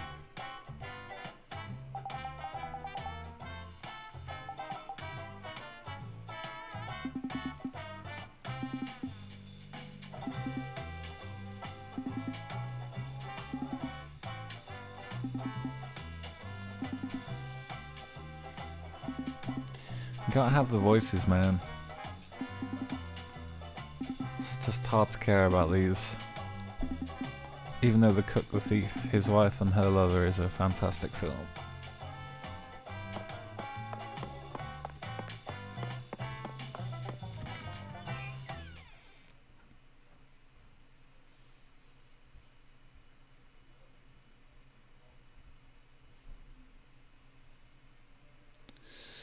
Do do do do do do.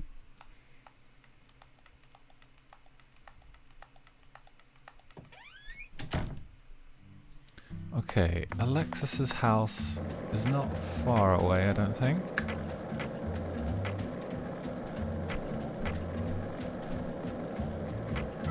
Somewhere around here.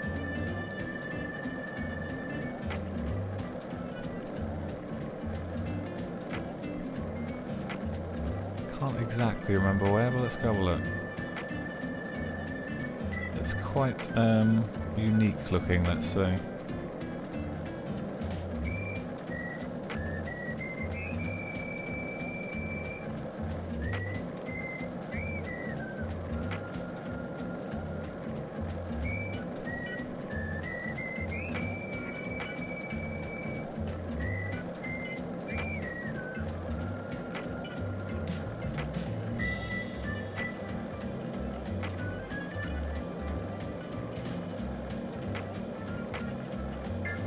Maybe it's that blue one over there.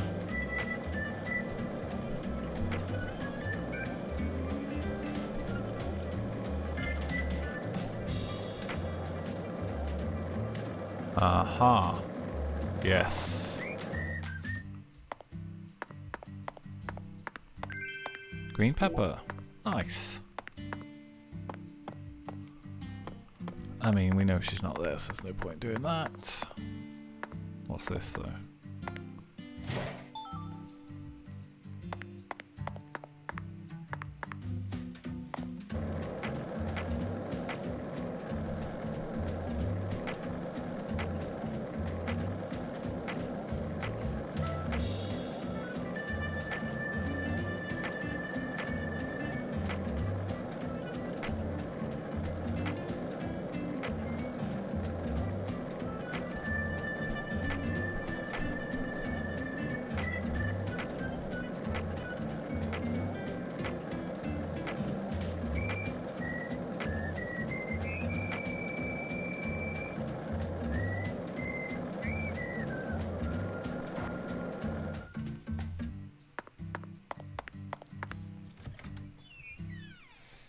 Alright, let's take the lady her green pepper.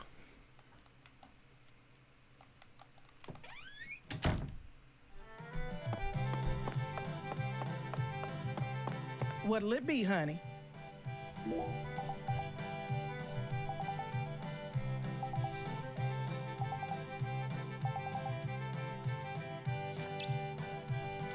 Okay, so she needs time to complete this. We can't do that yet, unfortunately.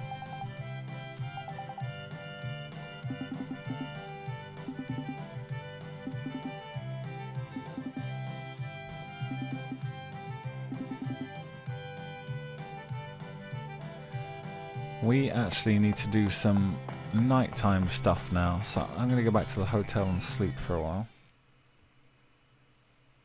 And then we have a mission after dark to do. Fuck knows how you're supposed to figure these things out without a guide.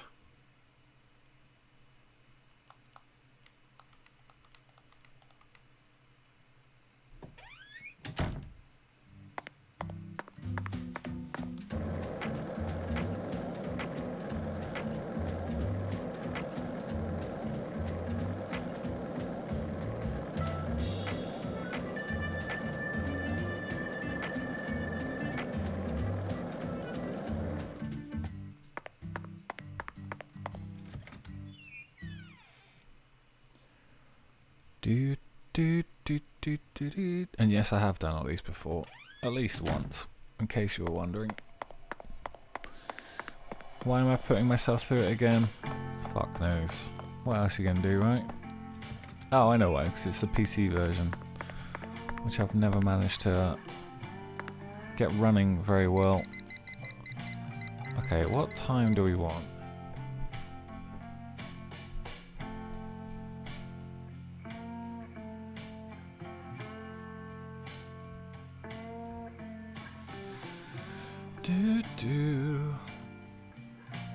Okay, let's say 8 o'clock.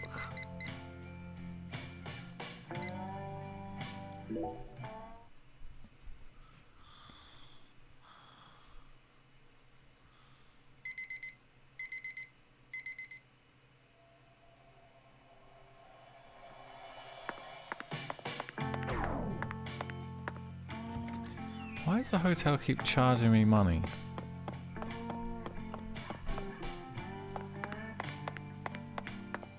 We are going to go down to the park where we shot the bees.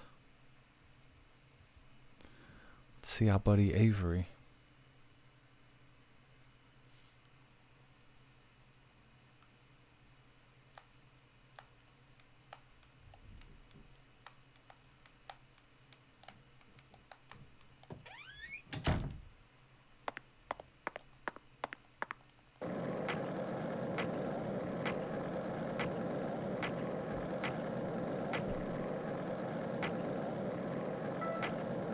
Zach, you're a coffee person, right? No sugar, only milk. Yes, I'm completely with you on that one. That sky does not look too great, does it? I mean, not the sky itself, but the way it's integrated doesn't look particularly convincing.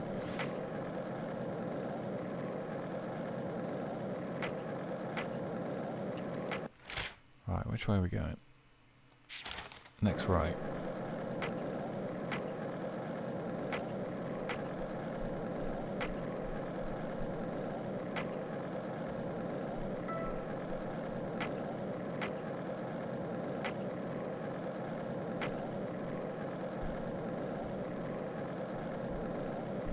Okay, here's the park.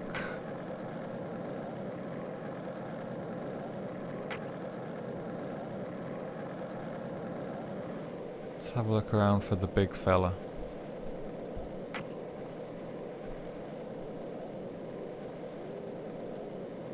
Ooh, owls. Spooky. Wonder if they're white owls. Get it?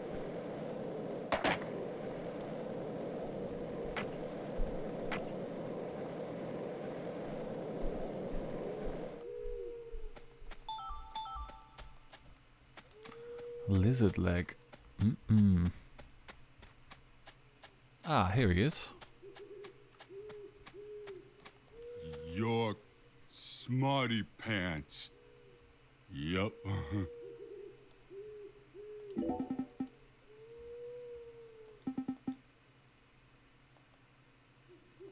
Your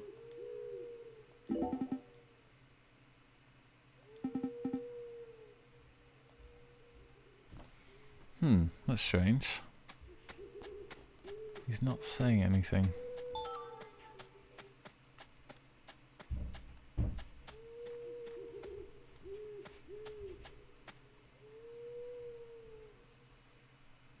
Let me check.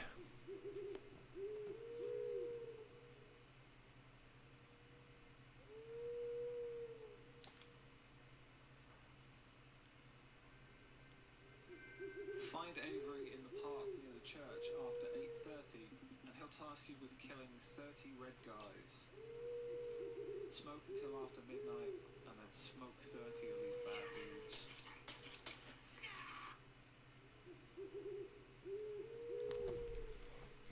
Don't know why he's not doing that. your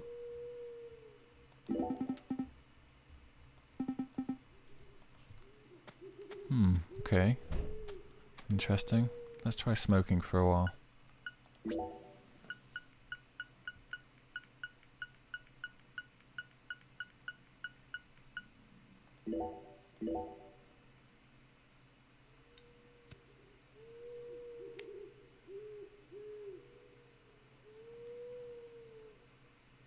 Zach, how about we grab a bite to eat? Not even I can think straight on an empty stomach. He's gone. Balls. Okay. Might have to try again tomorrow.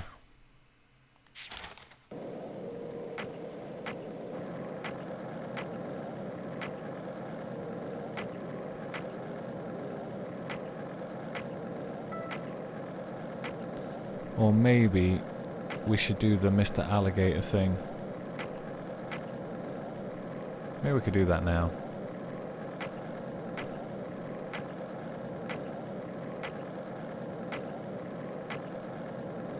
That might be it, actually. We might have to do Mr. Alligator first.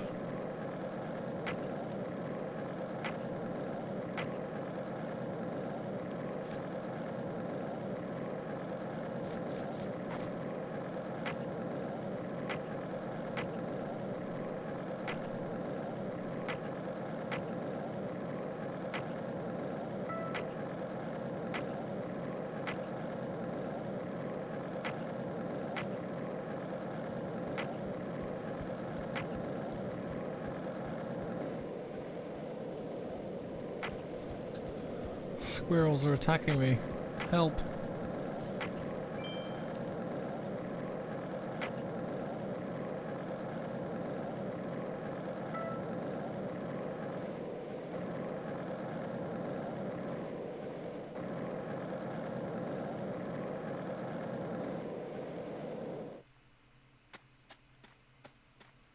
Okay, and we need to smoke a little bit.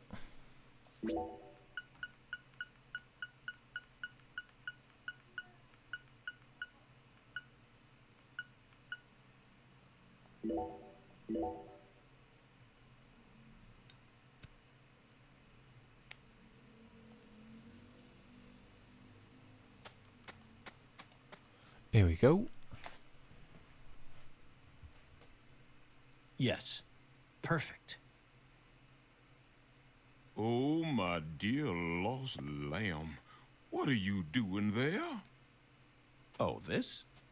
This is all part of the Lise Clarkson murder investigation. Something important, hmm? Oh, yes. Very important. I'm FBI Special Agent Francis York Morgan. Please call me York. That's what everyone calls me. But what should I call you? I'm Tyrone Sanders, pastor of the Lucare Evangelical Church. Tyrone Sanders. And what business does a pastor like yourself have in a place like this?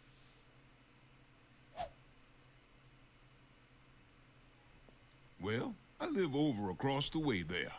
Do you have an intimate relationship with Mrs. Carpenter? Why? Why in the world would you suggest such a pitiful thing? Pitiful. Lordy. Pitiful. How could I ever become intimate with one who is so devoid of faith? After she lost her husband, she stopped coming to church. All she does all day is bowl. She even pruned the shrubbery in that pitiful fashion. Yes, truly pitiful. And did you see that hideous ox of a dog she owns? Pitiful with a capital P. I tried speaking with her, but she shows no intention of changing her ways. Yes, I fear she never lends an ear when the good Lord reaches out to her. Indeed, I pity her from the bottom of my heart. So you've been spying on her out of pity? Spying? I'm merely awaiting the chance to lend her a helping hand. You'd best be careful, too. This town harbors much more danger than you're aware of. If you ever find yourself in need of salvation, feel free to stop by our church whenever you like. Our church also functions as a clinic. Someday, you may need our help. Zach, did you hear that? He's still talking. Pitiful. Try saying that to someone in the city. They'd instantly slap you with slander or defamation charges. You'd be up to your neck in court papers. I doubt I'll tire of this town anytime soon. We should consider stopping by that church whenever we get a chance. We're gonna have to pretty soon.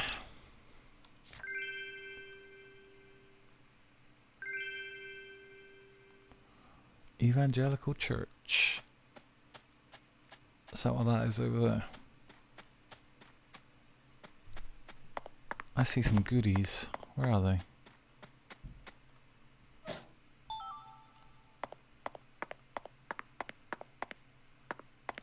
Is this the church?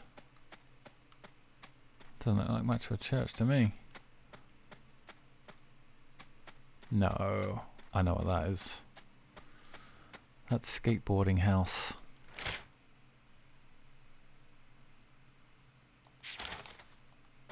Right, let's go get some sleep.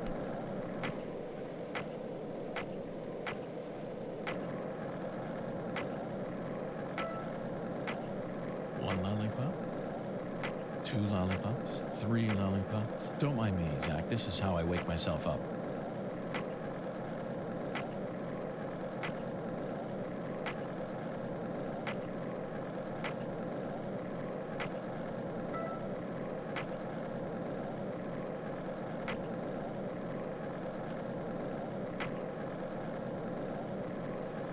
That sky is quite something, huh?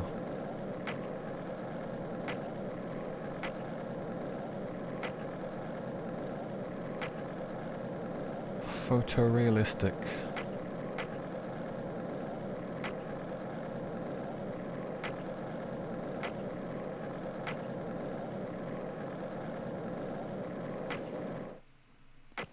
Help.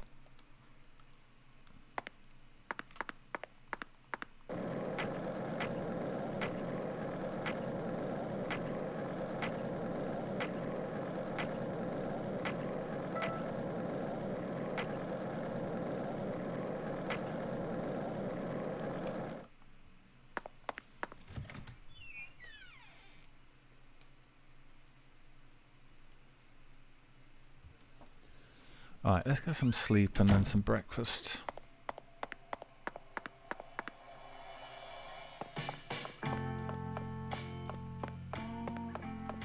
We also have a shower and change.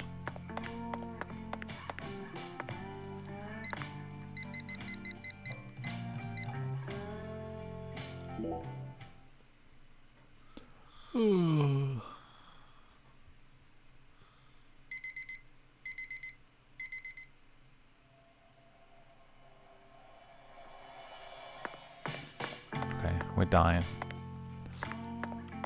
Better make this quick. Due to the nature of our work, we've had to stay at hotels all over America. But Zach, do you know what I hate most about living out of a hotel? Shower pressure.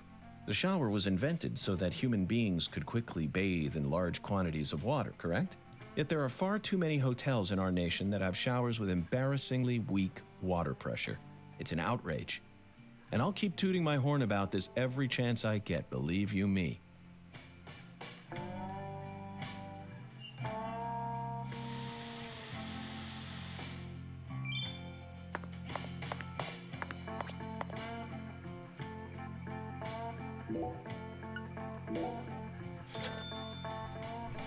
Right, that one's in for cleaning. That's good. Let's get some food. Before we keel over and die.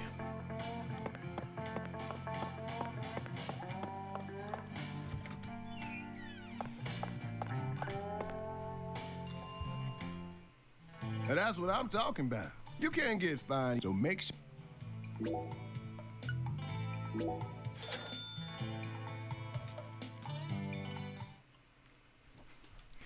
Was that wicked game? Chris Isaac, sound-alike edition. Thanks, mister. Next time you get a hankering for old-time Creole food, just stop on by.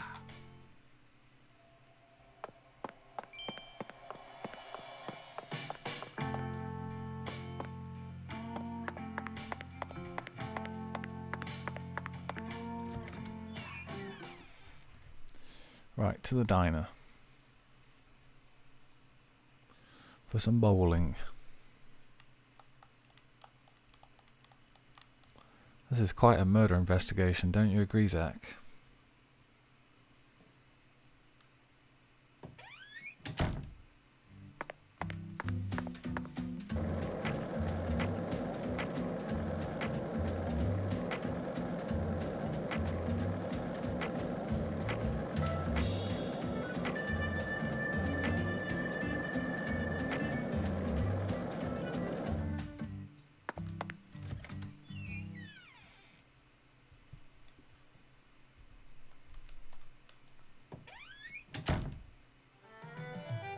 Sorry for the wait, Patty. Whatever. Is Mrs. Carpenter here? No, she hasn't come in today. Yes! Everything's going according to plan. It's time to knock down the 10 maidens, Zach.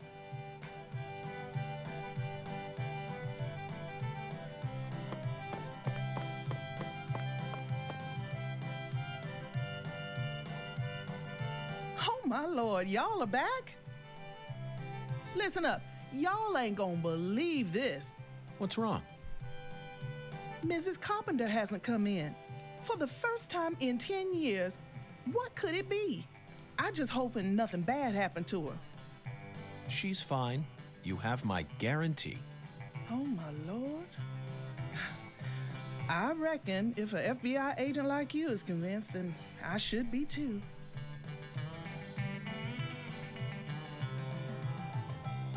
What did I tell you, Patty? Value is a relative thing. We needed to find that figurine, no matter the cost.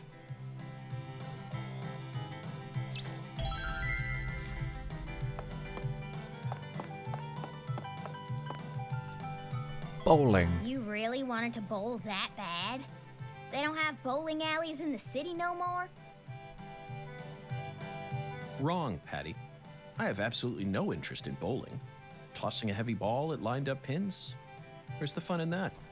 It's pretty fun. You can't even call this a sport. It's a game for cavemen. Harsh. Nonsense. Utter nonsense. Then can I throw the ball instead? Absolutely not, Patty.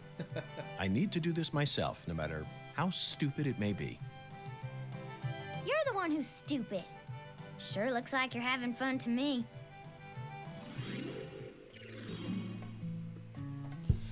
Okay, get a strike. Select ball. Let's go medium heavy. Let's move a little bit to one side. Angle adjustment.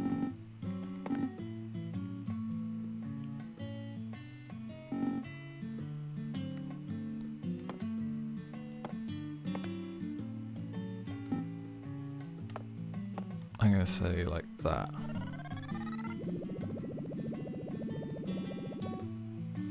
Ooh, that spin was a bit off. Ooh.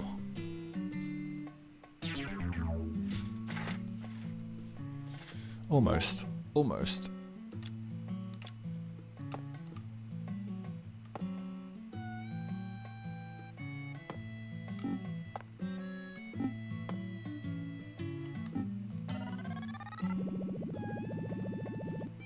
Oh, that looks pretty good. Oh, so close.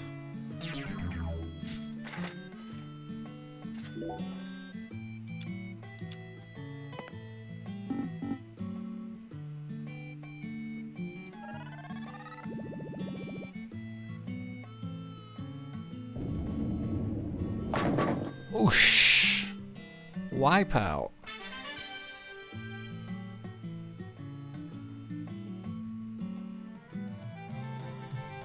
Uh-oh.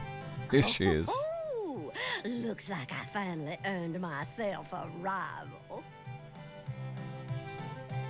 That was just a stroke of luck, Mrs. Carpenter. Despite how I may seem, I've never been any good at any of the ball-based sports that exist here on our planet. Oh, no, you can't fool me. I can tell the FBI's giving you very special training. If I gave you a few lessons on top of that, I'm sure you'd be able to go semi-pro. Semi-pro? That's right. That's what I said. Not pro, but semi-pro. Yes, semi-pro. You'd never be able to go pro. You don't have what it takes. You could become a semi-pro if you tried really hard, though. Well, I guarantee it. Come back and see me when you feel like giving it a try. I'm sure my husband would forgive me if I let someone like you borrow my lane. Well, we gotta give youngsters a chance to grow. That's what we always say. I could actually go semi-pro? I'd take her words with a grain of salt if I were you. Patricia, I can understand why you'd be envious of my talents. But you don't need to worry. You have your own unique talents, just like any other person. You shouldn't have to feel inferior every time you look at me. You're unbelievable. You sure you don't need to get your head checked out? It's so strange, Zach. I feel like I'm discovering a new side to myself. By the way, Mr. Special Agent, you said you're investigating the Lise Clarkson incident, yes? In that case, there's something you should know. Oh? That poor girl, Lise, she was a druggie. And she was into the really bad stuff. Red powder. Oh, no wonder the FBI picked you. You already figured out that much. Well, the reason Lise turned into such a little hoodlum is because of her mother, Galena. Galena? Mm-hmm. A mother only in name. Oh, as far as I'm concerned, she's still nothing more than a child herself. She does look pretty young. Oh, To have a child of that age. dressing up in fancy clothes, always out on the town somewhere. Children giving birth to children. If these aren't the end times, well, I don't know what is. Oh, and they were always cooped up in that jazz bar. Galena wouldn't know proper parenting if it hit her in the tush. Zach, the jazz bar. We first heard about it from Patricia. It must be deeply connected with this case. And the red powder. It must be Saint Rouge. Following the Oracle and felling the 10 maidens sure paid off, didn't it? So, Mr. Special Agent, are you all finished here? Yes, Mrs. Carpenter. Thanks to you, I've gotten a new lead. Oh. Then how about you mosey on and let me get back to my bowling? I need to bowl my first game of the day or else I'm gonna get rusty. Well, what are you waiting for? Get a move on! Shoo! Shoo!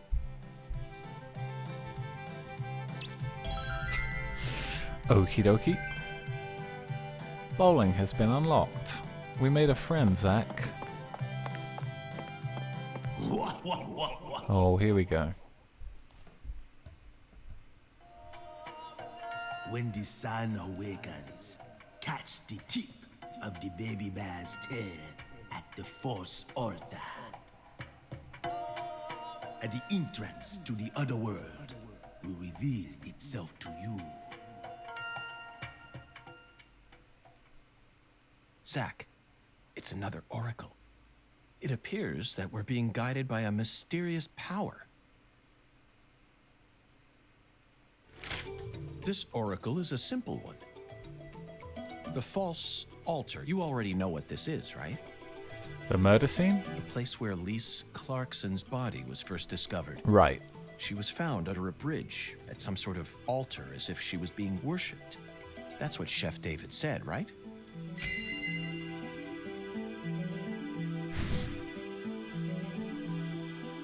When the sun awakens refers to dawn, of course. And the tip of the baby bear's tail is the North Star. At dawn, look straight to the north from where Lisa's body was found. On the surface, this oracle may seem tricky and convoluted, but it's still mere child's play. Pathetic. Pathetic.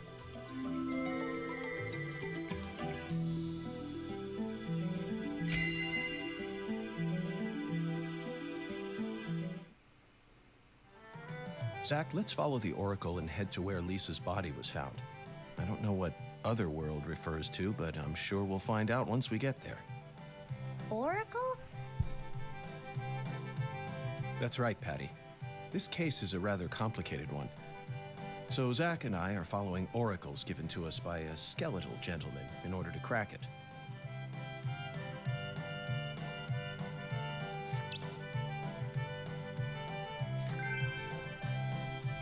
Okay, so that will do tomorrow morning. Let's have a save.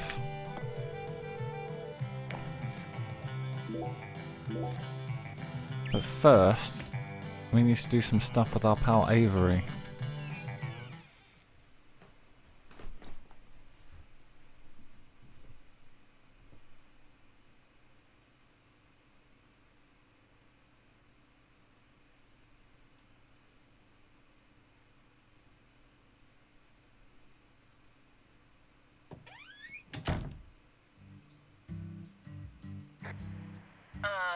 This is Lucari Tiger.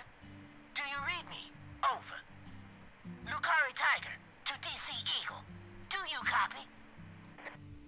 It's Daddy. Hurry up and answer.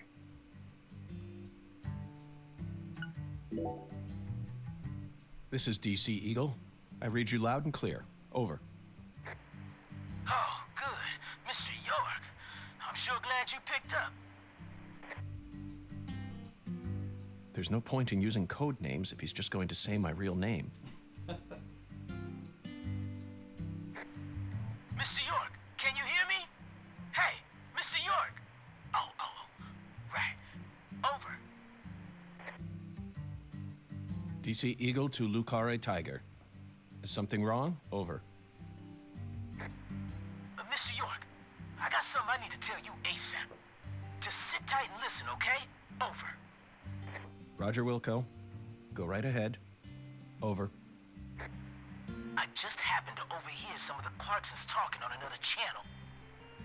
Apparently, Lisa's mother's been missing since early this morning. I reckon it might be related to the case, so I wanted to let you in on it right away. Oh, over. Lisa's mother. You're referring to Galena, the social butterfly? Over. Another special agent slam dunk. So, you already did a little research on her, huh? That's right. The one who's gone missing is the younger of the Clarkson sisters, and our town's queen of the night.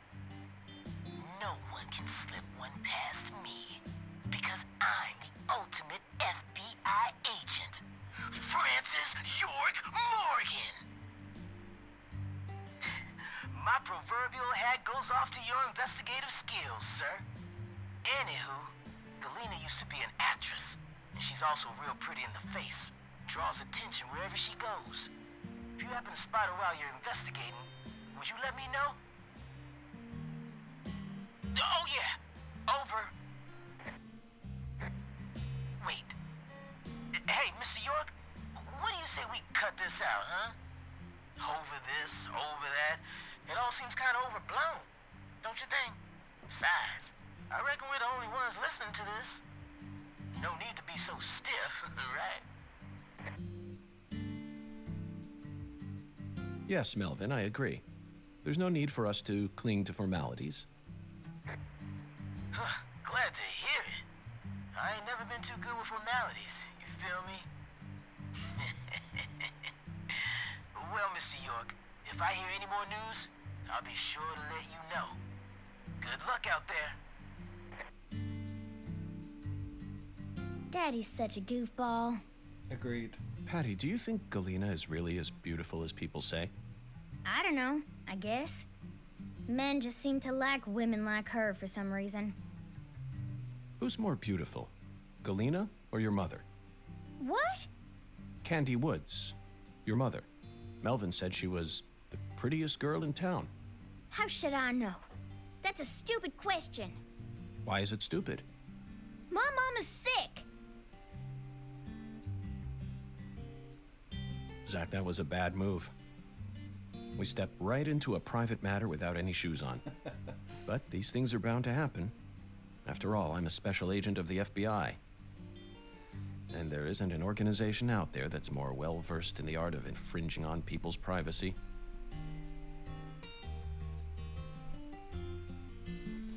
Okay, back to the hotel. Let's kill some time till nighttime.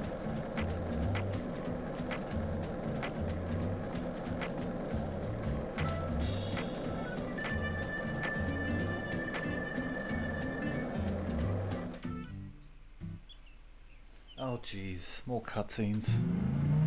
Oh, fast travel, nice. Where's the monkey sounds?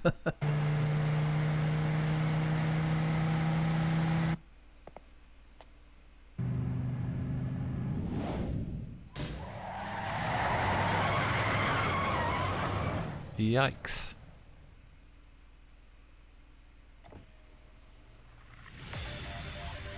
Hey you!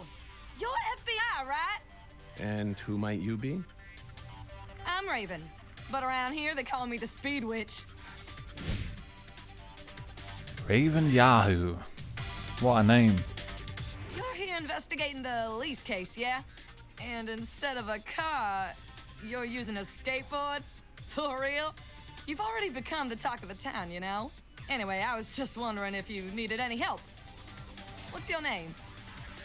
I'm FBI Special Agent Francis York Morgan. Please, Call me York. Call me York. Okay, That's what everyone Yorkie it calls is. me. I'm actually testing out a new kind of business right now. And I was hoping you'd be down to try it out, Yorkie. What kind of business are we talking about here? I drive my customers to wherever they want to go, and once we get there, they pay me. Now that I think about it, I reckon it ain't much different from a taxi. Seems a bit strange to call it a new type of business then. She invented Uber. Only 'cause you haven't heard the details yet. Here, let me explain. I got a feeling that in the future, cell phones are gonna get more advanced.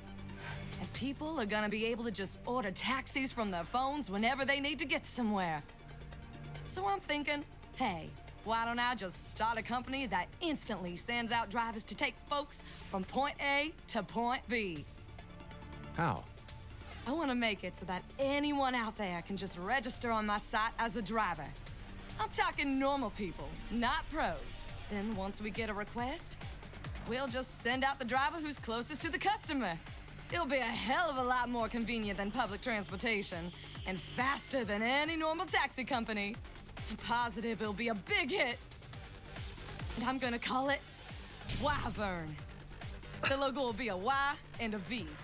Cool, yeah? A flying serpent, Zach. Is that legal? Beats me.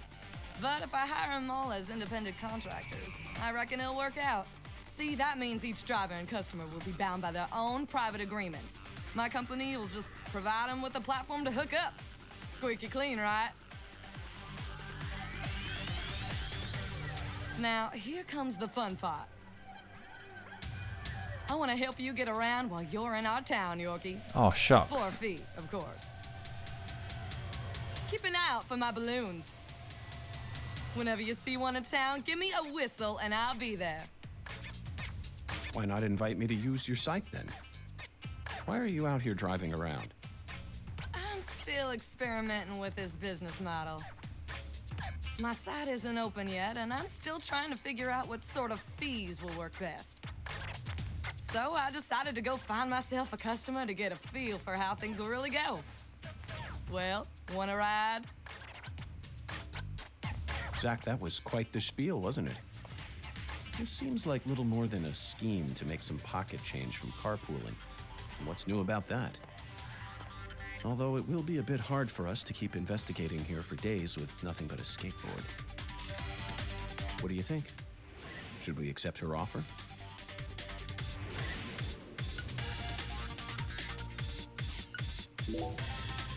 Not right now. We'll do later. If you don't want to ride with me, I ain't gonna force you to. But if you ever change your mind, just give me a call. I'm always ready to get out on the open road. Sure thing. Wyvern, the new cutting-edge transportation service. We'll come to you, wherever you are. Bye now. Thanks for that.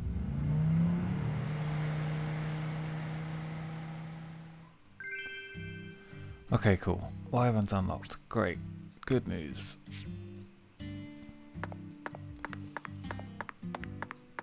Now, it's 10 AM. Let's go back to bed.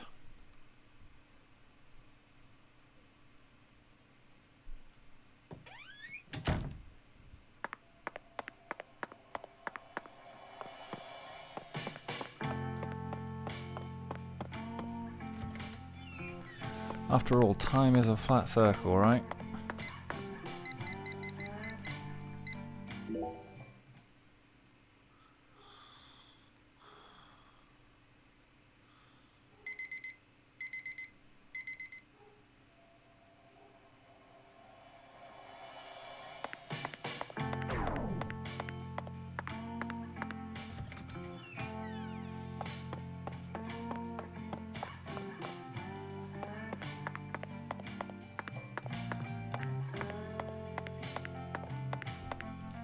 Is there a save point down here?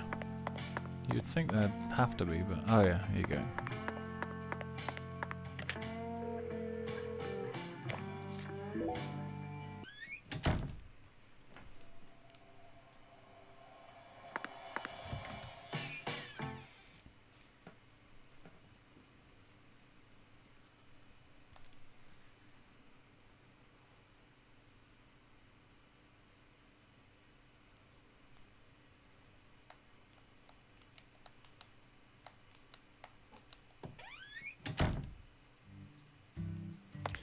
Alright, let's go see Mr. Smarty Pants.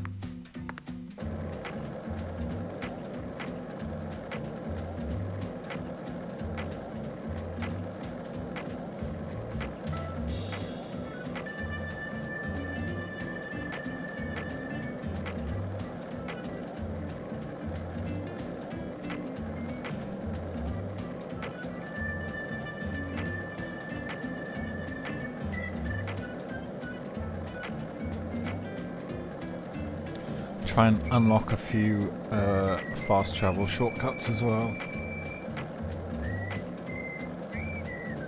If we see any.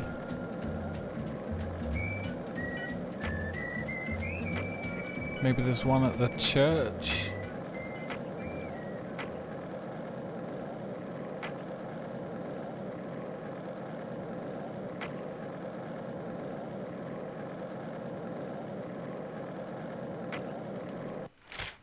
Have I gone the wrong way? Kind of.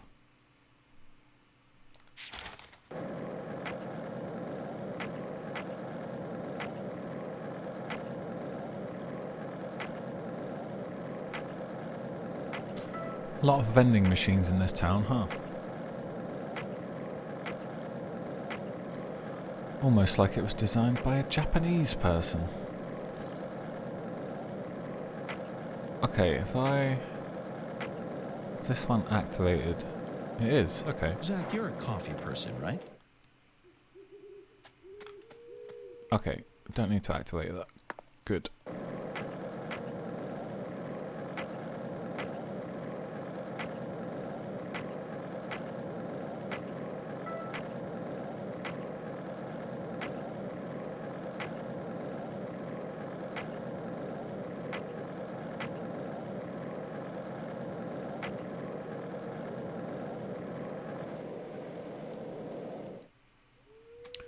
Avery. You're smarty pants. Yup.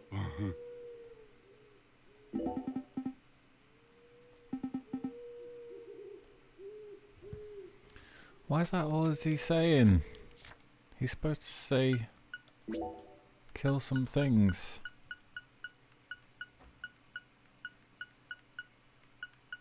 Maybe I haven't got this right.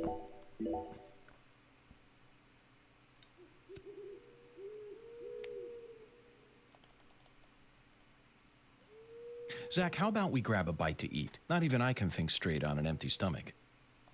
You're...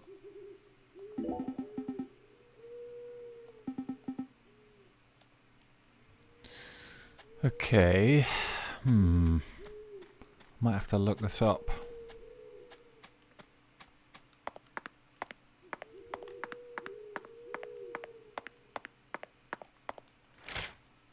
Where was that wyvern thing?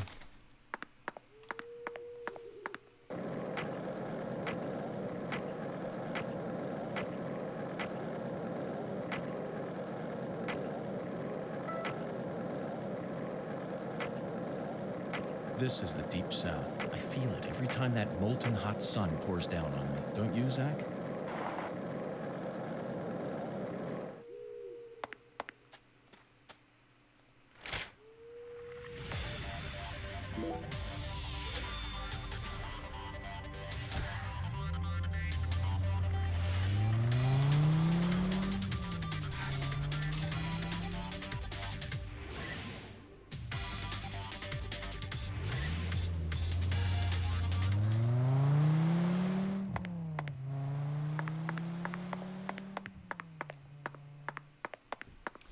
Actually, do you know what? I'm gonna smoke till after midnight.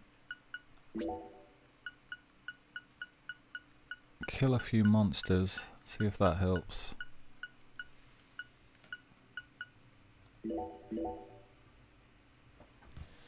Need to buy some more cigarettes.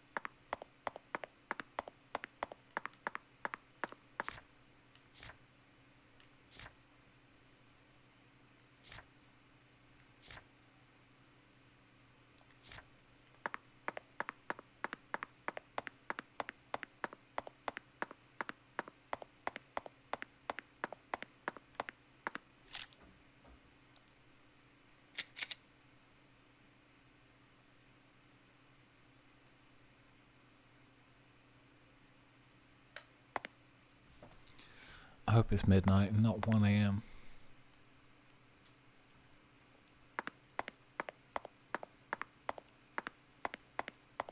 Getting a little bit of a beard. Have to shave soon. Oh shit, here we go. Wow, look at the graphics.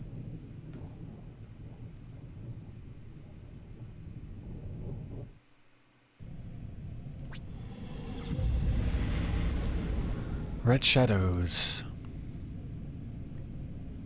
Mr. Alligator, not sure how much help you'll be in this situation, but I guess you're better than nothing. Whoa! What the? Zach, I don't even need to say it, do I? This is right out of that movie. Videodrome, 1982, directed by David Cronenberg. At the time, it was seen as a hard movie to digest for normal moviegoers, but now it's become a cult classic. I always just saw it as another weird Canadian movie, but this changes everything. My arm and my gun have become one. Now I can really understand what Max was going through.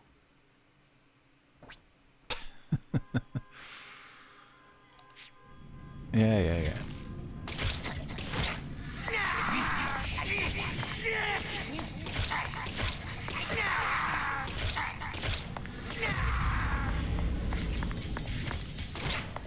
What the fuck are they? Clowns or something?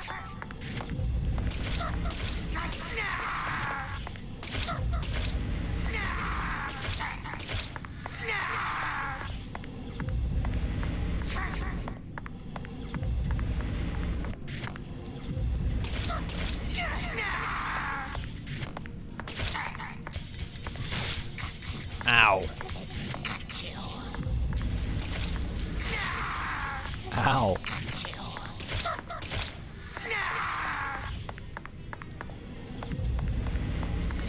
Okay, that's enough. Let's get indoors.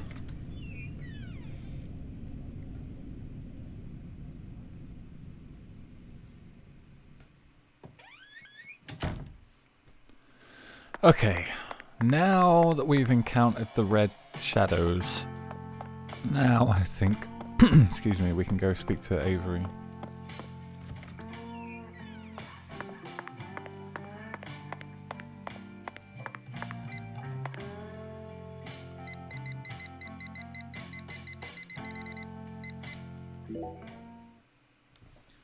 That's a long ass sleep.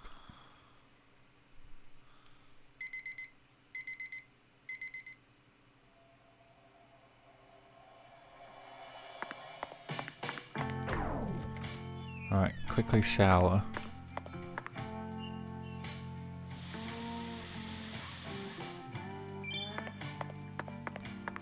Quickly change.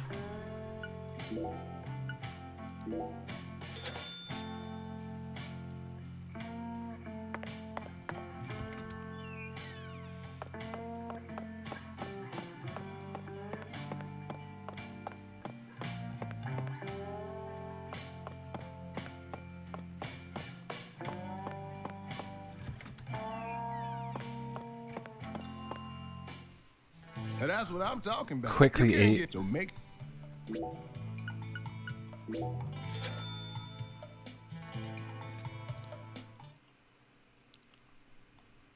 Yeah, skip. Thanks. Next time. Yeah.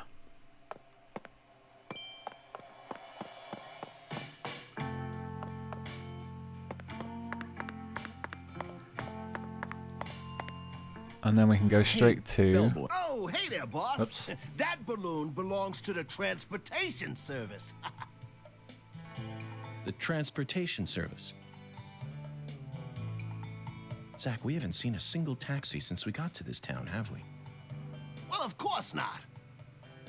You won't find a single limo or taxi driving around this town. What does the balloon call then? That'd be Wyvern. Wyvern? That pushy entrepreneur? Right on the money, boss. Why are you helping her out? Me? Oh, I'm just in it for the kickback, boss. So calling her from here costs more than calling her from somewhere else? Exactamundo.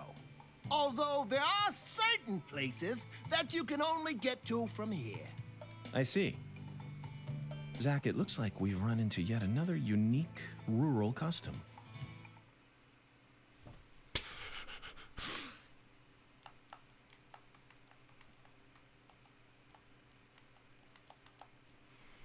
Here's a custom for you. How about we get the fuck on with it for once? Howdy, Yorkie. That's what I'm talking. Come on, get it. Alright, let's go there.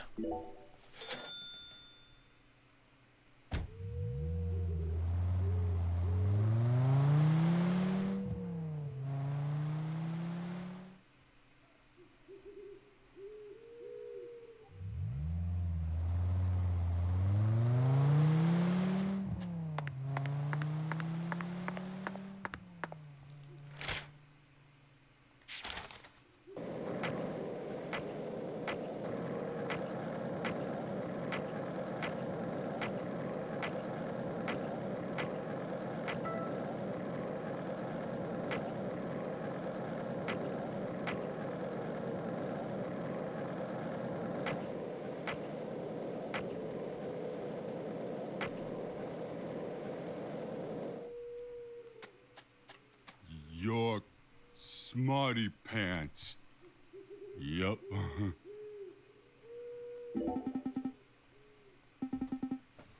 You strong?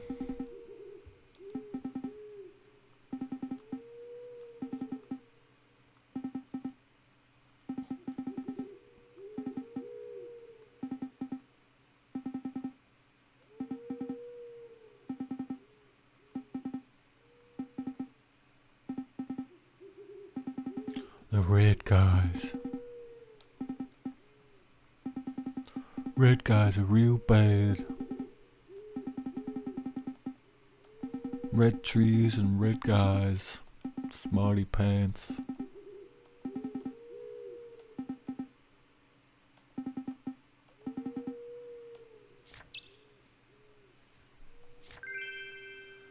Okay.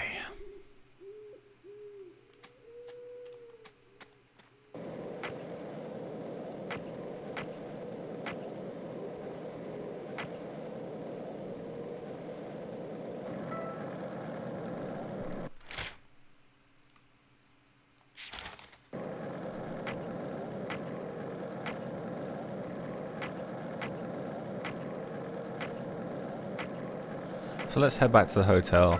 We'll fight a few outside, then we'll sleep till tomorrow. How about that? Got an awful lot of sleeping. Killing time.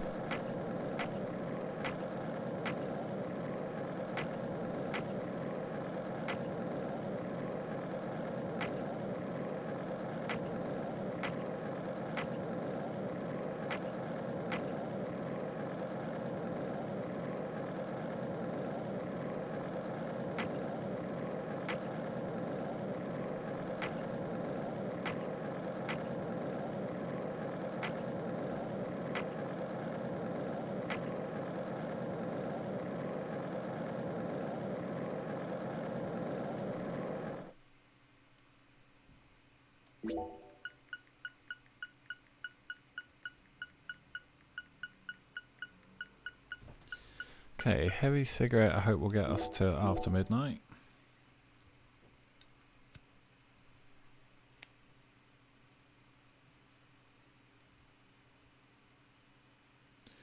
Do do do do do.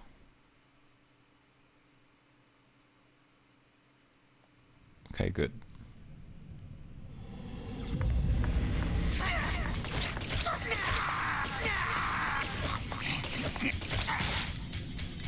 Ow.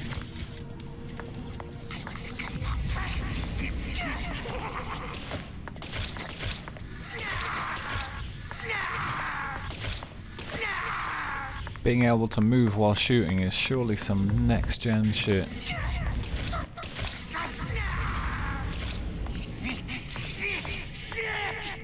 You missed.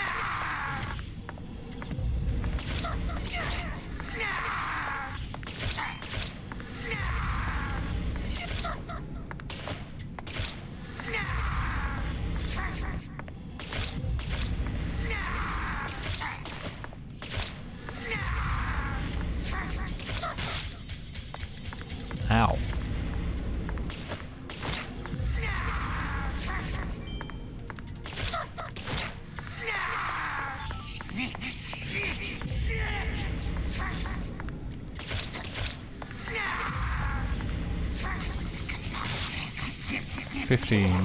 Halfway.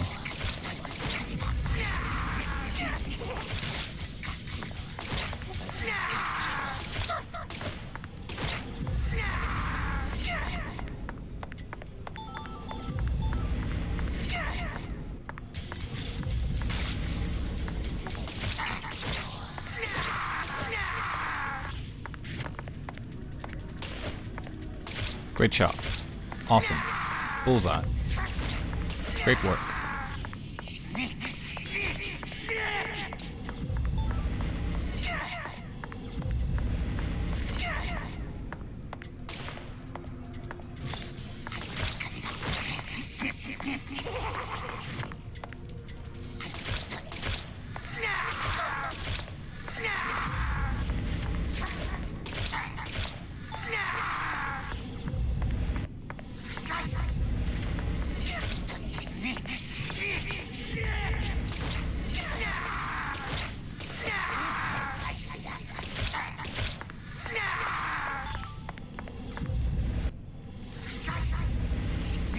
One more. Got ya.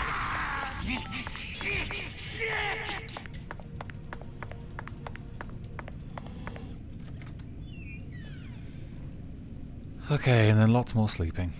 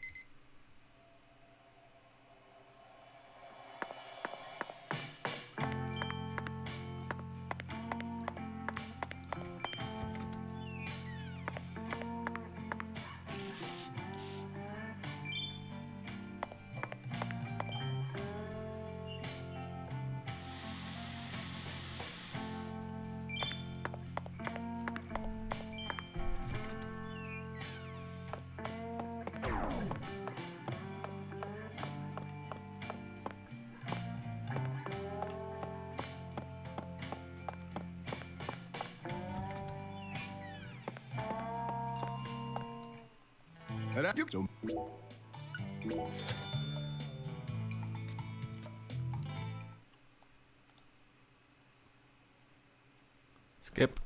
Thanks. Next. Skip, skip, skip.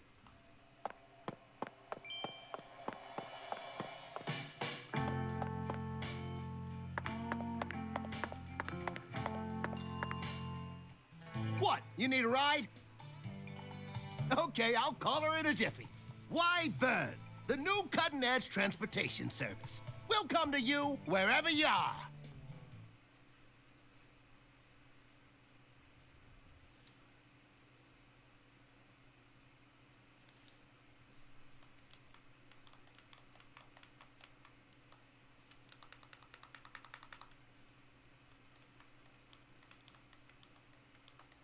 Howdy, Yorkie. That's what I'm talking about. Come on, get in, get in.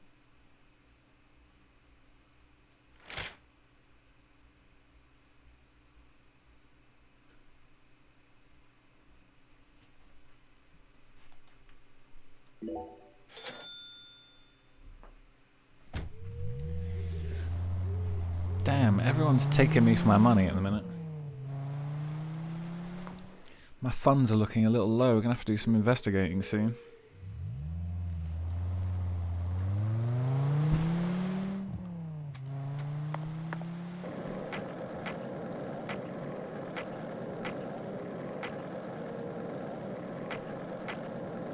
Otherwise, we're not gonna be able to pay our hotel bill.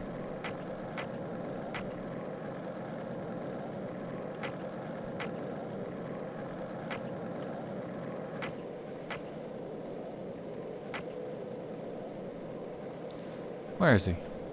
He's not here yet.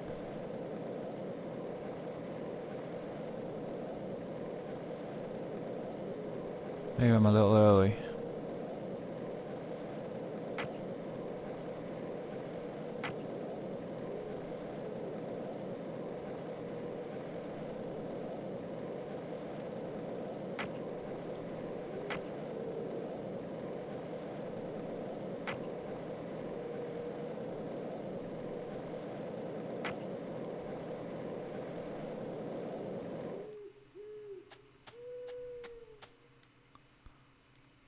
Mr. Smarty Pants, where are you?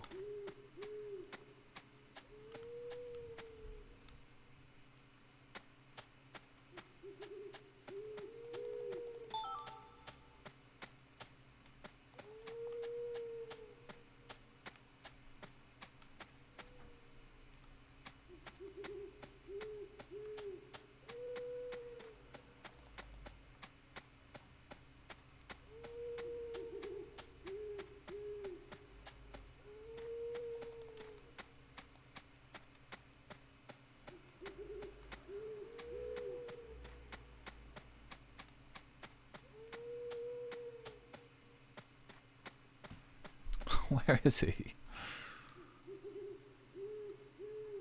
Oh man, don't want to waste cigarettes.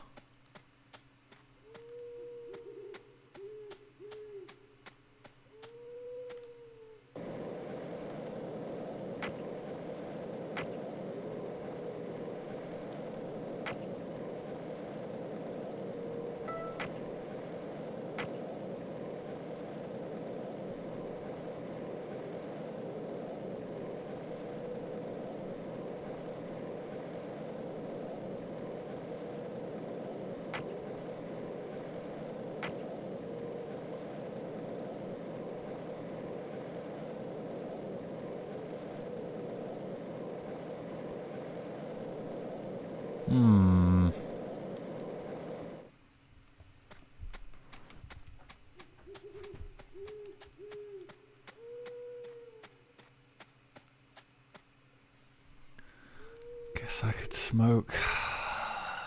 Why does nothing work how it's supposed to?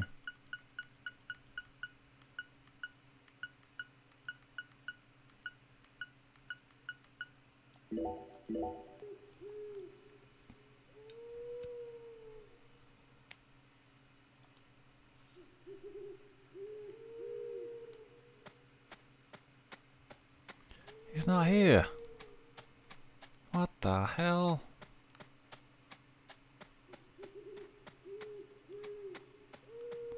Oh, you stupid man.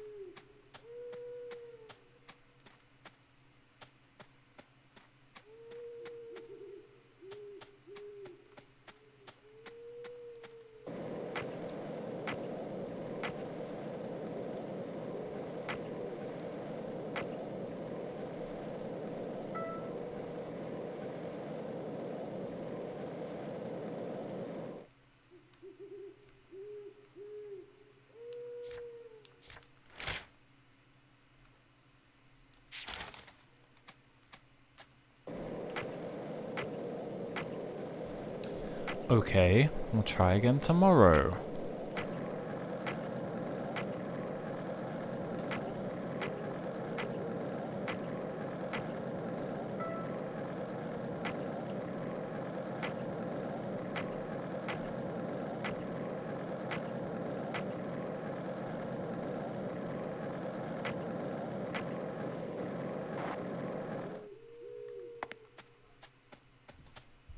Oh, what the hell's he doing over here? You're Smarty Pants. Yup. What the hell? He's supposed to be in the park. Talk.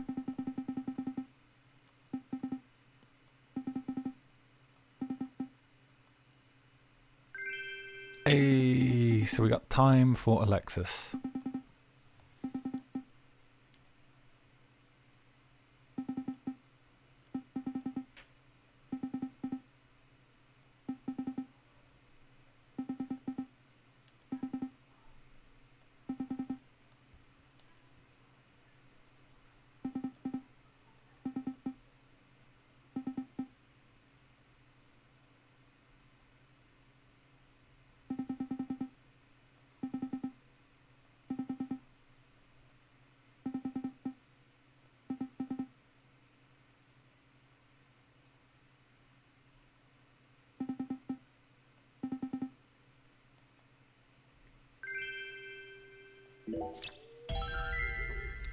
Okay, I'm guessing we can't launch the next one now. That'll be too easy. Smarty pants. Yup.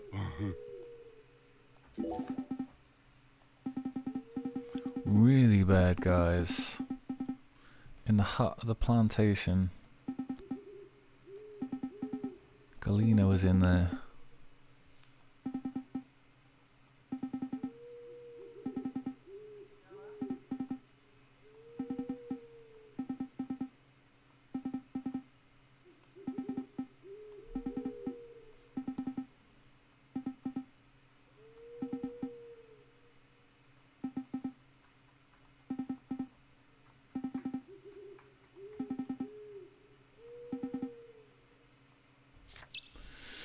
Plantation of blood. Retrieve something from the control cabin. Okie dokie. Well, that's good.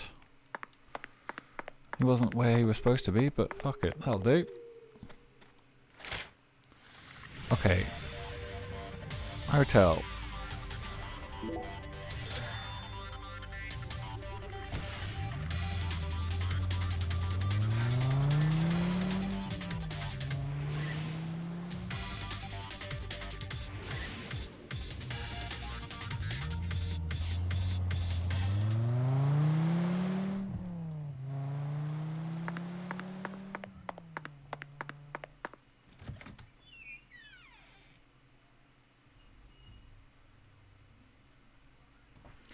So we can complete the Alexis side quest. And maybe we can get on with the main storyline, which should be very nice.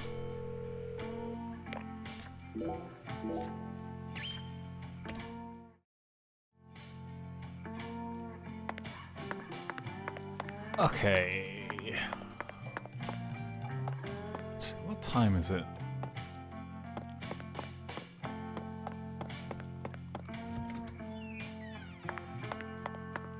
Alright, let's do the whole rigmarole again.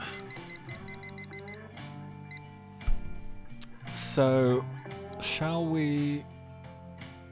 Yeah, let's go do this. Let's go do some story.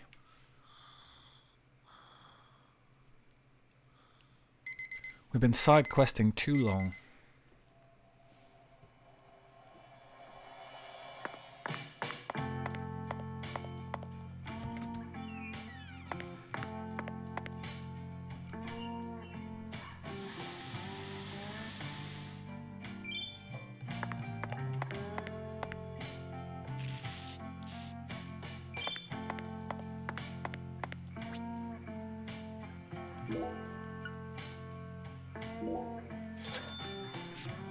So we've done quite a few cleanings now, so hopefully that one should come good soon.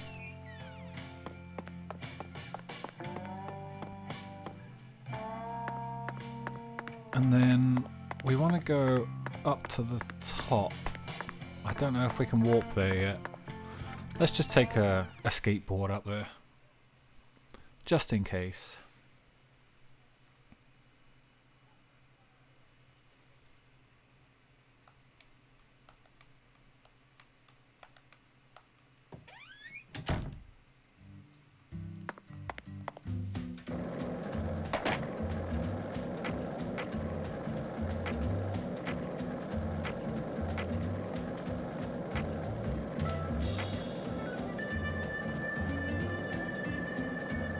So, what do you think of him? Yes, I'm talking about him. Unga, is the skeletal gentleman friend or foe? Or does he merely exist outside the realms of either? Still too early to tell, but it's clear that he'll be the key to uncovering this case's mysteries. That's what my soul tells me. By the way, Zach, Pungan feels very familiar. Oh to me. no. You might even say No, he no, no, reminds no. me of someone. Can't listen to that again.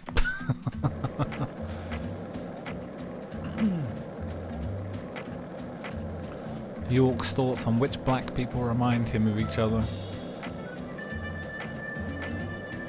Not his finest hour.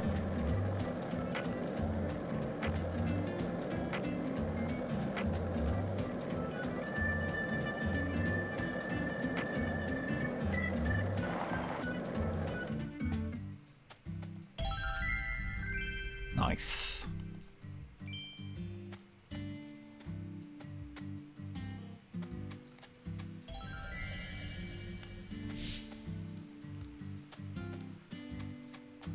What's all this stuff? Probably more of the same stuff we've already got. Oh, that's new. Ah, they're all pretty new actually.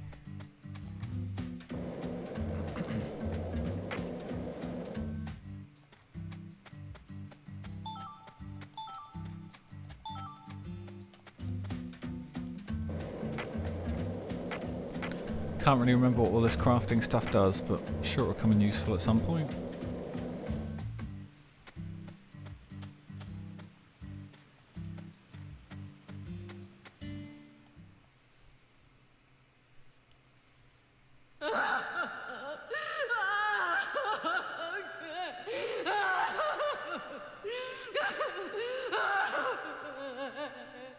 This is how it has to be.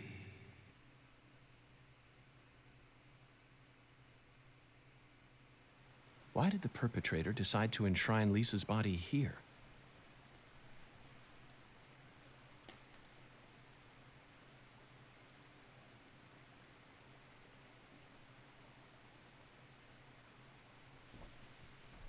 Profiling start.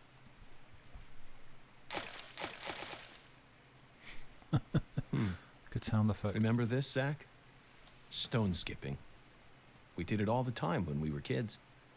For some reason, I could never beat you. But I feel like I've got what it takes to win now. What do you say? Shall we take a trip down memory lane?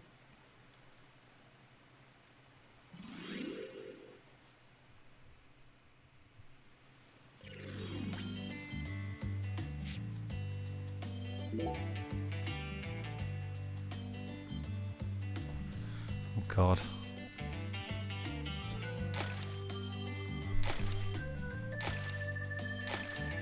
Bad.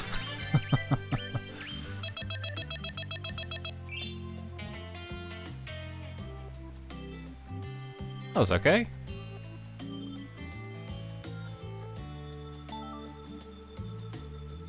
Okay, yeah, that was quite bad. Not bad, Zach. That was just as fun as when we were kids. Hey, what's that? No wonder the word Mississippi means father of waters.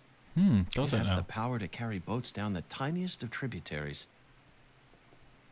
It's one of the prime symbols of America's majesty and the vitality of the human race. Now about that boat. What sort of cargo would give it such a deep draft? What else do you see, Zach? I saw it clearly, if only for a second. The dragonfly crest. Uh-huh. This town never wants to stop reminding us about the Clarksons. True.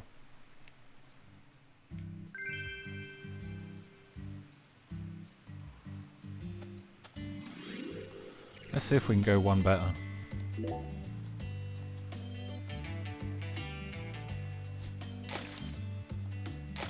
Oh. Terrible.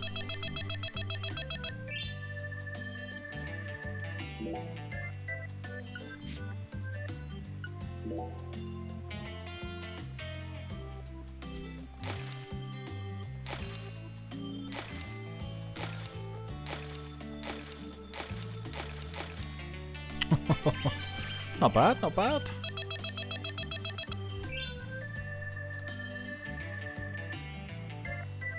Sunscreen. Jesus, $17.50. All it gets you is a cigarette. Okay, maybe not.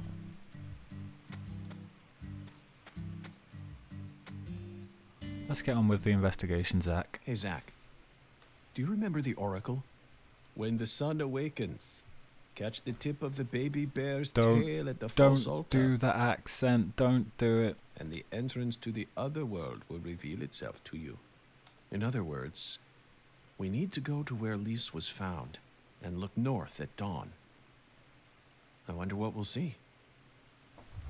I see a skeleton.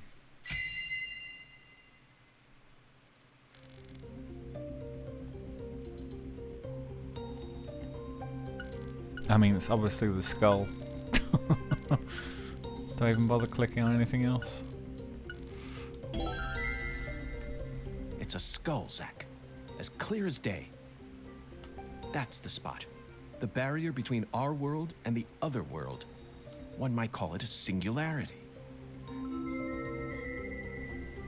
One might.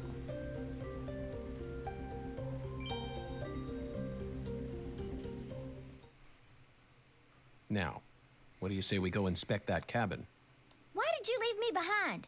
You're not supposed to investigate without me. Oh, I'm sorry, Patty. You just missed a special moment. What moment?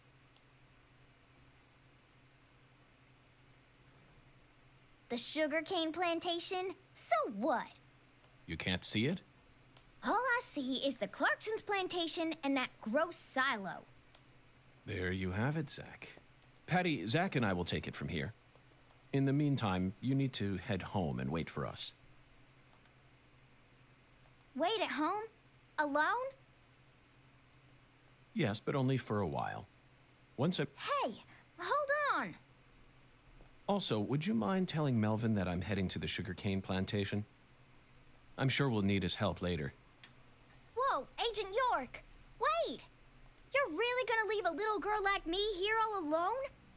Act like an adult for once in your life. I promise to protect you from all the evil in our world. You promised! Protect me! You'll be fine. You made it this far alone, didn't you?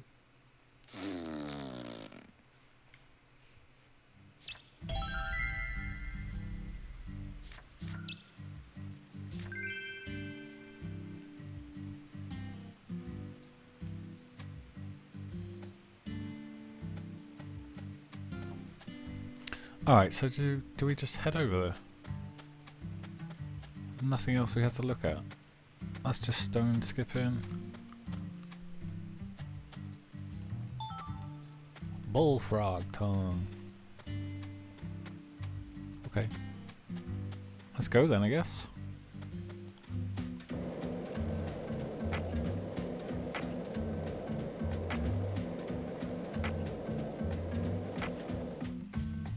Get up there. Oh, come on, Zach.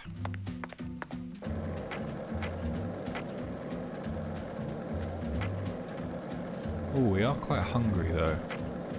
It's the only thing. Zach, you're a coffee person. Zach, how about we grab a bite to eat? Not even...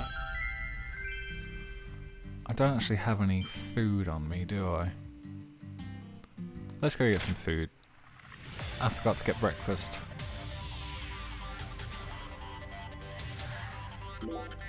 And we'll buy a couple of things as well.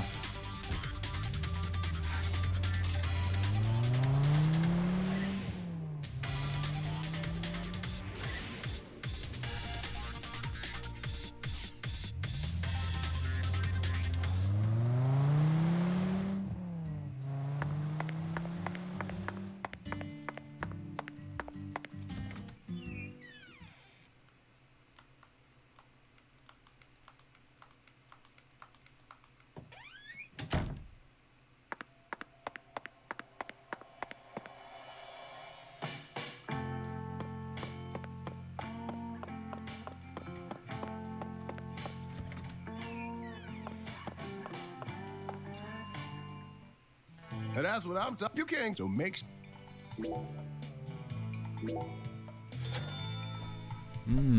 Shrimp.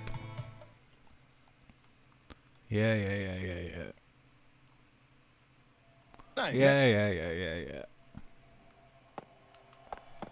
Well, let's buy some junk food as well.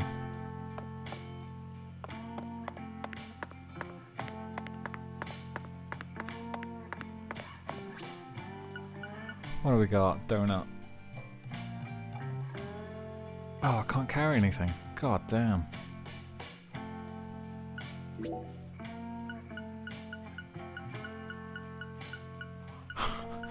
Got enough bullets there, pal? A lot of small...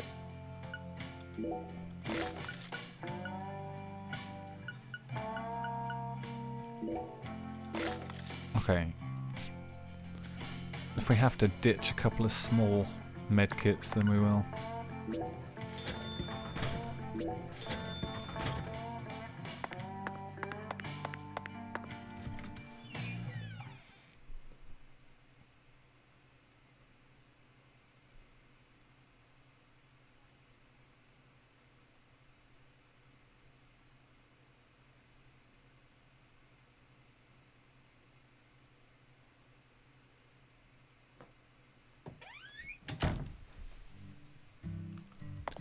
Okay, Wyvern, let's go.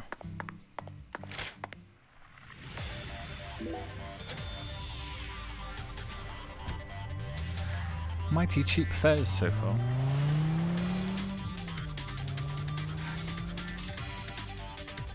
I guess that's because she's in her start-up period.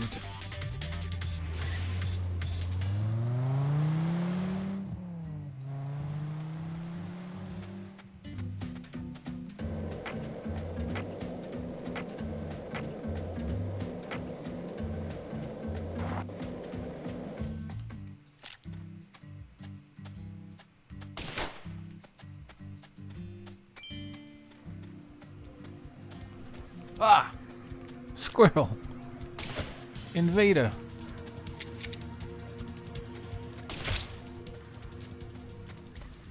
What the hell happened there?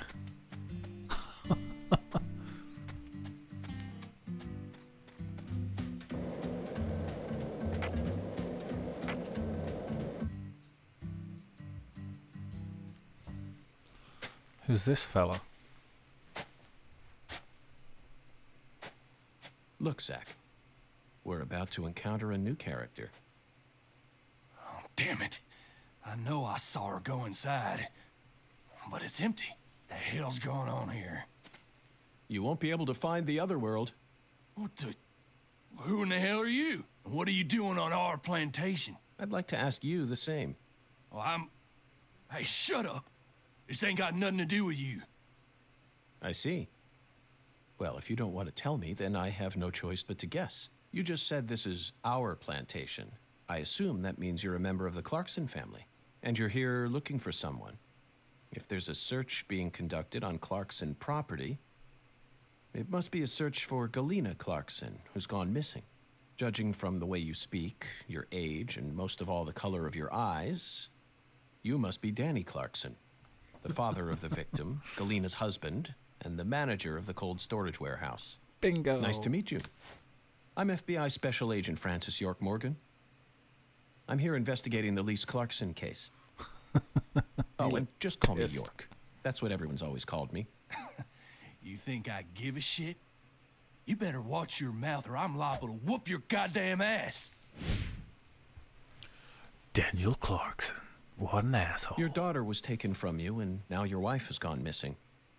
No words can describe what you're going through. I imagine you're doing everything you can, searching every last nook and cranny all over town. But, Danny, listen to me. It won't get you anywhere. No matter how hard you search, you'll never find them. The fuck is with you? You want to throw down with a Clarkson? Absolutely not. I simply wish to solve this case. Then hurry up and investigate, goddammit. I am. That's why I'm here. The Oracle told me there's something in this spot. Oracle? That's right. Zach and I are following oracles given to us by a skeletal gentleman. If you wish to find the person who killed your daughter, you should cooperate. I imagine that not even the Clarksons want to start a feud with a federal power. I've had enough of your bullshit. Oh, shit. Why's everyone and their mother been pissing in my ear today, huh? Shit! Does this mean you're ready to cooperate? He mad. May I enter the building? Do whatever you want.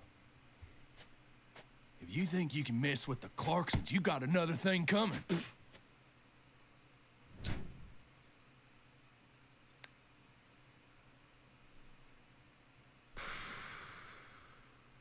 Zach, it appears that the Clarksons have no idea where Galena is either. And judging from Danny's demeanor, the family must be in the midst of their own complications. This case may require more work than we think.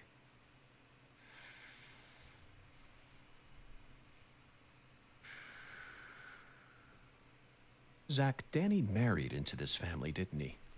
Yet he's acting like he's a full-blooded Clarkson. I'm surprised, really. That was the most unexpected aspect of our encounter. After all, he's only the son-in-law. What do you think, Zach? I think he's a fucking asshole. That's what I think. Okay, so 2 important things now.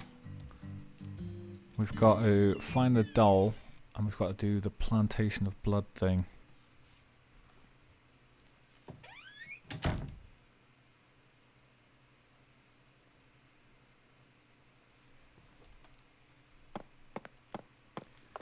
Okay, we probably should use our toolbox. I mean, this seems like a lot of bullets. And you pick some up as well, so why don't we just chuck a couple of those away? A couple of small ones can go. Milk, black. I can't really remember which of these we're going to need, so let's take them all for now. Manual save.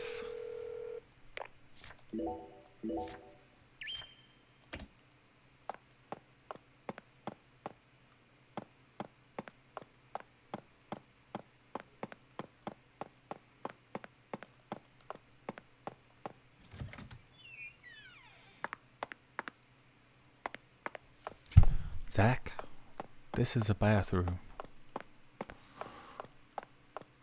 Alright, let's do it. Hopefully I won't mess it up. This is it, Zach. Whatever it is. A deadly premonition. Wait. You know, for some reason I'm getting butterflies. How about you? It's time we went and saw this other world for ourselves.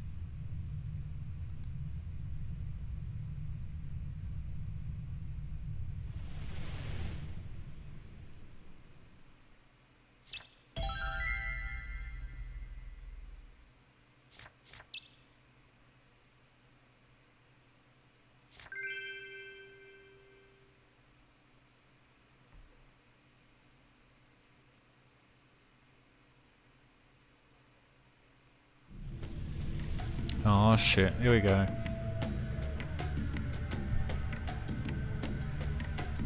Zach, the countryside is always so entertaining. It has far more stimuli to offer than the big city.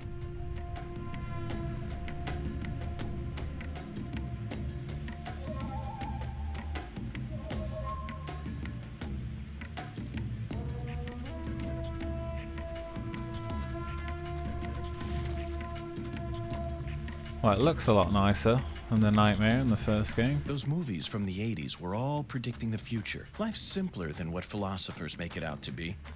In the end, truth and reality are never one and the same. Now we have nothing to fear.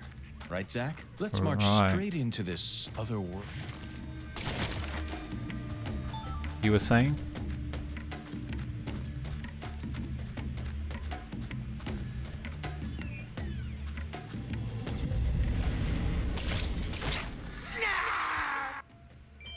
Snarr.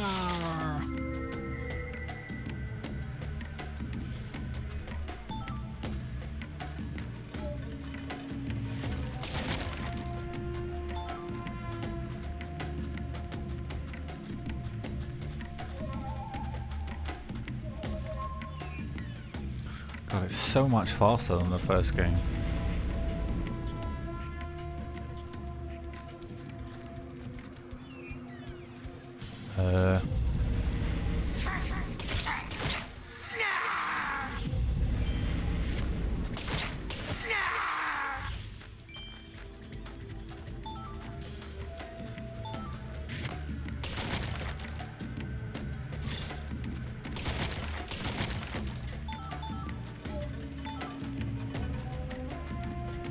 Okay, so you pick up bullets, so we're fine.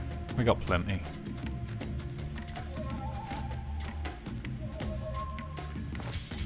Whoa!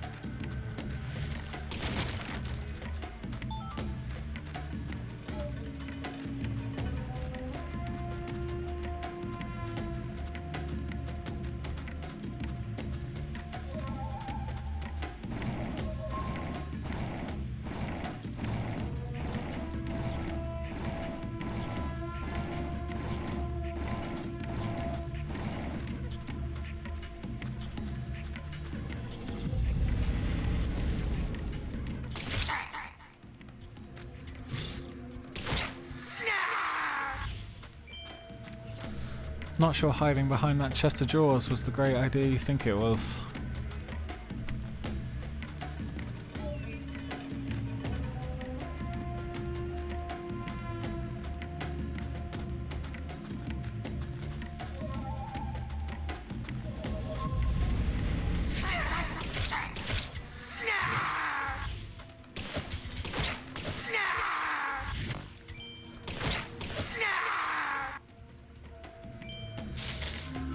Cha-ching! Did I just get a bonus of 0? Motherfucker.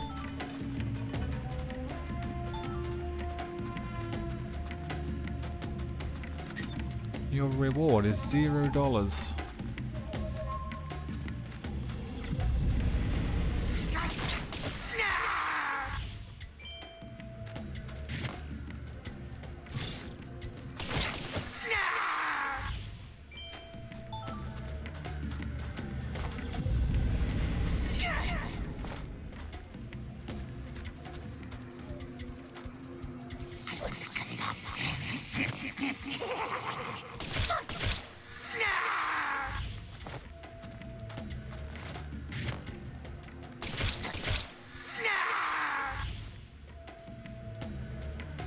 What the hell? I don't want to leave. Is that the end or not? I don't know.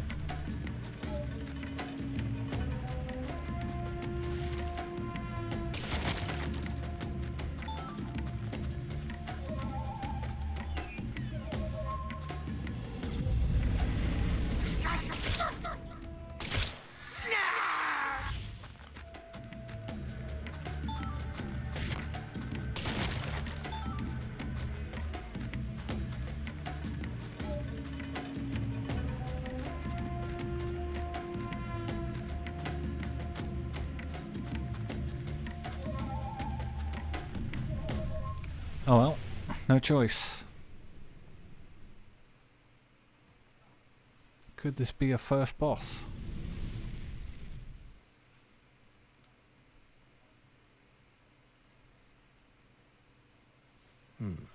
Zach, I sense something here. Oh, profiling start.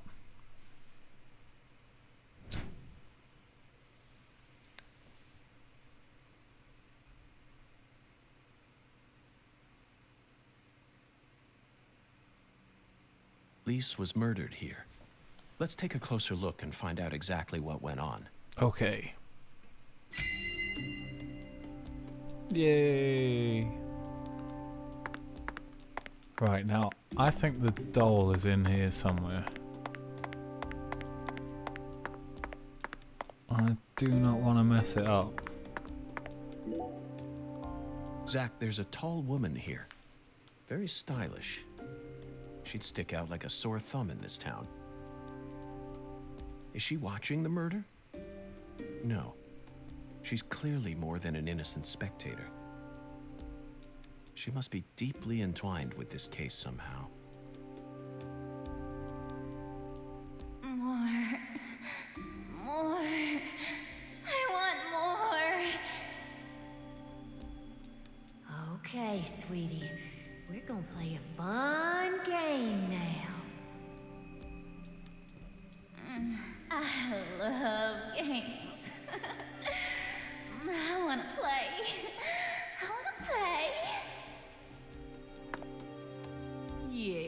I'll give you exactly what you want. Something real special. You'll be able to fly much higher now.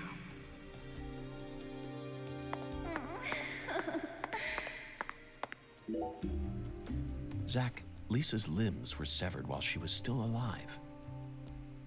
But she's smiling. She must not have been able to feel any pain. Sang Rouge isn't that powerful of a drug. At least... And look, Zach. Another dragonfly. The tattoo is just to the side of her navel. She always carried the mark of a Clarkson with her, wherever she went. Wow, it's amazing. I can feel it. I'm getting prettier. Red powder. This must be Sang Rouge. But for some reason, it looks more vibrant than all the specimens we've gathered so far. Okay, let's get started. This is gonna be so fun.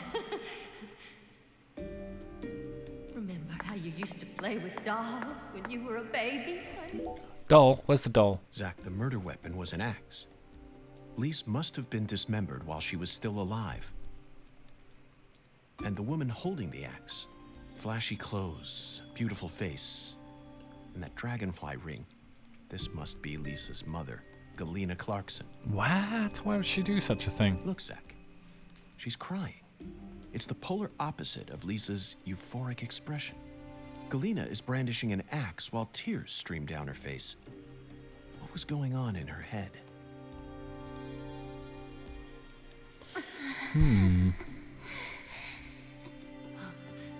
Lise, you're so beautiful.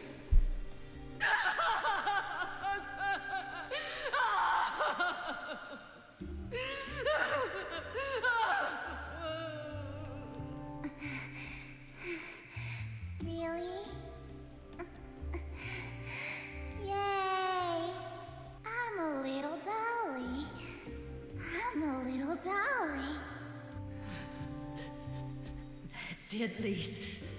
It'll all start from you. Now you'll never die. You'll be eternal. Oh, not this shit again. Just wait for me, Lise. I'll be with you soon. When will you people learn? These rituals never I'll work. always be with you.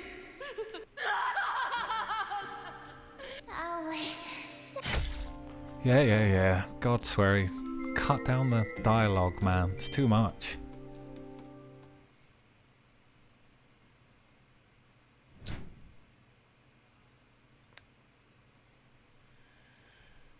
Lise Clarkson was murdered here. After she died, she was carried to the spot underneath that bridge.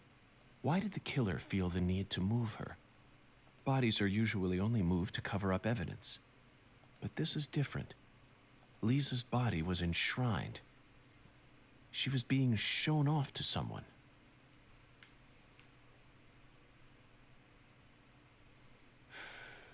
The ritual, the altar. A mother killing her child. A monstrous giant. And a mysterious, stylish woman. There's a real demon out there, and it's got its sights set on the Clarksons. But Zach, this is exactly the kind of case we FBI agents are here to solve. Isn't that right?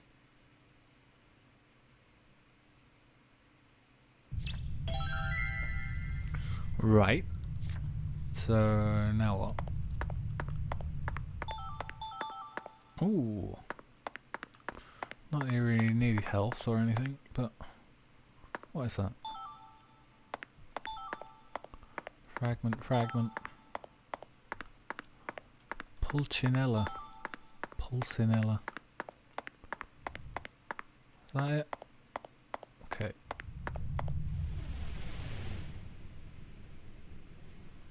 Do we fight now? Feels kind of early for a boss. Oh, it's more of this.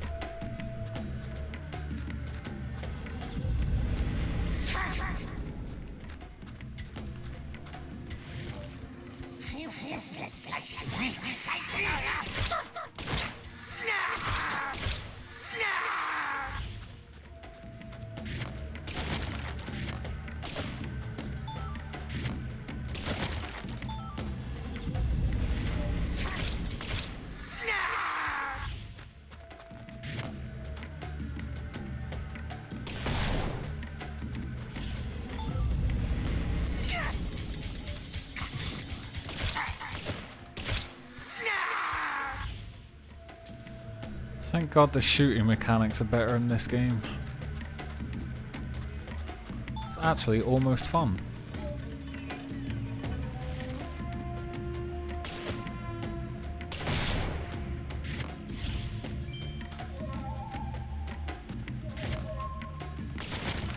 In fact, I take that back, it is fun. It runs a lot better than I remember the Switch version ever running. Well, I mean, you'd hope so, wouldn't you?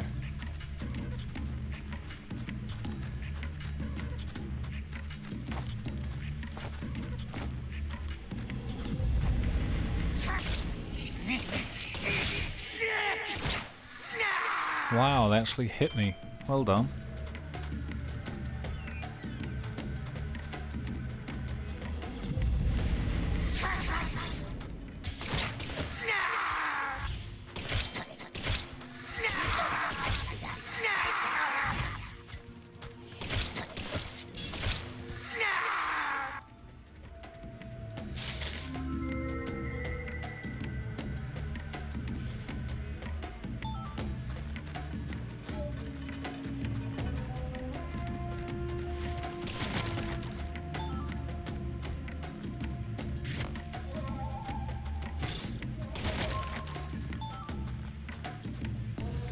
I have a feeling it's going to be like the first game where you end up with miles too much of everything.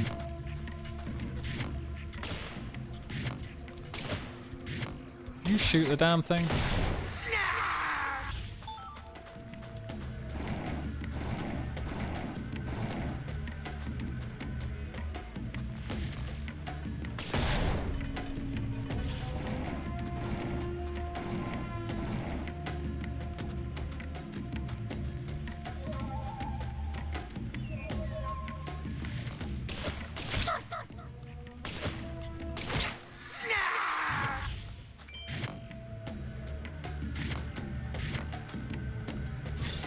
Caught sleeping.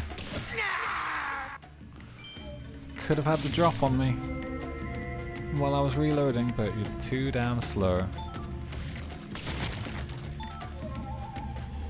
Uh-oh.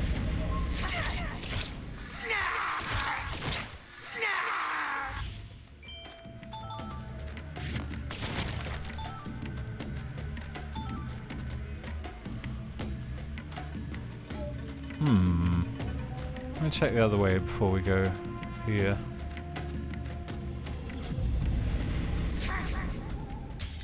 Oh, I hate when they do that.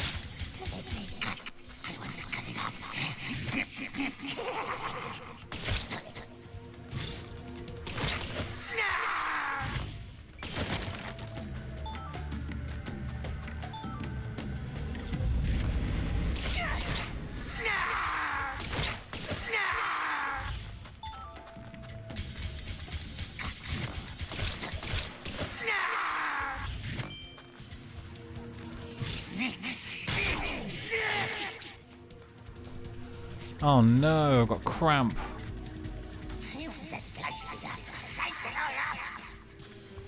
Does it wear off or do I need a antidote?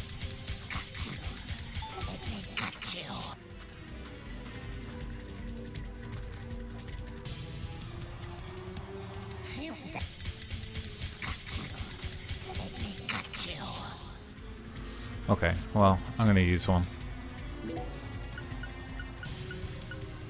What is it? Anti-numb, I think we want.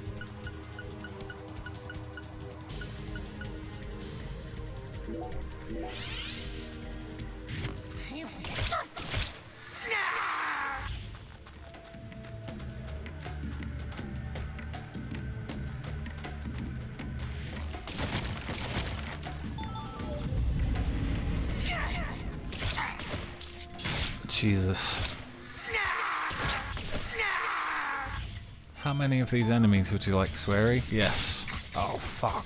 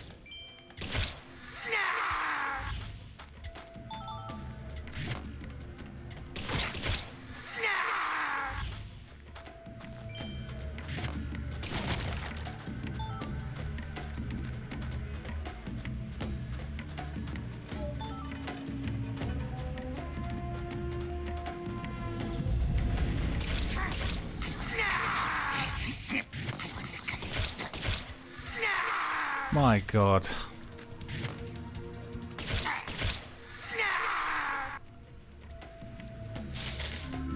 I guess the first game wasn't much different in terms of design, but the enemies were so pathetic in that game that it was just sort of funny. This is a lot of them.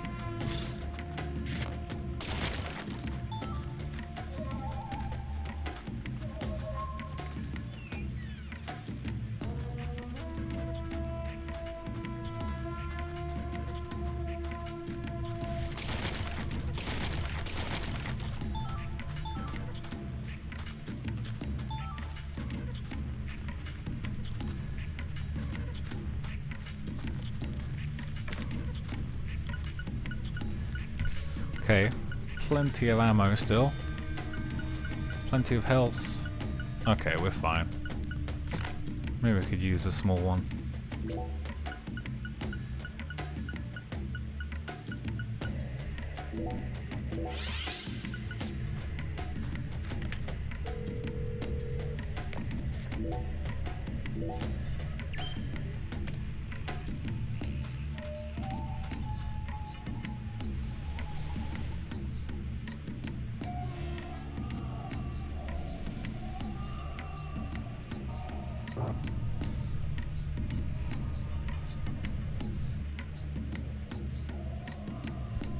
What in the heck? Oh jeez.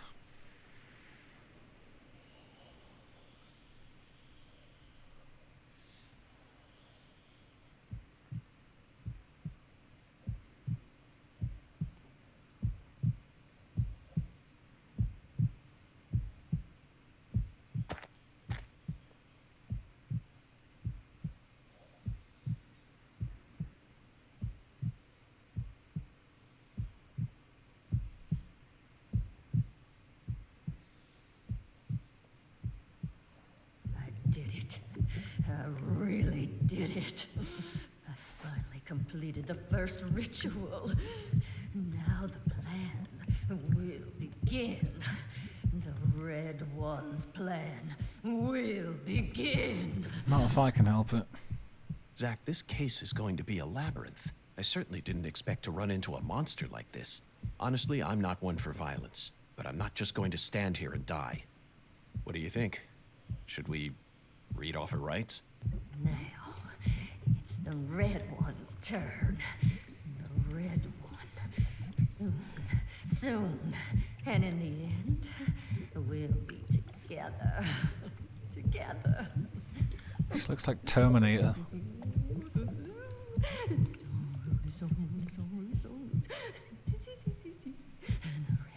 Red. Oh, seeds. Red. Oh, yeah. I killed Lise. Why did you do it, woman? I did just as I was told. I killed her. So pure, adorable, and beautiful. I killed my own baby. Lise, you son of a bitch! What did you do to my daughter?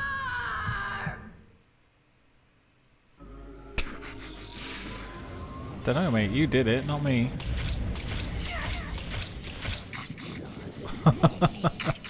Great boss fight. Ow.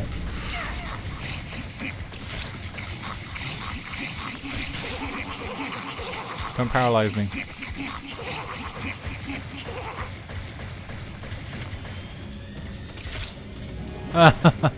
That can't be it.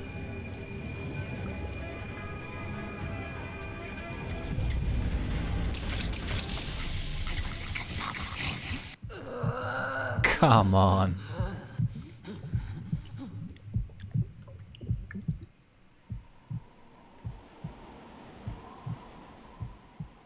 You're really pissing me off. I'm invincible now. Holy red seeds protect me. So then why? What are you? No, it can't be. You came here to stop our plan? You can't stop us now. We already made our sacrifice. You don't know how much we sacrificed. tears of blood we cried. Oh, for the Red One's plan.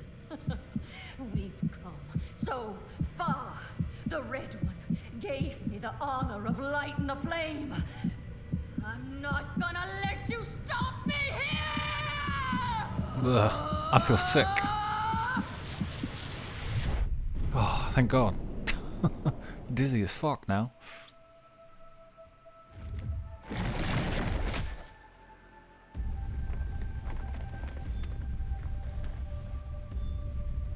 Oh shit, she's tyranted.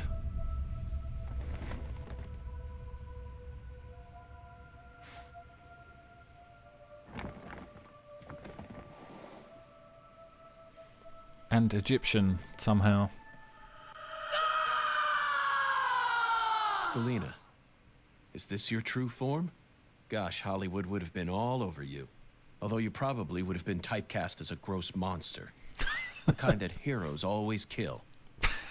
We're going to make a new world! And no one's going to stop us!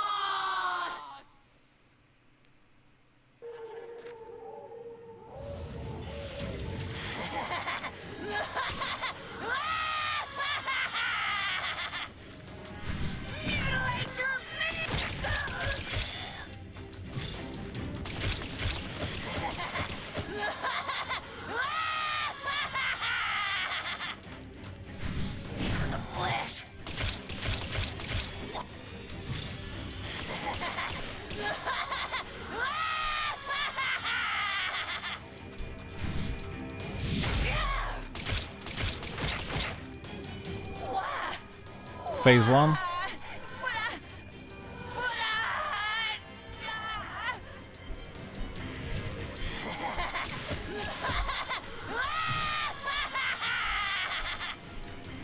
Uh-oh, she's changing up. Oh no.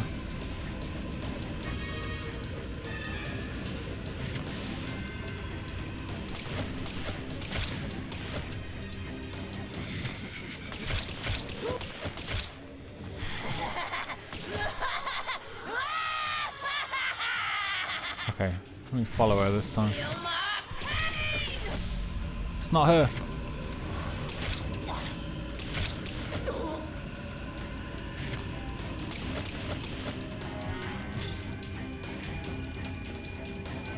It is her. Why wasn't she taking damage? Feel my pain!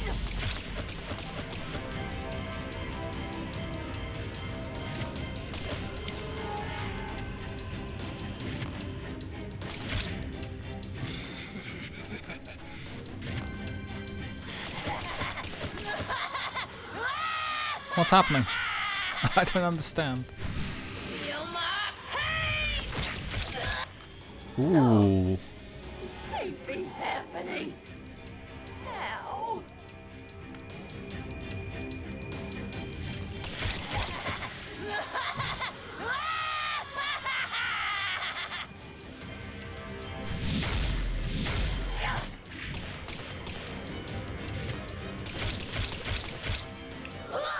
Got ya. Bye bye.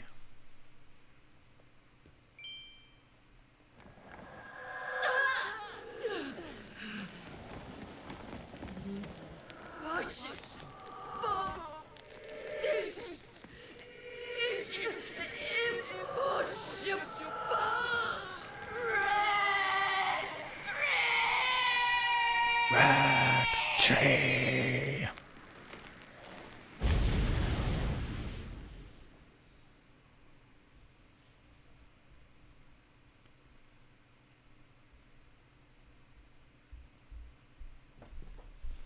Okay, before I leave, piece of Galena's heart. Aha, that's what we wanted. Anything in these? First aid kit, okay. Let's pick these up then. Think they made the game a touch too easy, do you think?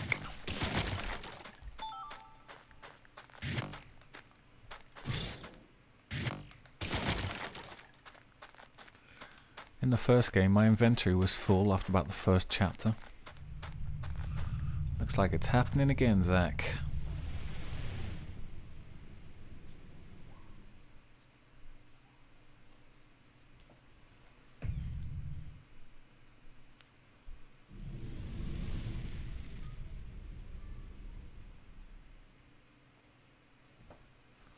Galena.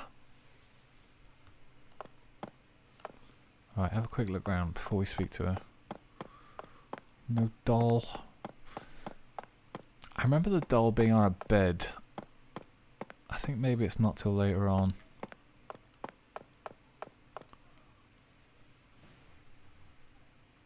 This. Our new world. My Lise, my sweet little dolly. Galena Clarkson, you are now under arrest on suspicion of the murder of Lise Clarkson and the illegal disposal of her corpse.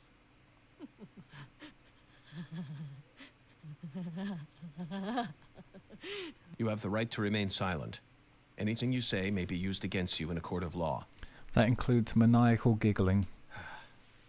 That's enough, Zach. She can't hear us anymore. Zach, pardon my language, but this case can go fuck itself. Oh.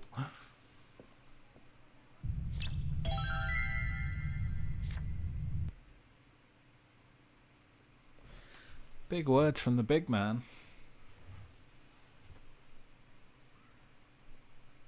I owe you one, Mr. York.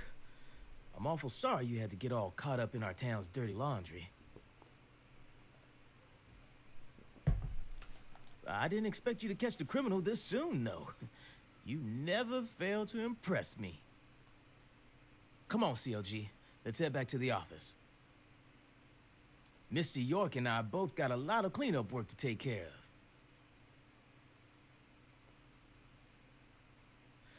of. Now I just gotta figure out what I'm gonna tell the Clarksons. That's my biggest problem. Melvin, this investigation has only just begun. What? But we got the killer. This case is much more complicated than it seems. You mean you're gonna keep searching the town? Of course. At the moment, I'm after a tall, stylish woman. Does that ring any bells? Stylish?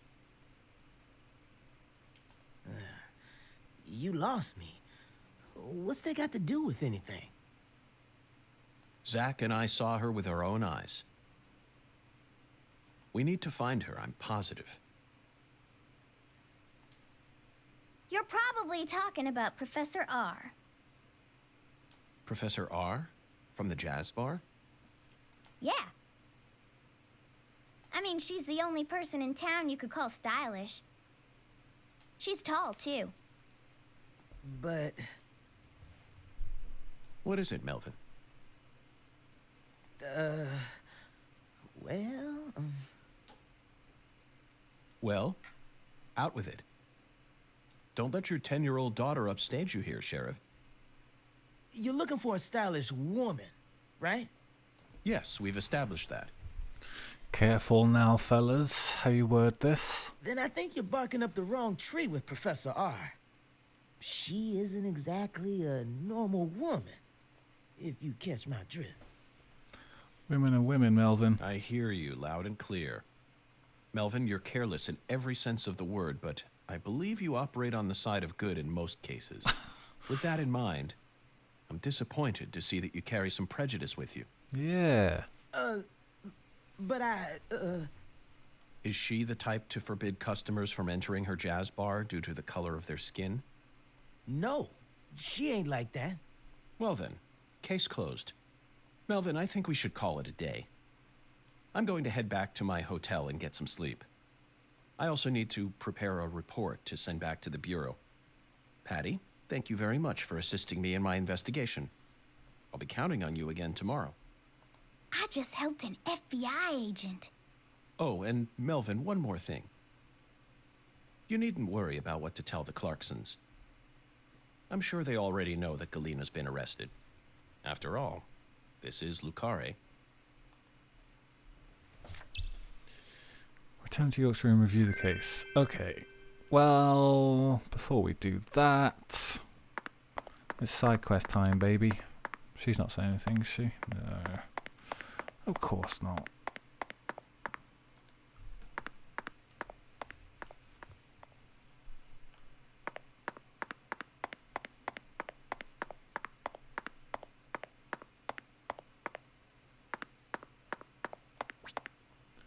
Any of these worth a crap? Nah, not really.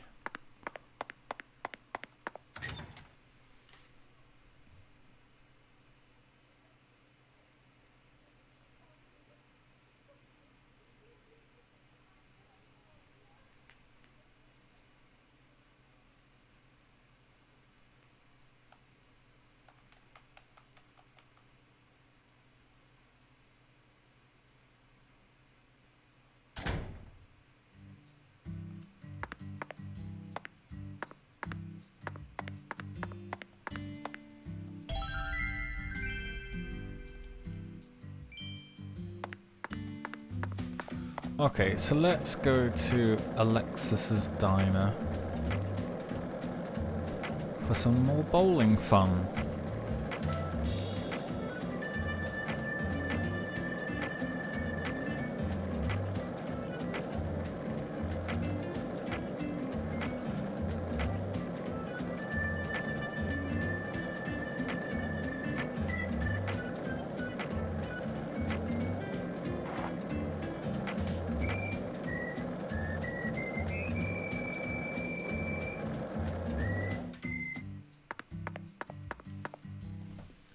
Closed? What the hell? How come?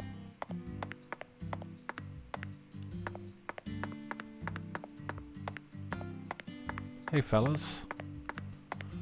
Oh, they're gonna lock me out. But I need to go back and see, what's his name? Avery.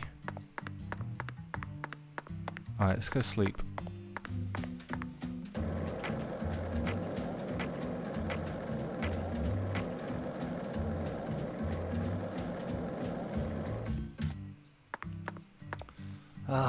I'm worried this is going to do me over. Maybe we should go and do Avery now, just in case.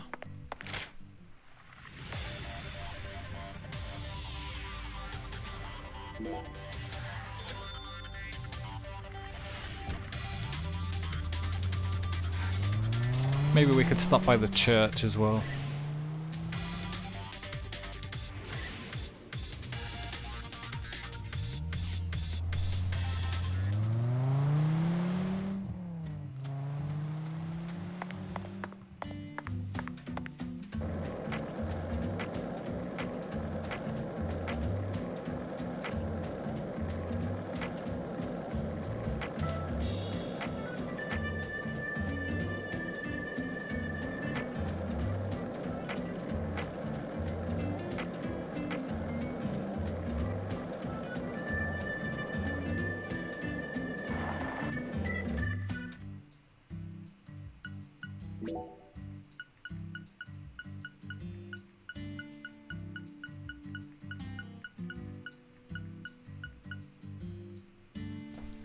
Middle cigarette, is that all I've got? Holy crap. Okay, I do need to go to sleep then. Balls.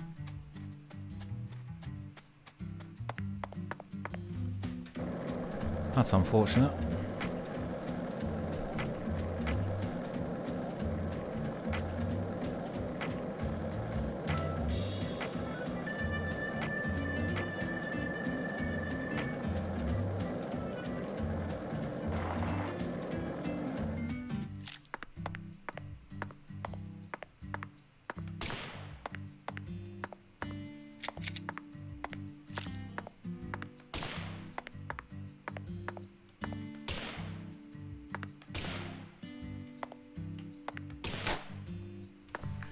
Awesome. So when it lights up red, it doesn't work.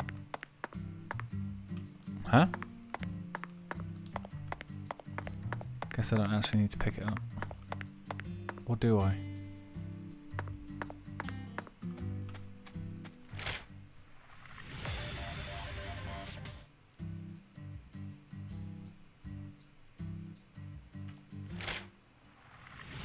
Okay, let's go.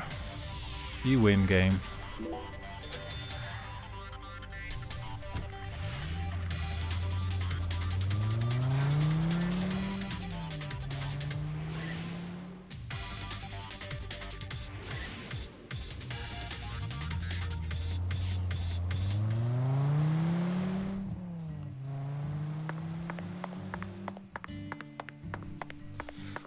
This ain't the foyer, mate.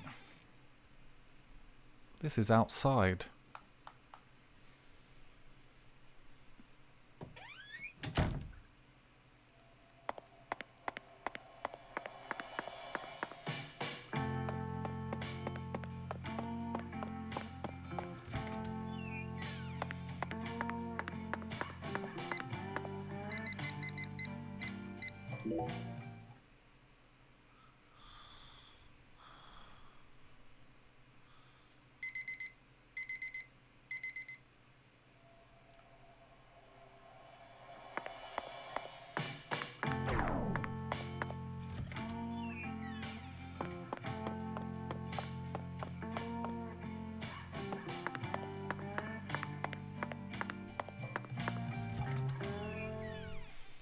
For some reason I think going outside and just hitting the sign is quicker than calling her in here, but I can't really think why.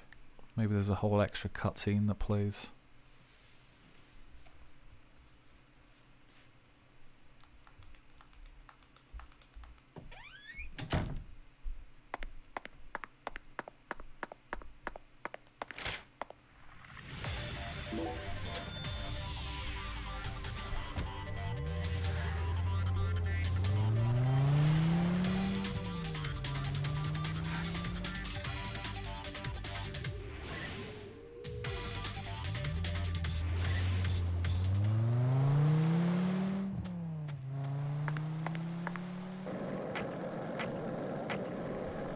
Wait, let's check he's not behind me. No, I don't think he was there.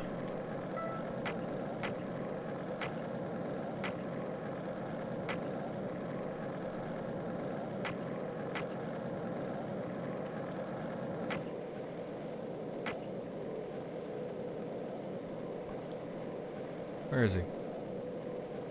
He's not here.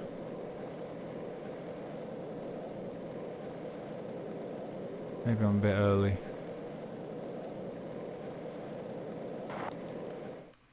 Oh wait, can you pass time at these things? Oh. No.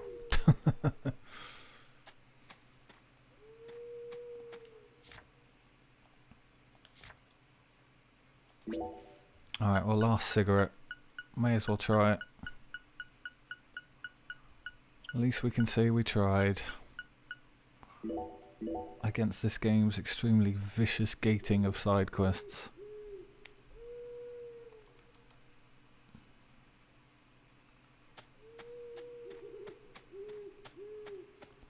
You here, buddy? Nah, he's not here, is he?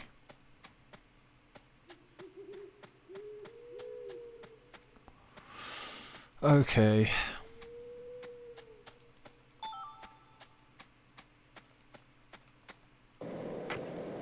Let's just check by the warehouse, just in case.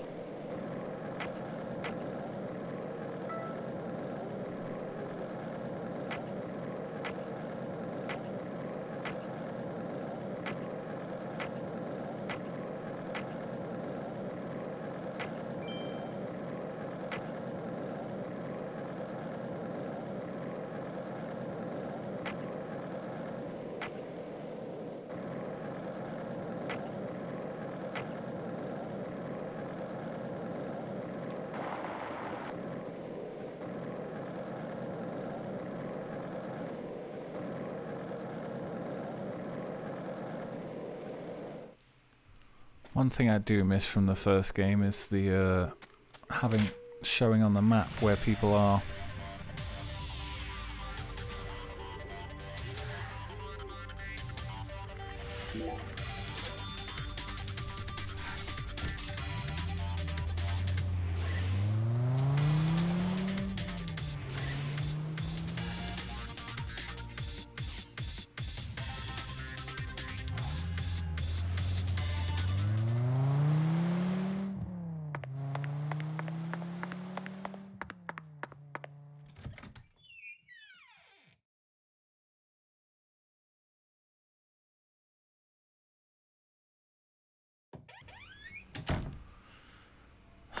You know what? I just don't trust this Avery thing at all. I think we need to do this in chapter 1, so episode 1. So I'm going to sleep. Let's try again tomorrow.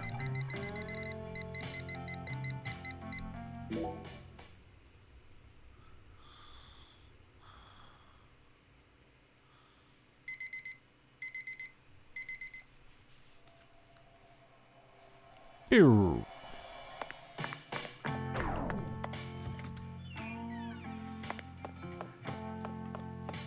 Oh, I hate having no stamina.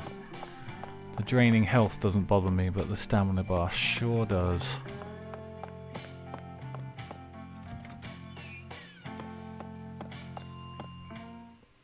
And that's what I'm talking. You can't get so make.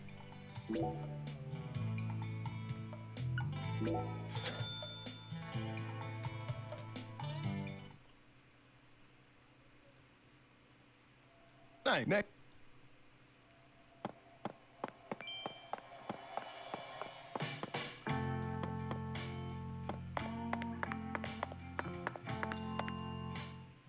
What? You need. Okay, why? Yeah, the repeated dialogue's starting to wear a little bit thin now. And we're only 6 hours in, we got a lot more of it to go. A lot more.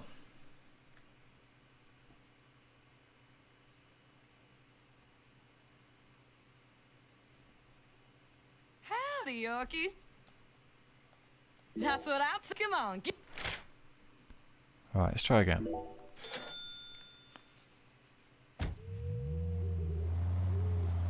Maybe now that it's been more than 24 hours, he'll be back.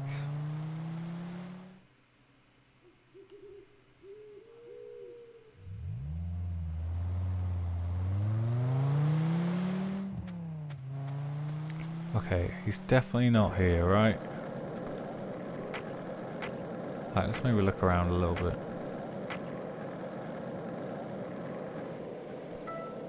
It's not there.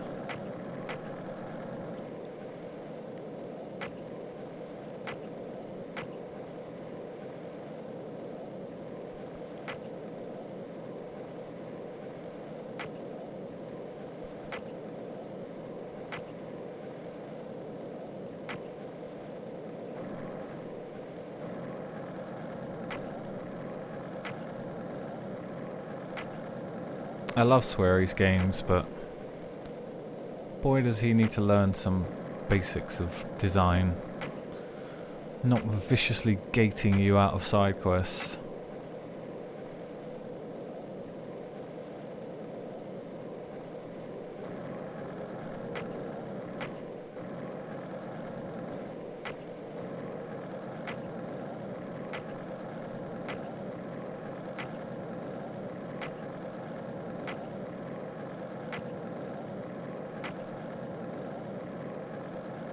Okay, so he is for sure not here.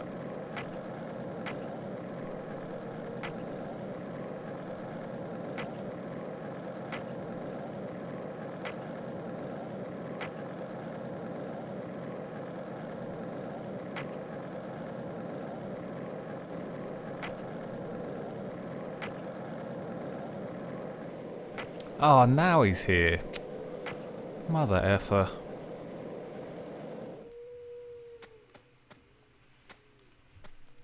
Your smarty pants. Yup.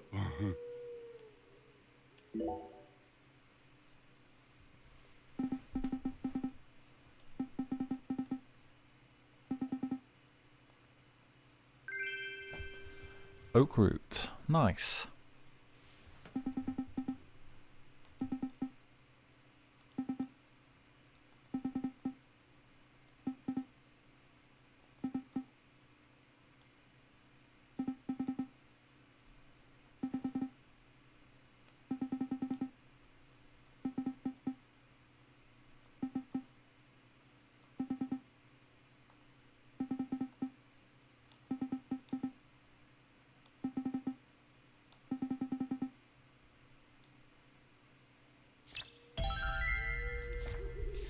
Nice. Can you give us another one, please? Your smarty pants.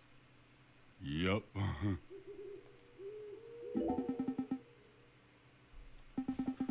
More bad guys.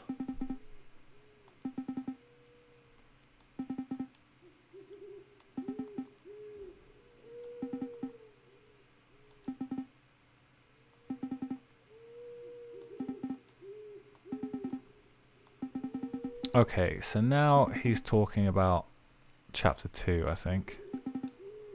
Episode 2. Oh, Zach, stop talking. Nobody cares when it's only in text. Oh, shut up, mate. Yeah. House of the Crimson Devil. Okay, Otherworld from the Mansion. That is definitely episode 2. Okay, good news. Right. Now, before we end this episode, there's one more I would like to start, which involves paying a visit to the jazz bar, which we haven't been to yet, so we'll have to go there manually.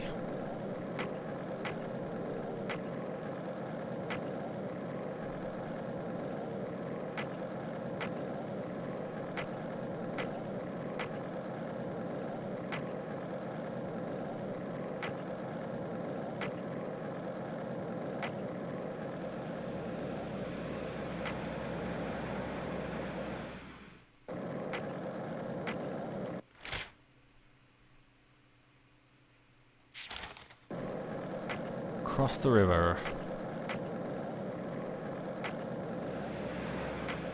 That car crashed. Sure looks like it. As an FBI agent, I probably should help, but I kind of got things to do. Hey, Zach. No, nothing. Just felt like saying that.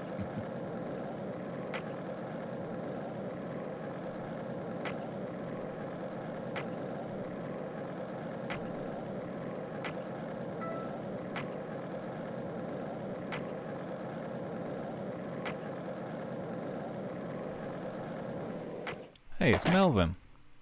I think. Is that his truck?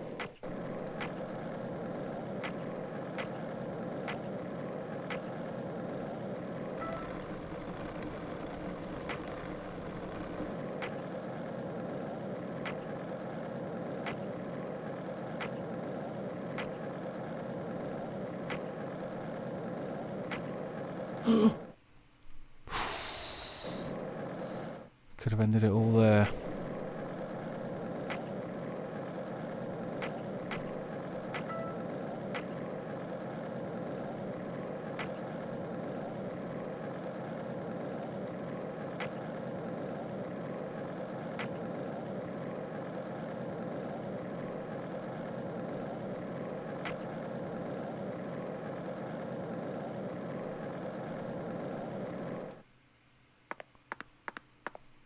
What is this? Is this the right place?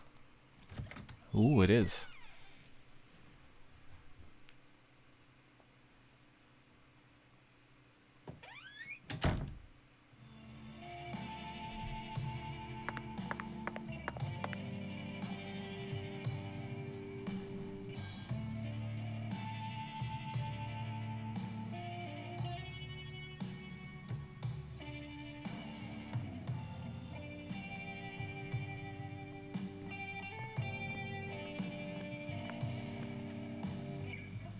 Got a minute?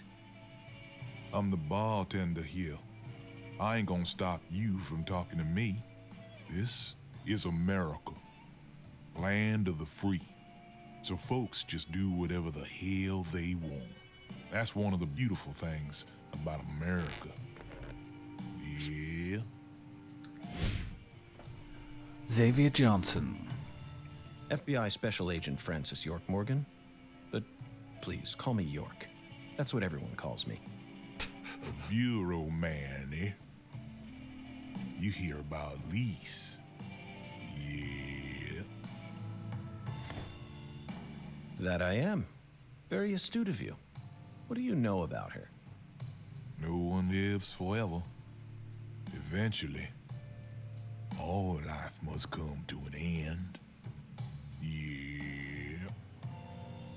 So you don't know much about her? The girl I love was her best friend. That's all I know, man. Sounds like you're deeply connected to this case, then. Why are you giving me the runaround? Truth bomb number 1. Think good and hard before you reveal yourself to someone you don't know. Just some common sense for daily survival. Yeah. Hey, Bureau man, you change your underwear every day. Yeah. Here's another truth bomb for you. Clean, white underwear without a single stain on it. So pristine it shines. Your day doesn't truly begin until you slip them on. Yeah. Our world's filled with truth bombs. And that's about all I can really tell you. Zach, this man has got a very unique style to him. I reckon it's about time we stop flapping our gums here, Bureau man. Don't give up the good fight. Yep. Later. One last thing. Do you always dress this way? I'm not quite sure how to put it, but you're practically naked. This is America, land of the free. I'm simply exercising my freedom. And as my fellow American, you need to respect my freedom.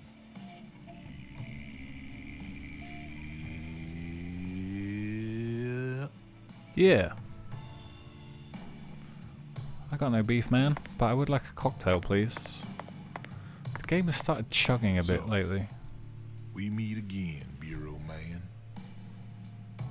So Professor R owns this place, and you manage it all on your own? Yeah. Pretty much, yeah. Professor R's really busy. What sort of relationship do you have with her? You interrogating me, Bureau man? Professor R is my boss. I'm her employee. End of story. What's your job? Bartenders make drinks and serve them. Yeah. No special drugs on some secret menu? Louisiana's got music. We don't need drugs. Even in Louisiana, drug use is rampant. Not here, it ain't. Folks come here to enjoy a drink and listen to some jazz. I came across this spot when I was looking for a place where my buddies and I could play.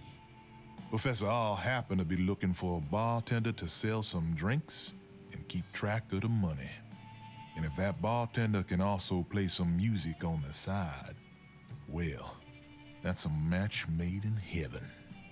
It's just one big truth bomb, Bureau man. Irrefutable. Yeah. Okay, so apparently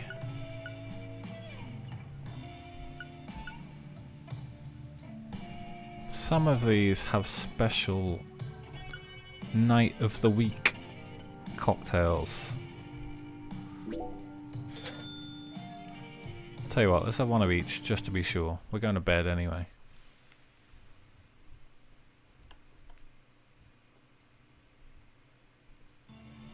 Now you're a man that can hold his liquor, Bureau man. You know, you remind me of someone. Who? A historical figure from another country. Oh? Well, I'd certainly like to hear about him.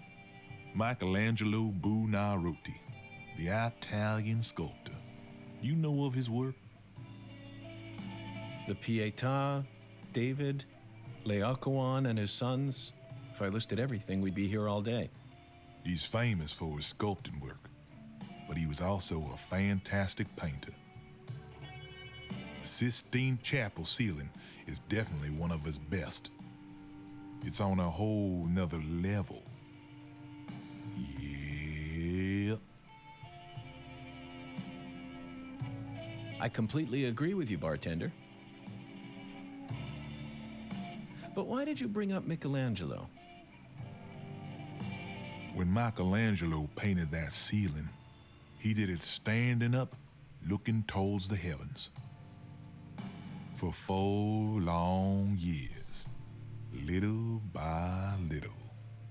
The ultimate task a single human can achieve over a period of 4 years.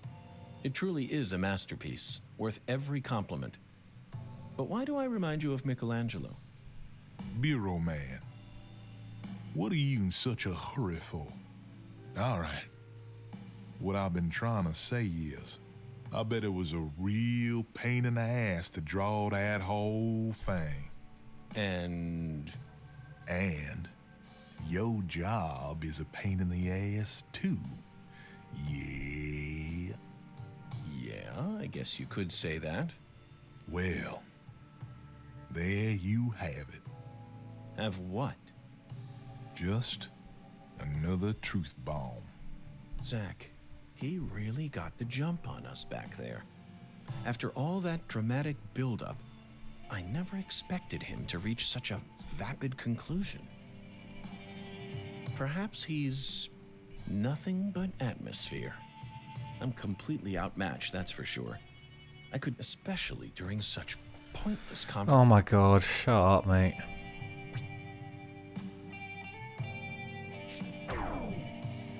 So.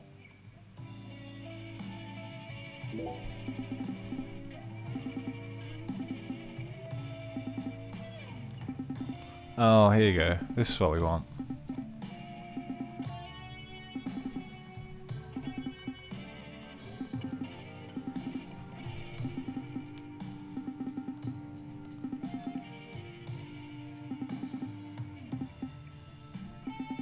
A different cocktail every day.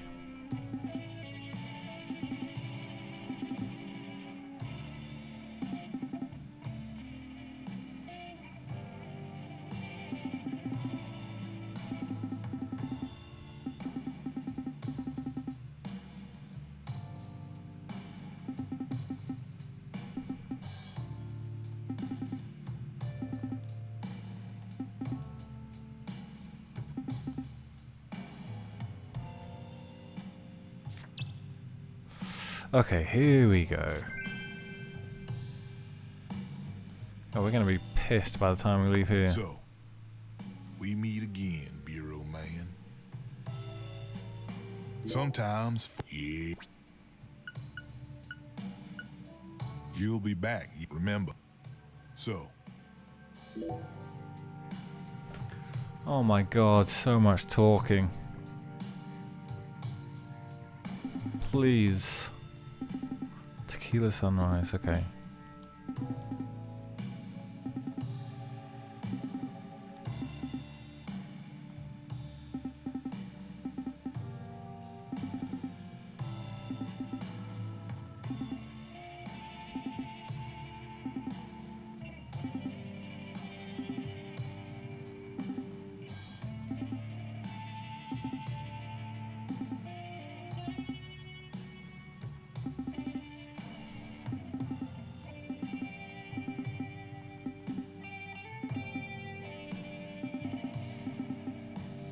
Oh my god, too much dialogue.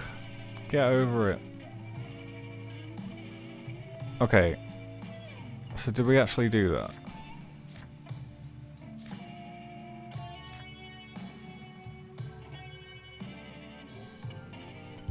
Did we drink it or not? I'm unclear. Sometimes, yeah. Okay. Oh my goodness.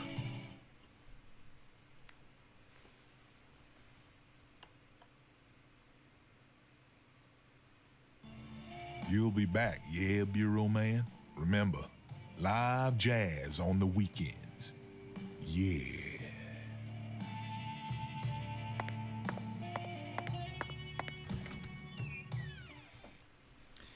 Please say that we've got a wyvern stop out here.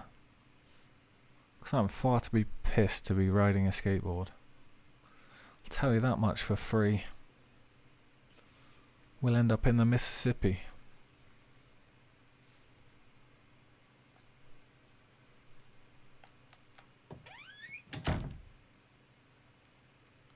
Hey, here we go.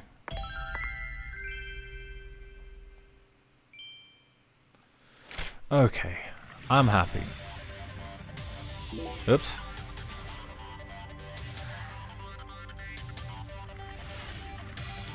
Pineapple. Please. What?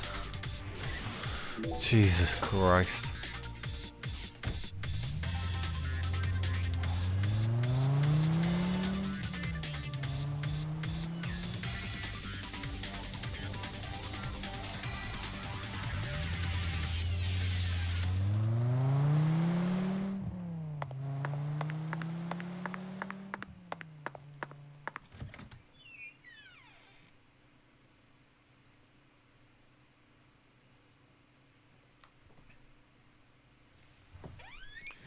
Alright, now it's time to review some evidence while we're pissed out of our gourds.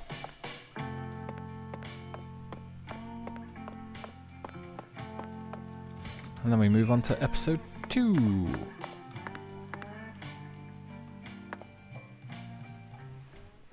Zach, let's go over our progress. We've got a complicated case on our hands this time, especially as far as the Clarksons' relationships go. But in a way, it's also a simple one. Understanding them on a deeper level is the most efficient way to uncover the truth behind all this. That's the one thing I'm sure of.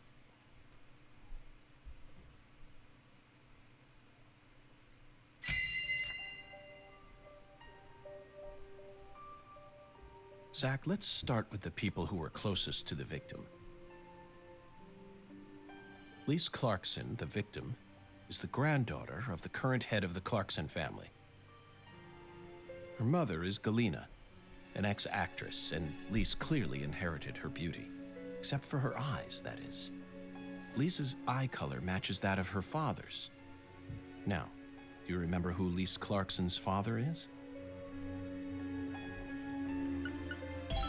That's right. Lisa's father is Danny Clarkson. His real name is Daniel E. Clarkson. He's from Florida and used to be the CEO of a talent agency. Danny struck the heart of Galena and successfully became a member of the esteemed Clarkson family. Despite being the son-in-law, he acts like he was born a Clarkson, but he's still just the son-in-law. Next comes what happened to Lise. According to Alexis, Lise said that the man was as tall as an oak tree. I believe that's the same 10-foot tall giant who made the fingerprints we found in the cold storage warehouse. Now, what did this man do to Lise prior to her murder? Yes, that's it, Zach. The man as tall as an oak tree followed Lise around and watched her. Despite his towering stature, he must have been rather shy. Or perhaps he was merely biding his time and planned to kidnap her from the very start. If that's the case, there should have been some evidence left at the scene of the crime. Zach, we're still missing some puzzle pieces. Speaking of the scene of the crime, I did some profiling in the plantation's control room. The truth it revealed to us was nauseating and horrific. But we need to touch upon it if we wish to proceed. Isn't that right, Zach? Who actually murdered Lise Clarkson? Yes, that's right. Lisa's own mother killed her. while she was dreaming about some bizarre new world. This is by far the vilest and ugliest crime we've ever seen. The fact that Galena set up her daughter's body at an altar makes this case even more complicated. Remember, not a single sacrificial human murder has ever been proven and documented in all of American history. The real world is far more complex than what we see in films and video games. And sacrificing a human life for something else is no easy task. In conclusion, Zach, through our investigation, we found one character who sticks out more than anyone else. You know exactly who I'm thinking about, don't you? We'll need to have a word with her in the near future. Who's the stylish woman we saw during the profiling?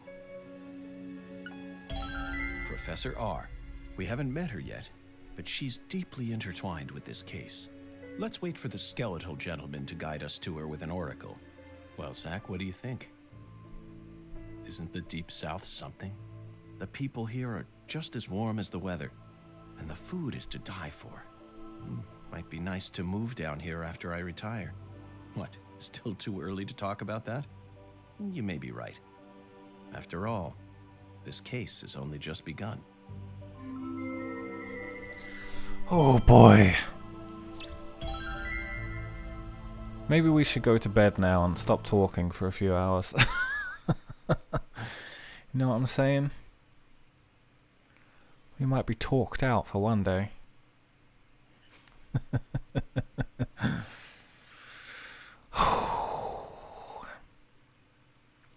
Good news is we've made a massive dent in the side quests. I reckon we probably did a third of them already, if not more. We've certainly laid the groundwork for some of the others as well, so Galena can't be the killer. we're doing good. They're making all this shit up.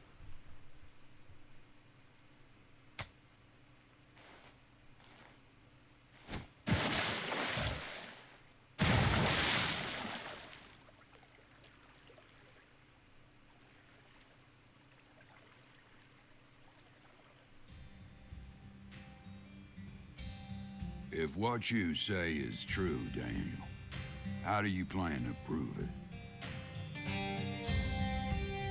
It's nearly been a century since the Clarksons first took control of Lucari. 100 years. I always thought my legacy would live on for 300 at least.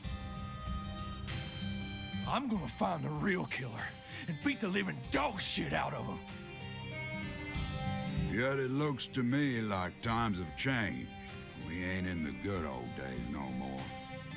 You understand me, boy? Yes, sir. I'm right there with you, Paul.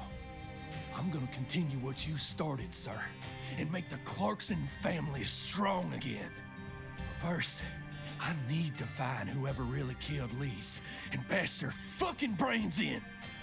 I saw this coming. Ever since the day Lenny left home, the town of Lucari has been cursed. We can't stop what's happening now. It's too late. It's beyond me. No. It's beyond the minds of anyone who comes from the olden days. You understand me now, boy? Yes, sir. Believe me, I do. I'll kill him. Just leave everything to me, Paul. Are you serious about this? Yes, sir. Right hand of God. Look right in my eyes. I ain't lying. I'm serious. I just need you to lend me some troops, sir. We need retribution right now. That's the job I've been given, and I intend to do it. Well then, let me ask you one more time. Are you serious about this? Yeah, hell yeah. I'm a Clarkson, and all Clarksons have a job to do. Isn't that what we always say? Mm-hmm. Then I'll need an arm. Yeah. What? What? Well now, you want to use my troops, I'm gonna need to know whether or not you're really serious about this. Just one arm. Slide it on through that wire there. and it'll take care of it for you. Paul, I mean, you're joking, right? Daniel, have I ever told you a single joke? Nope. No, but... If you want to become a real Clarkson, then you done got yourself a job to do.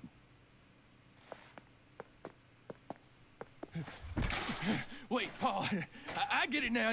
You want me to stick it in and then pull it out at the last minute, right? The pull-out method. You want to see if I got guts or not, but there's gonna be another way. Sorry, Danny boy. You can't be serious, sir. This is the only way. Hey, knock it off, you assholes! Let me go! He's just joking with me. Let me go, goddammit! Oh, please, sir, don't do this! Just tell me this is a joke, please!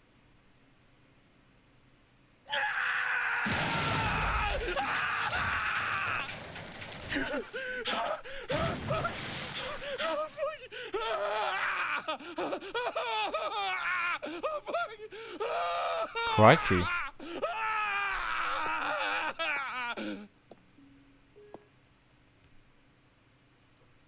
I am a Clarkson. And no matter how our fortune falls, all Clarksons have a job to do.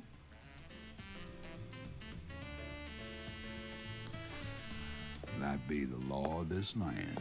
Something tells me this guy means business.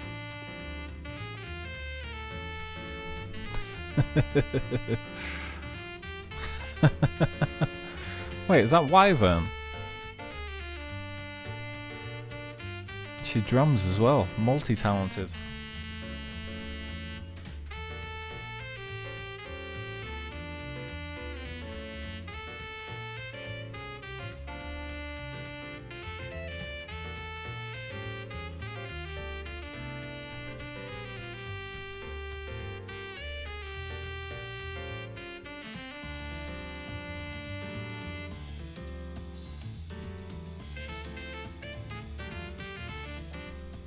I can't remember who the old guy is already. Who the fuck is he? Oh, right. That's the end of episode 1. 6 hours 47. S rank. Hell yeah. Nice, nice, nice. Ooh, pedestrian damages. That's bad. 1 squirrel shot. Alright. Well, that's it then. So we'll call it here. Join us for episode 2, when we go back to Boston for some more interrogation. See you then, Zach.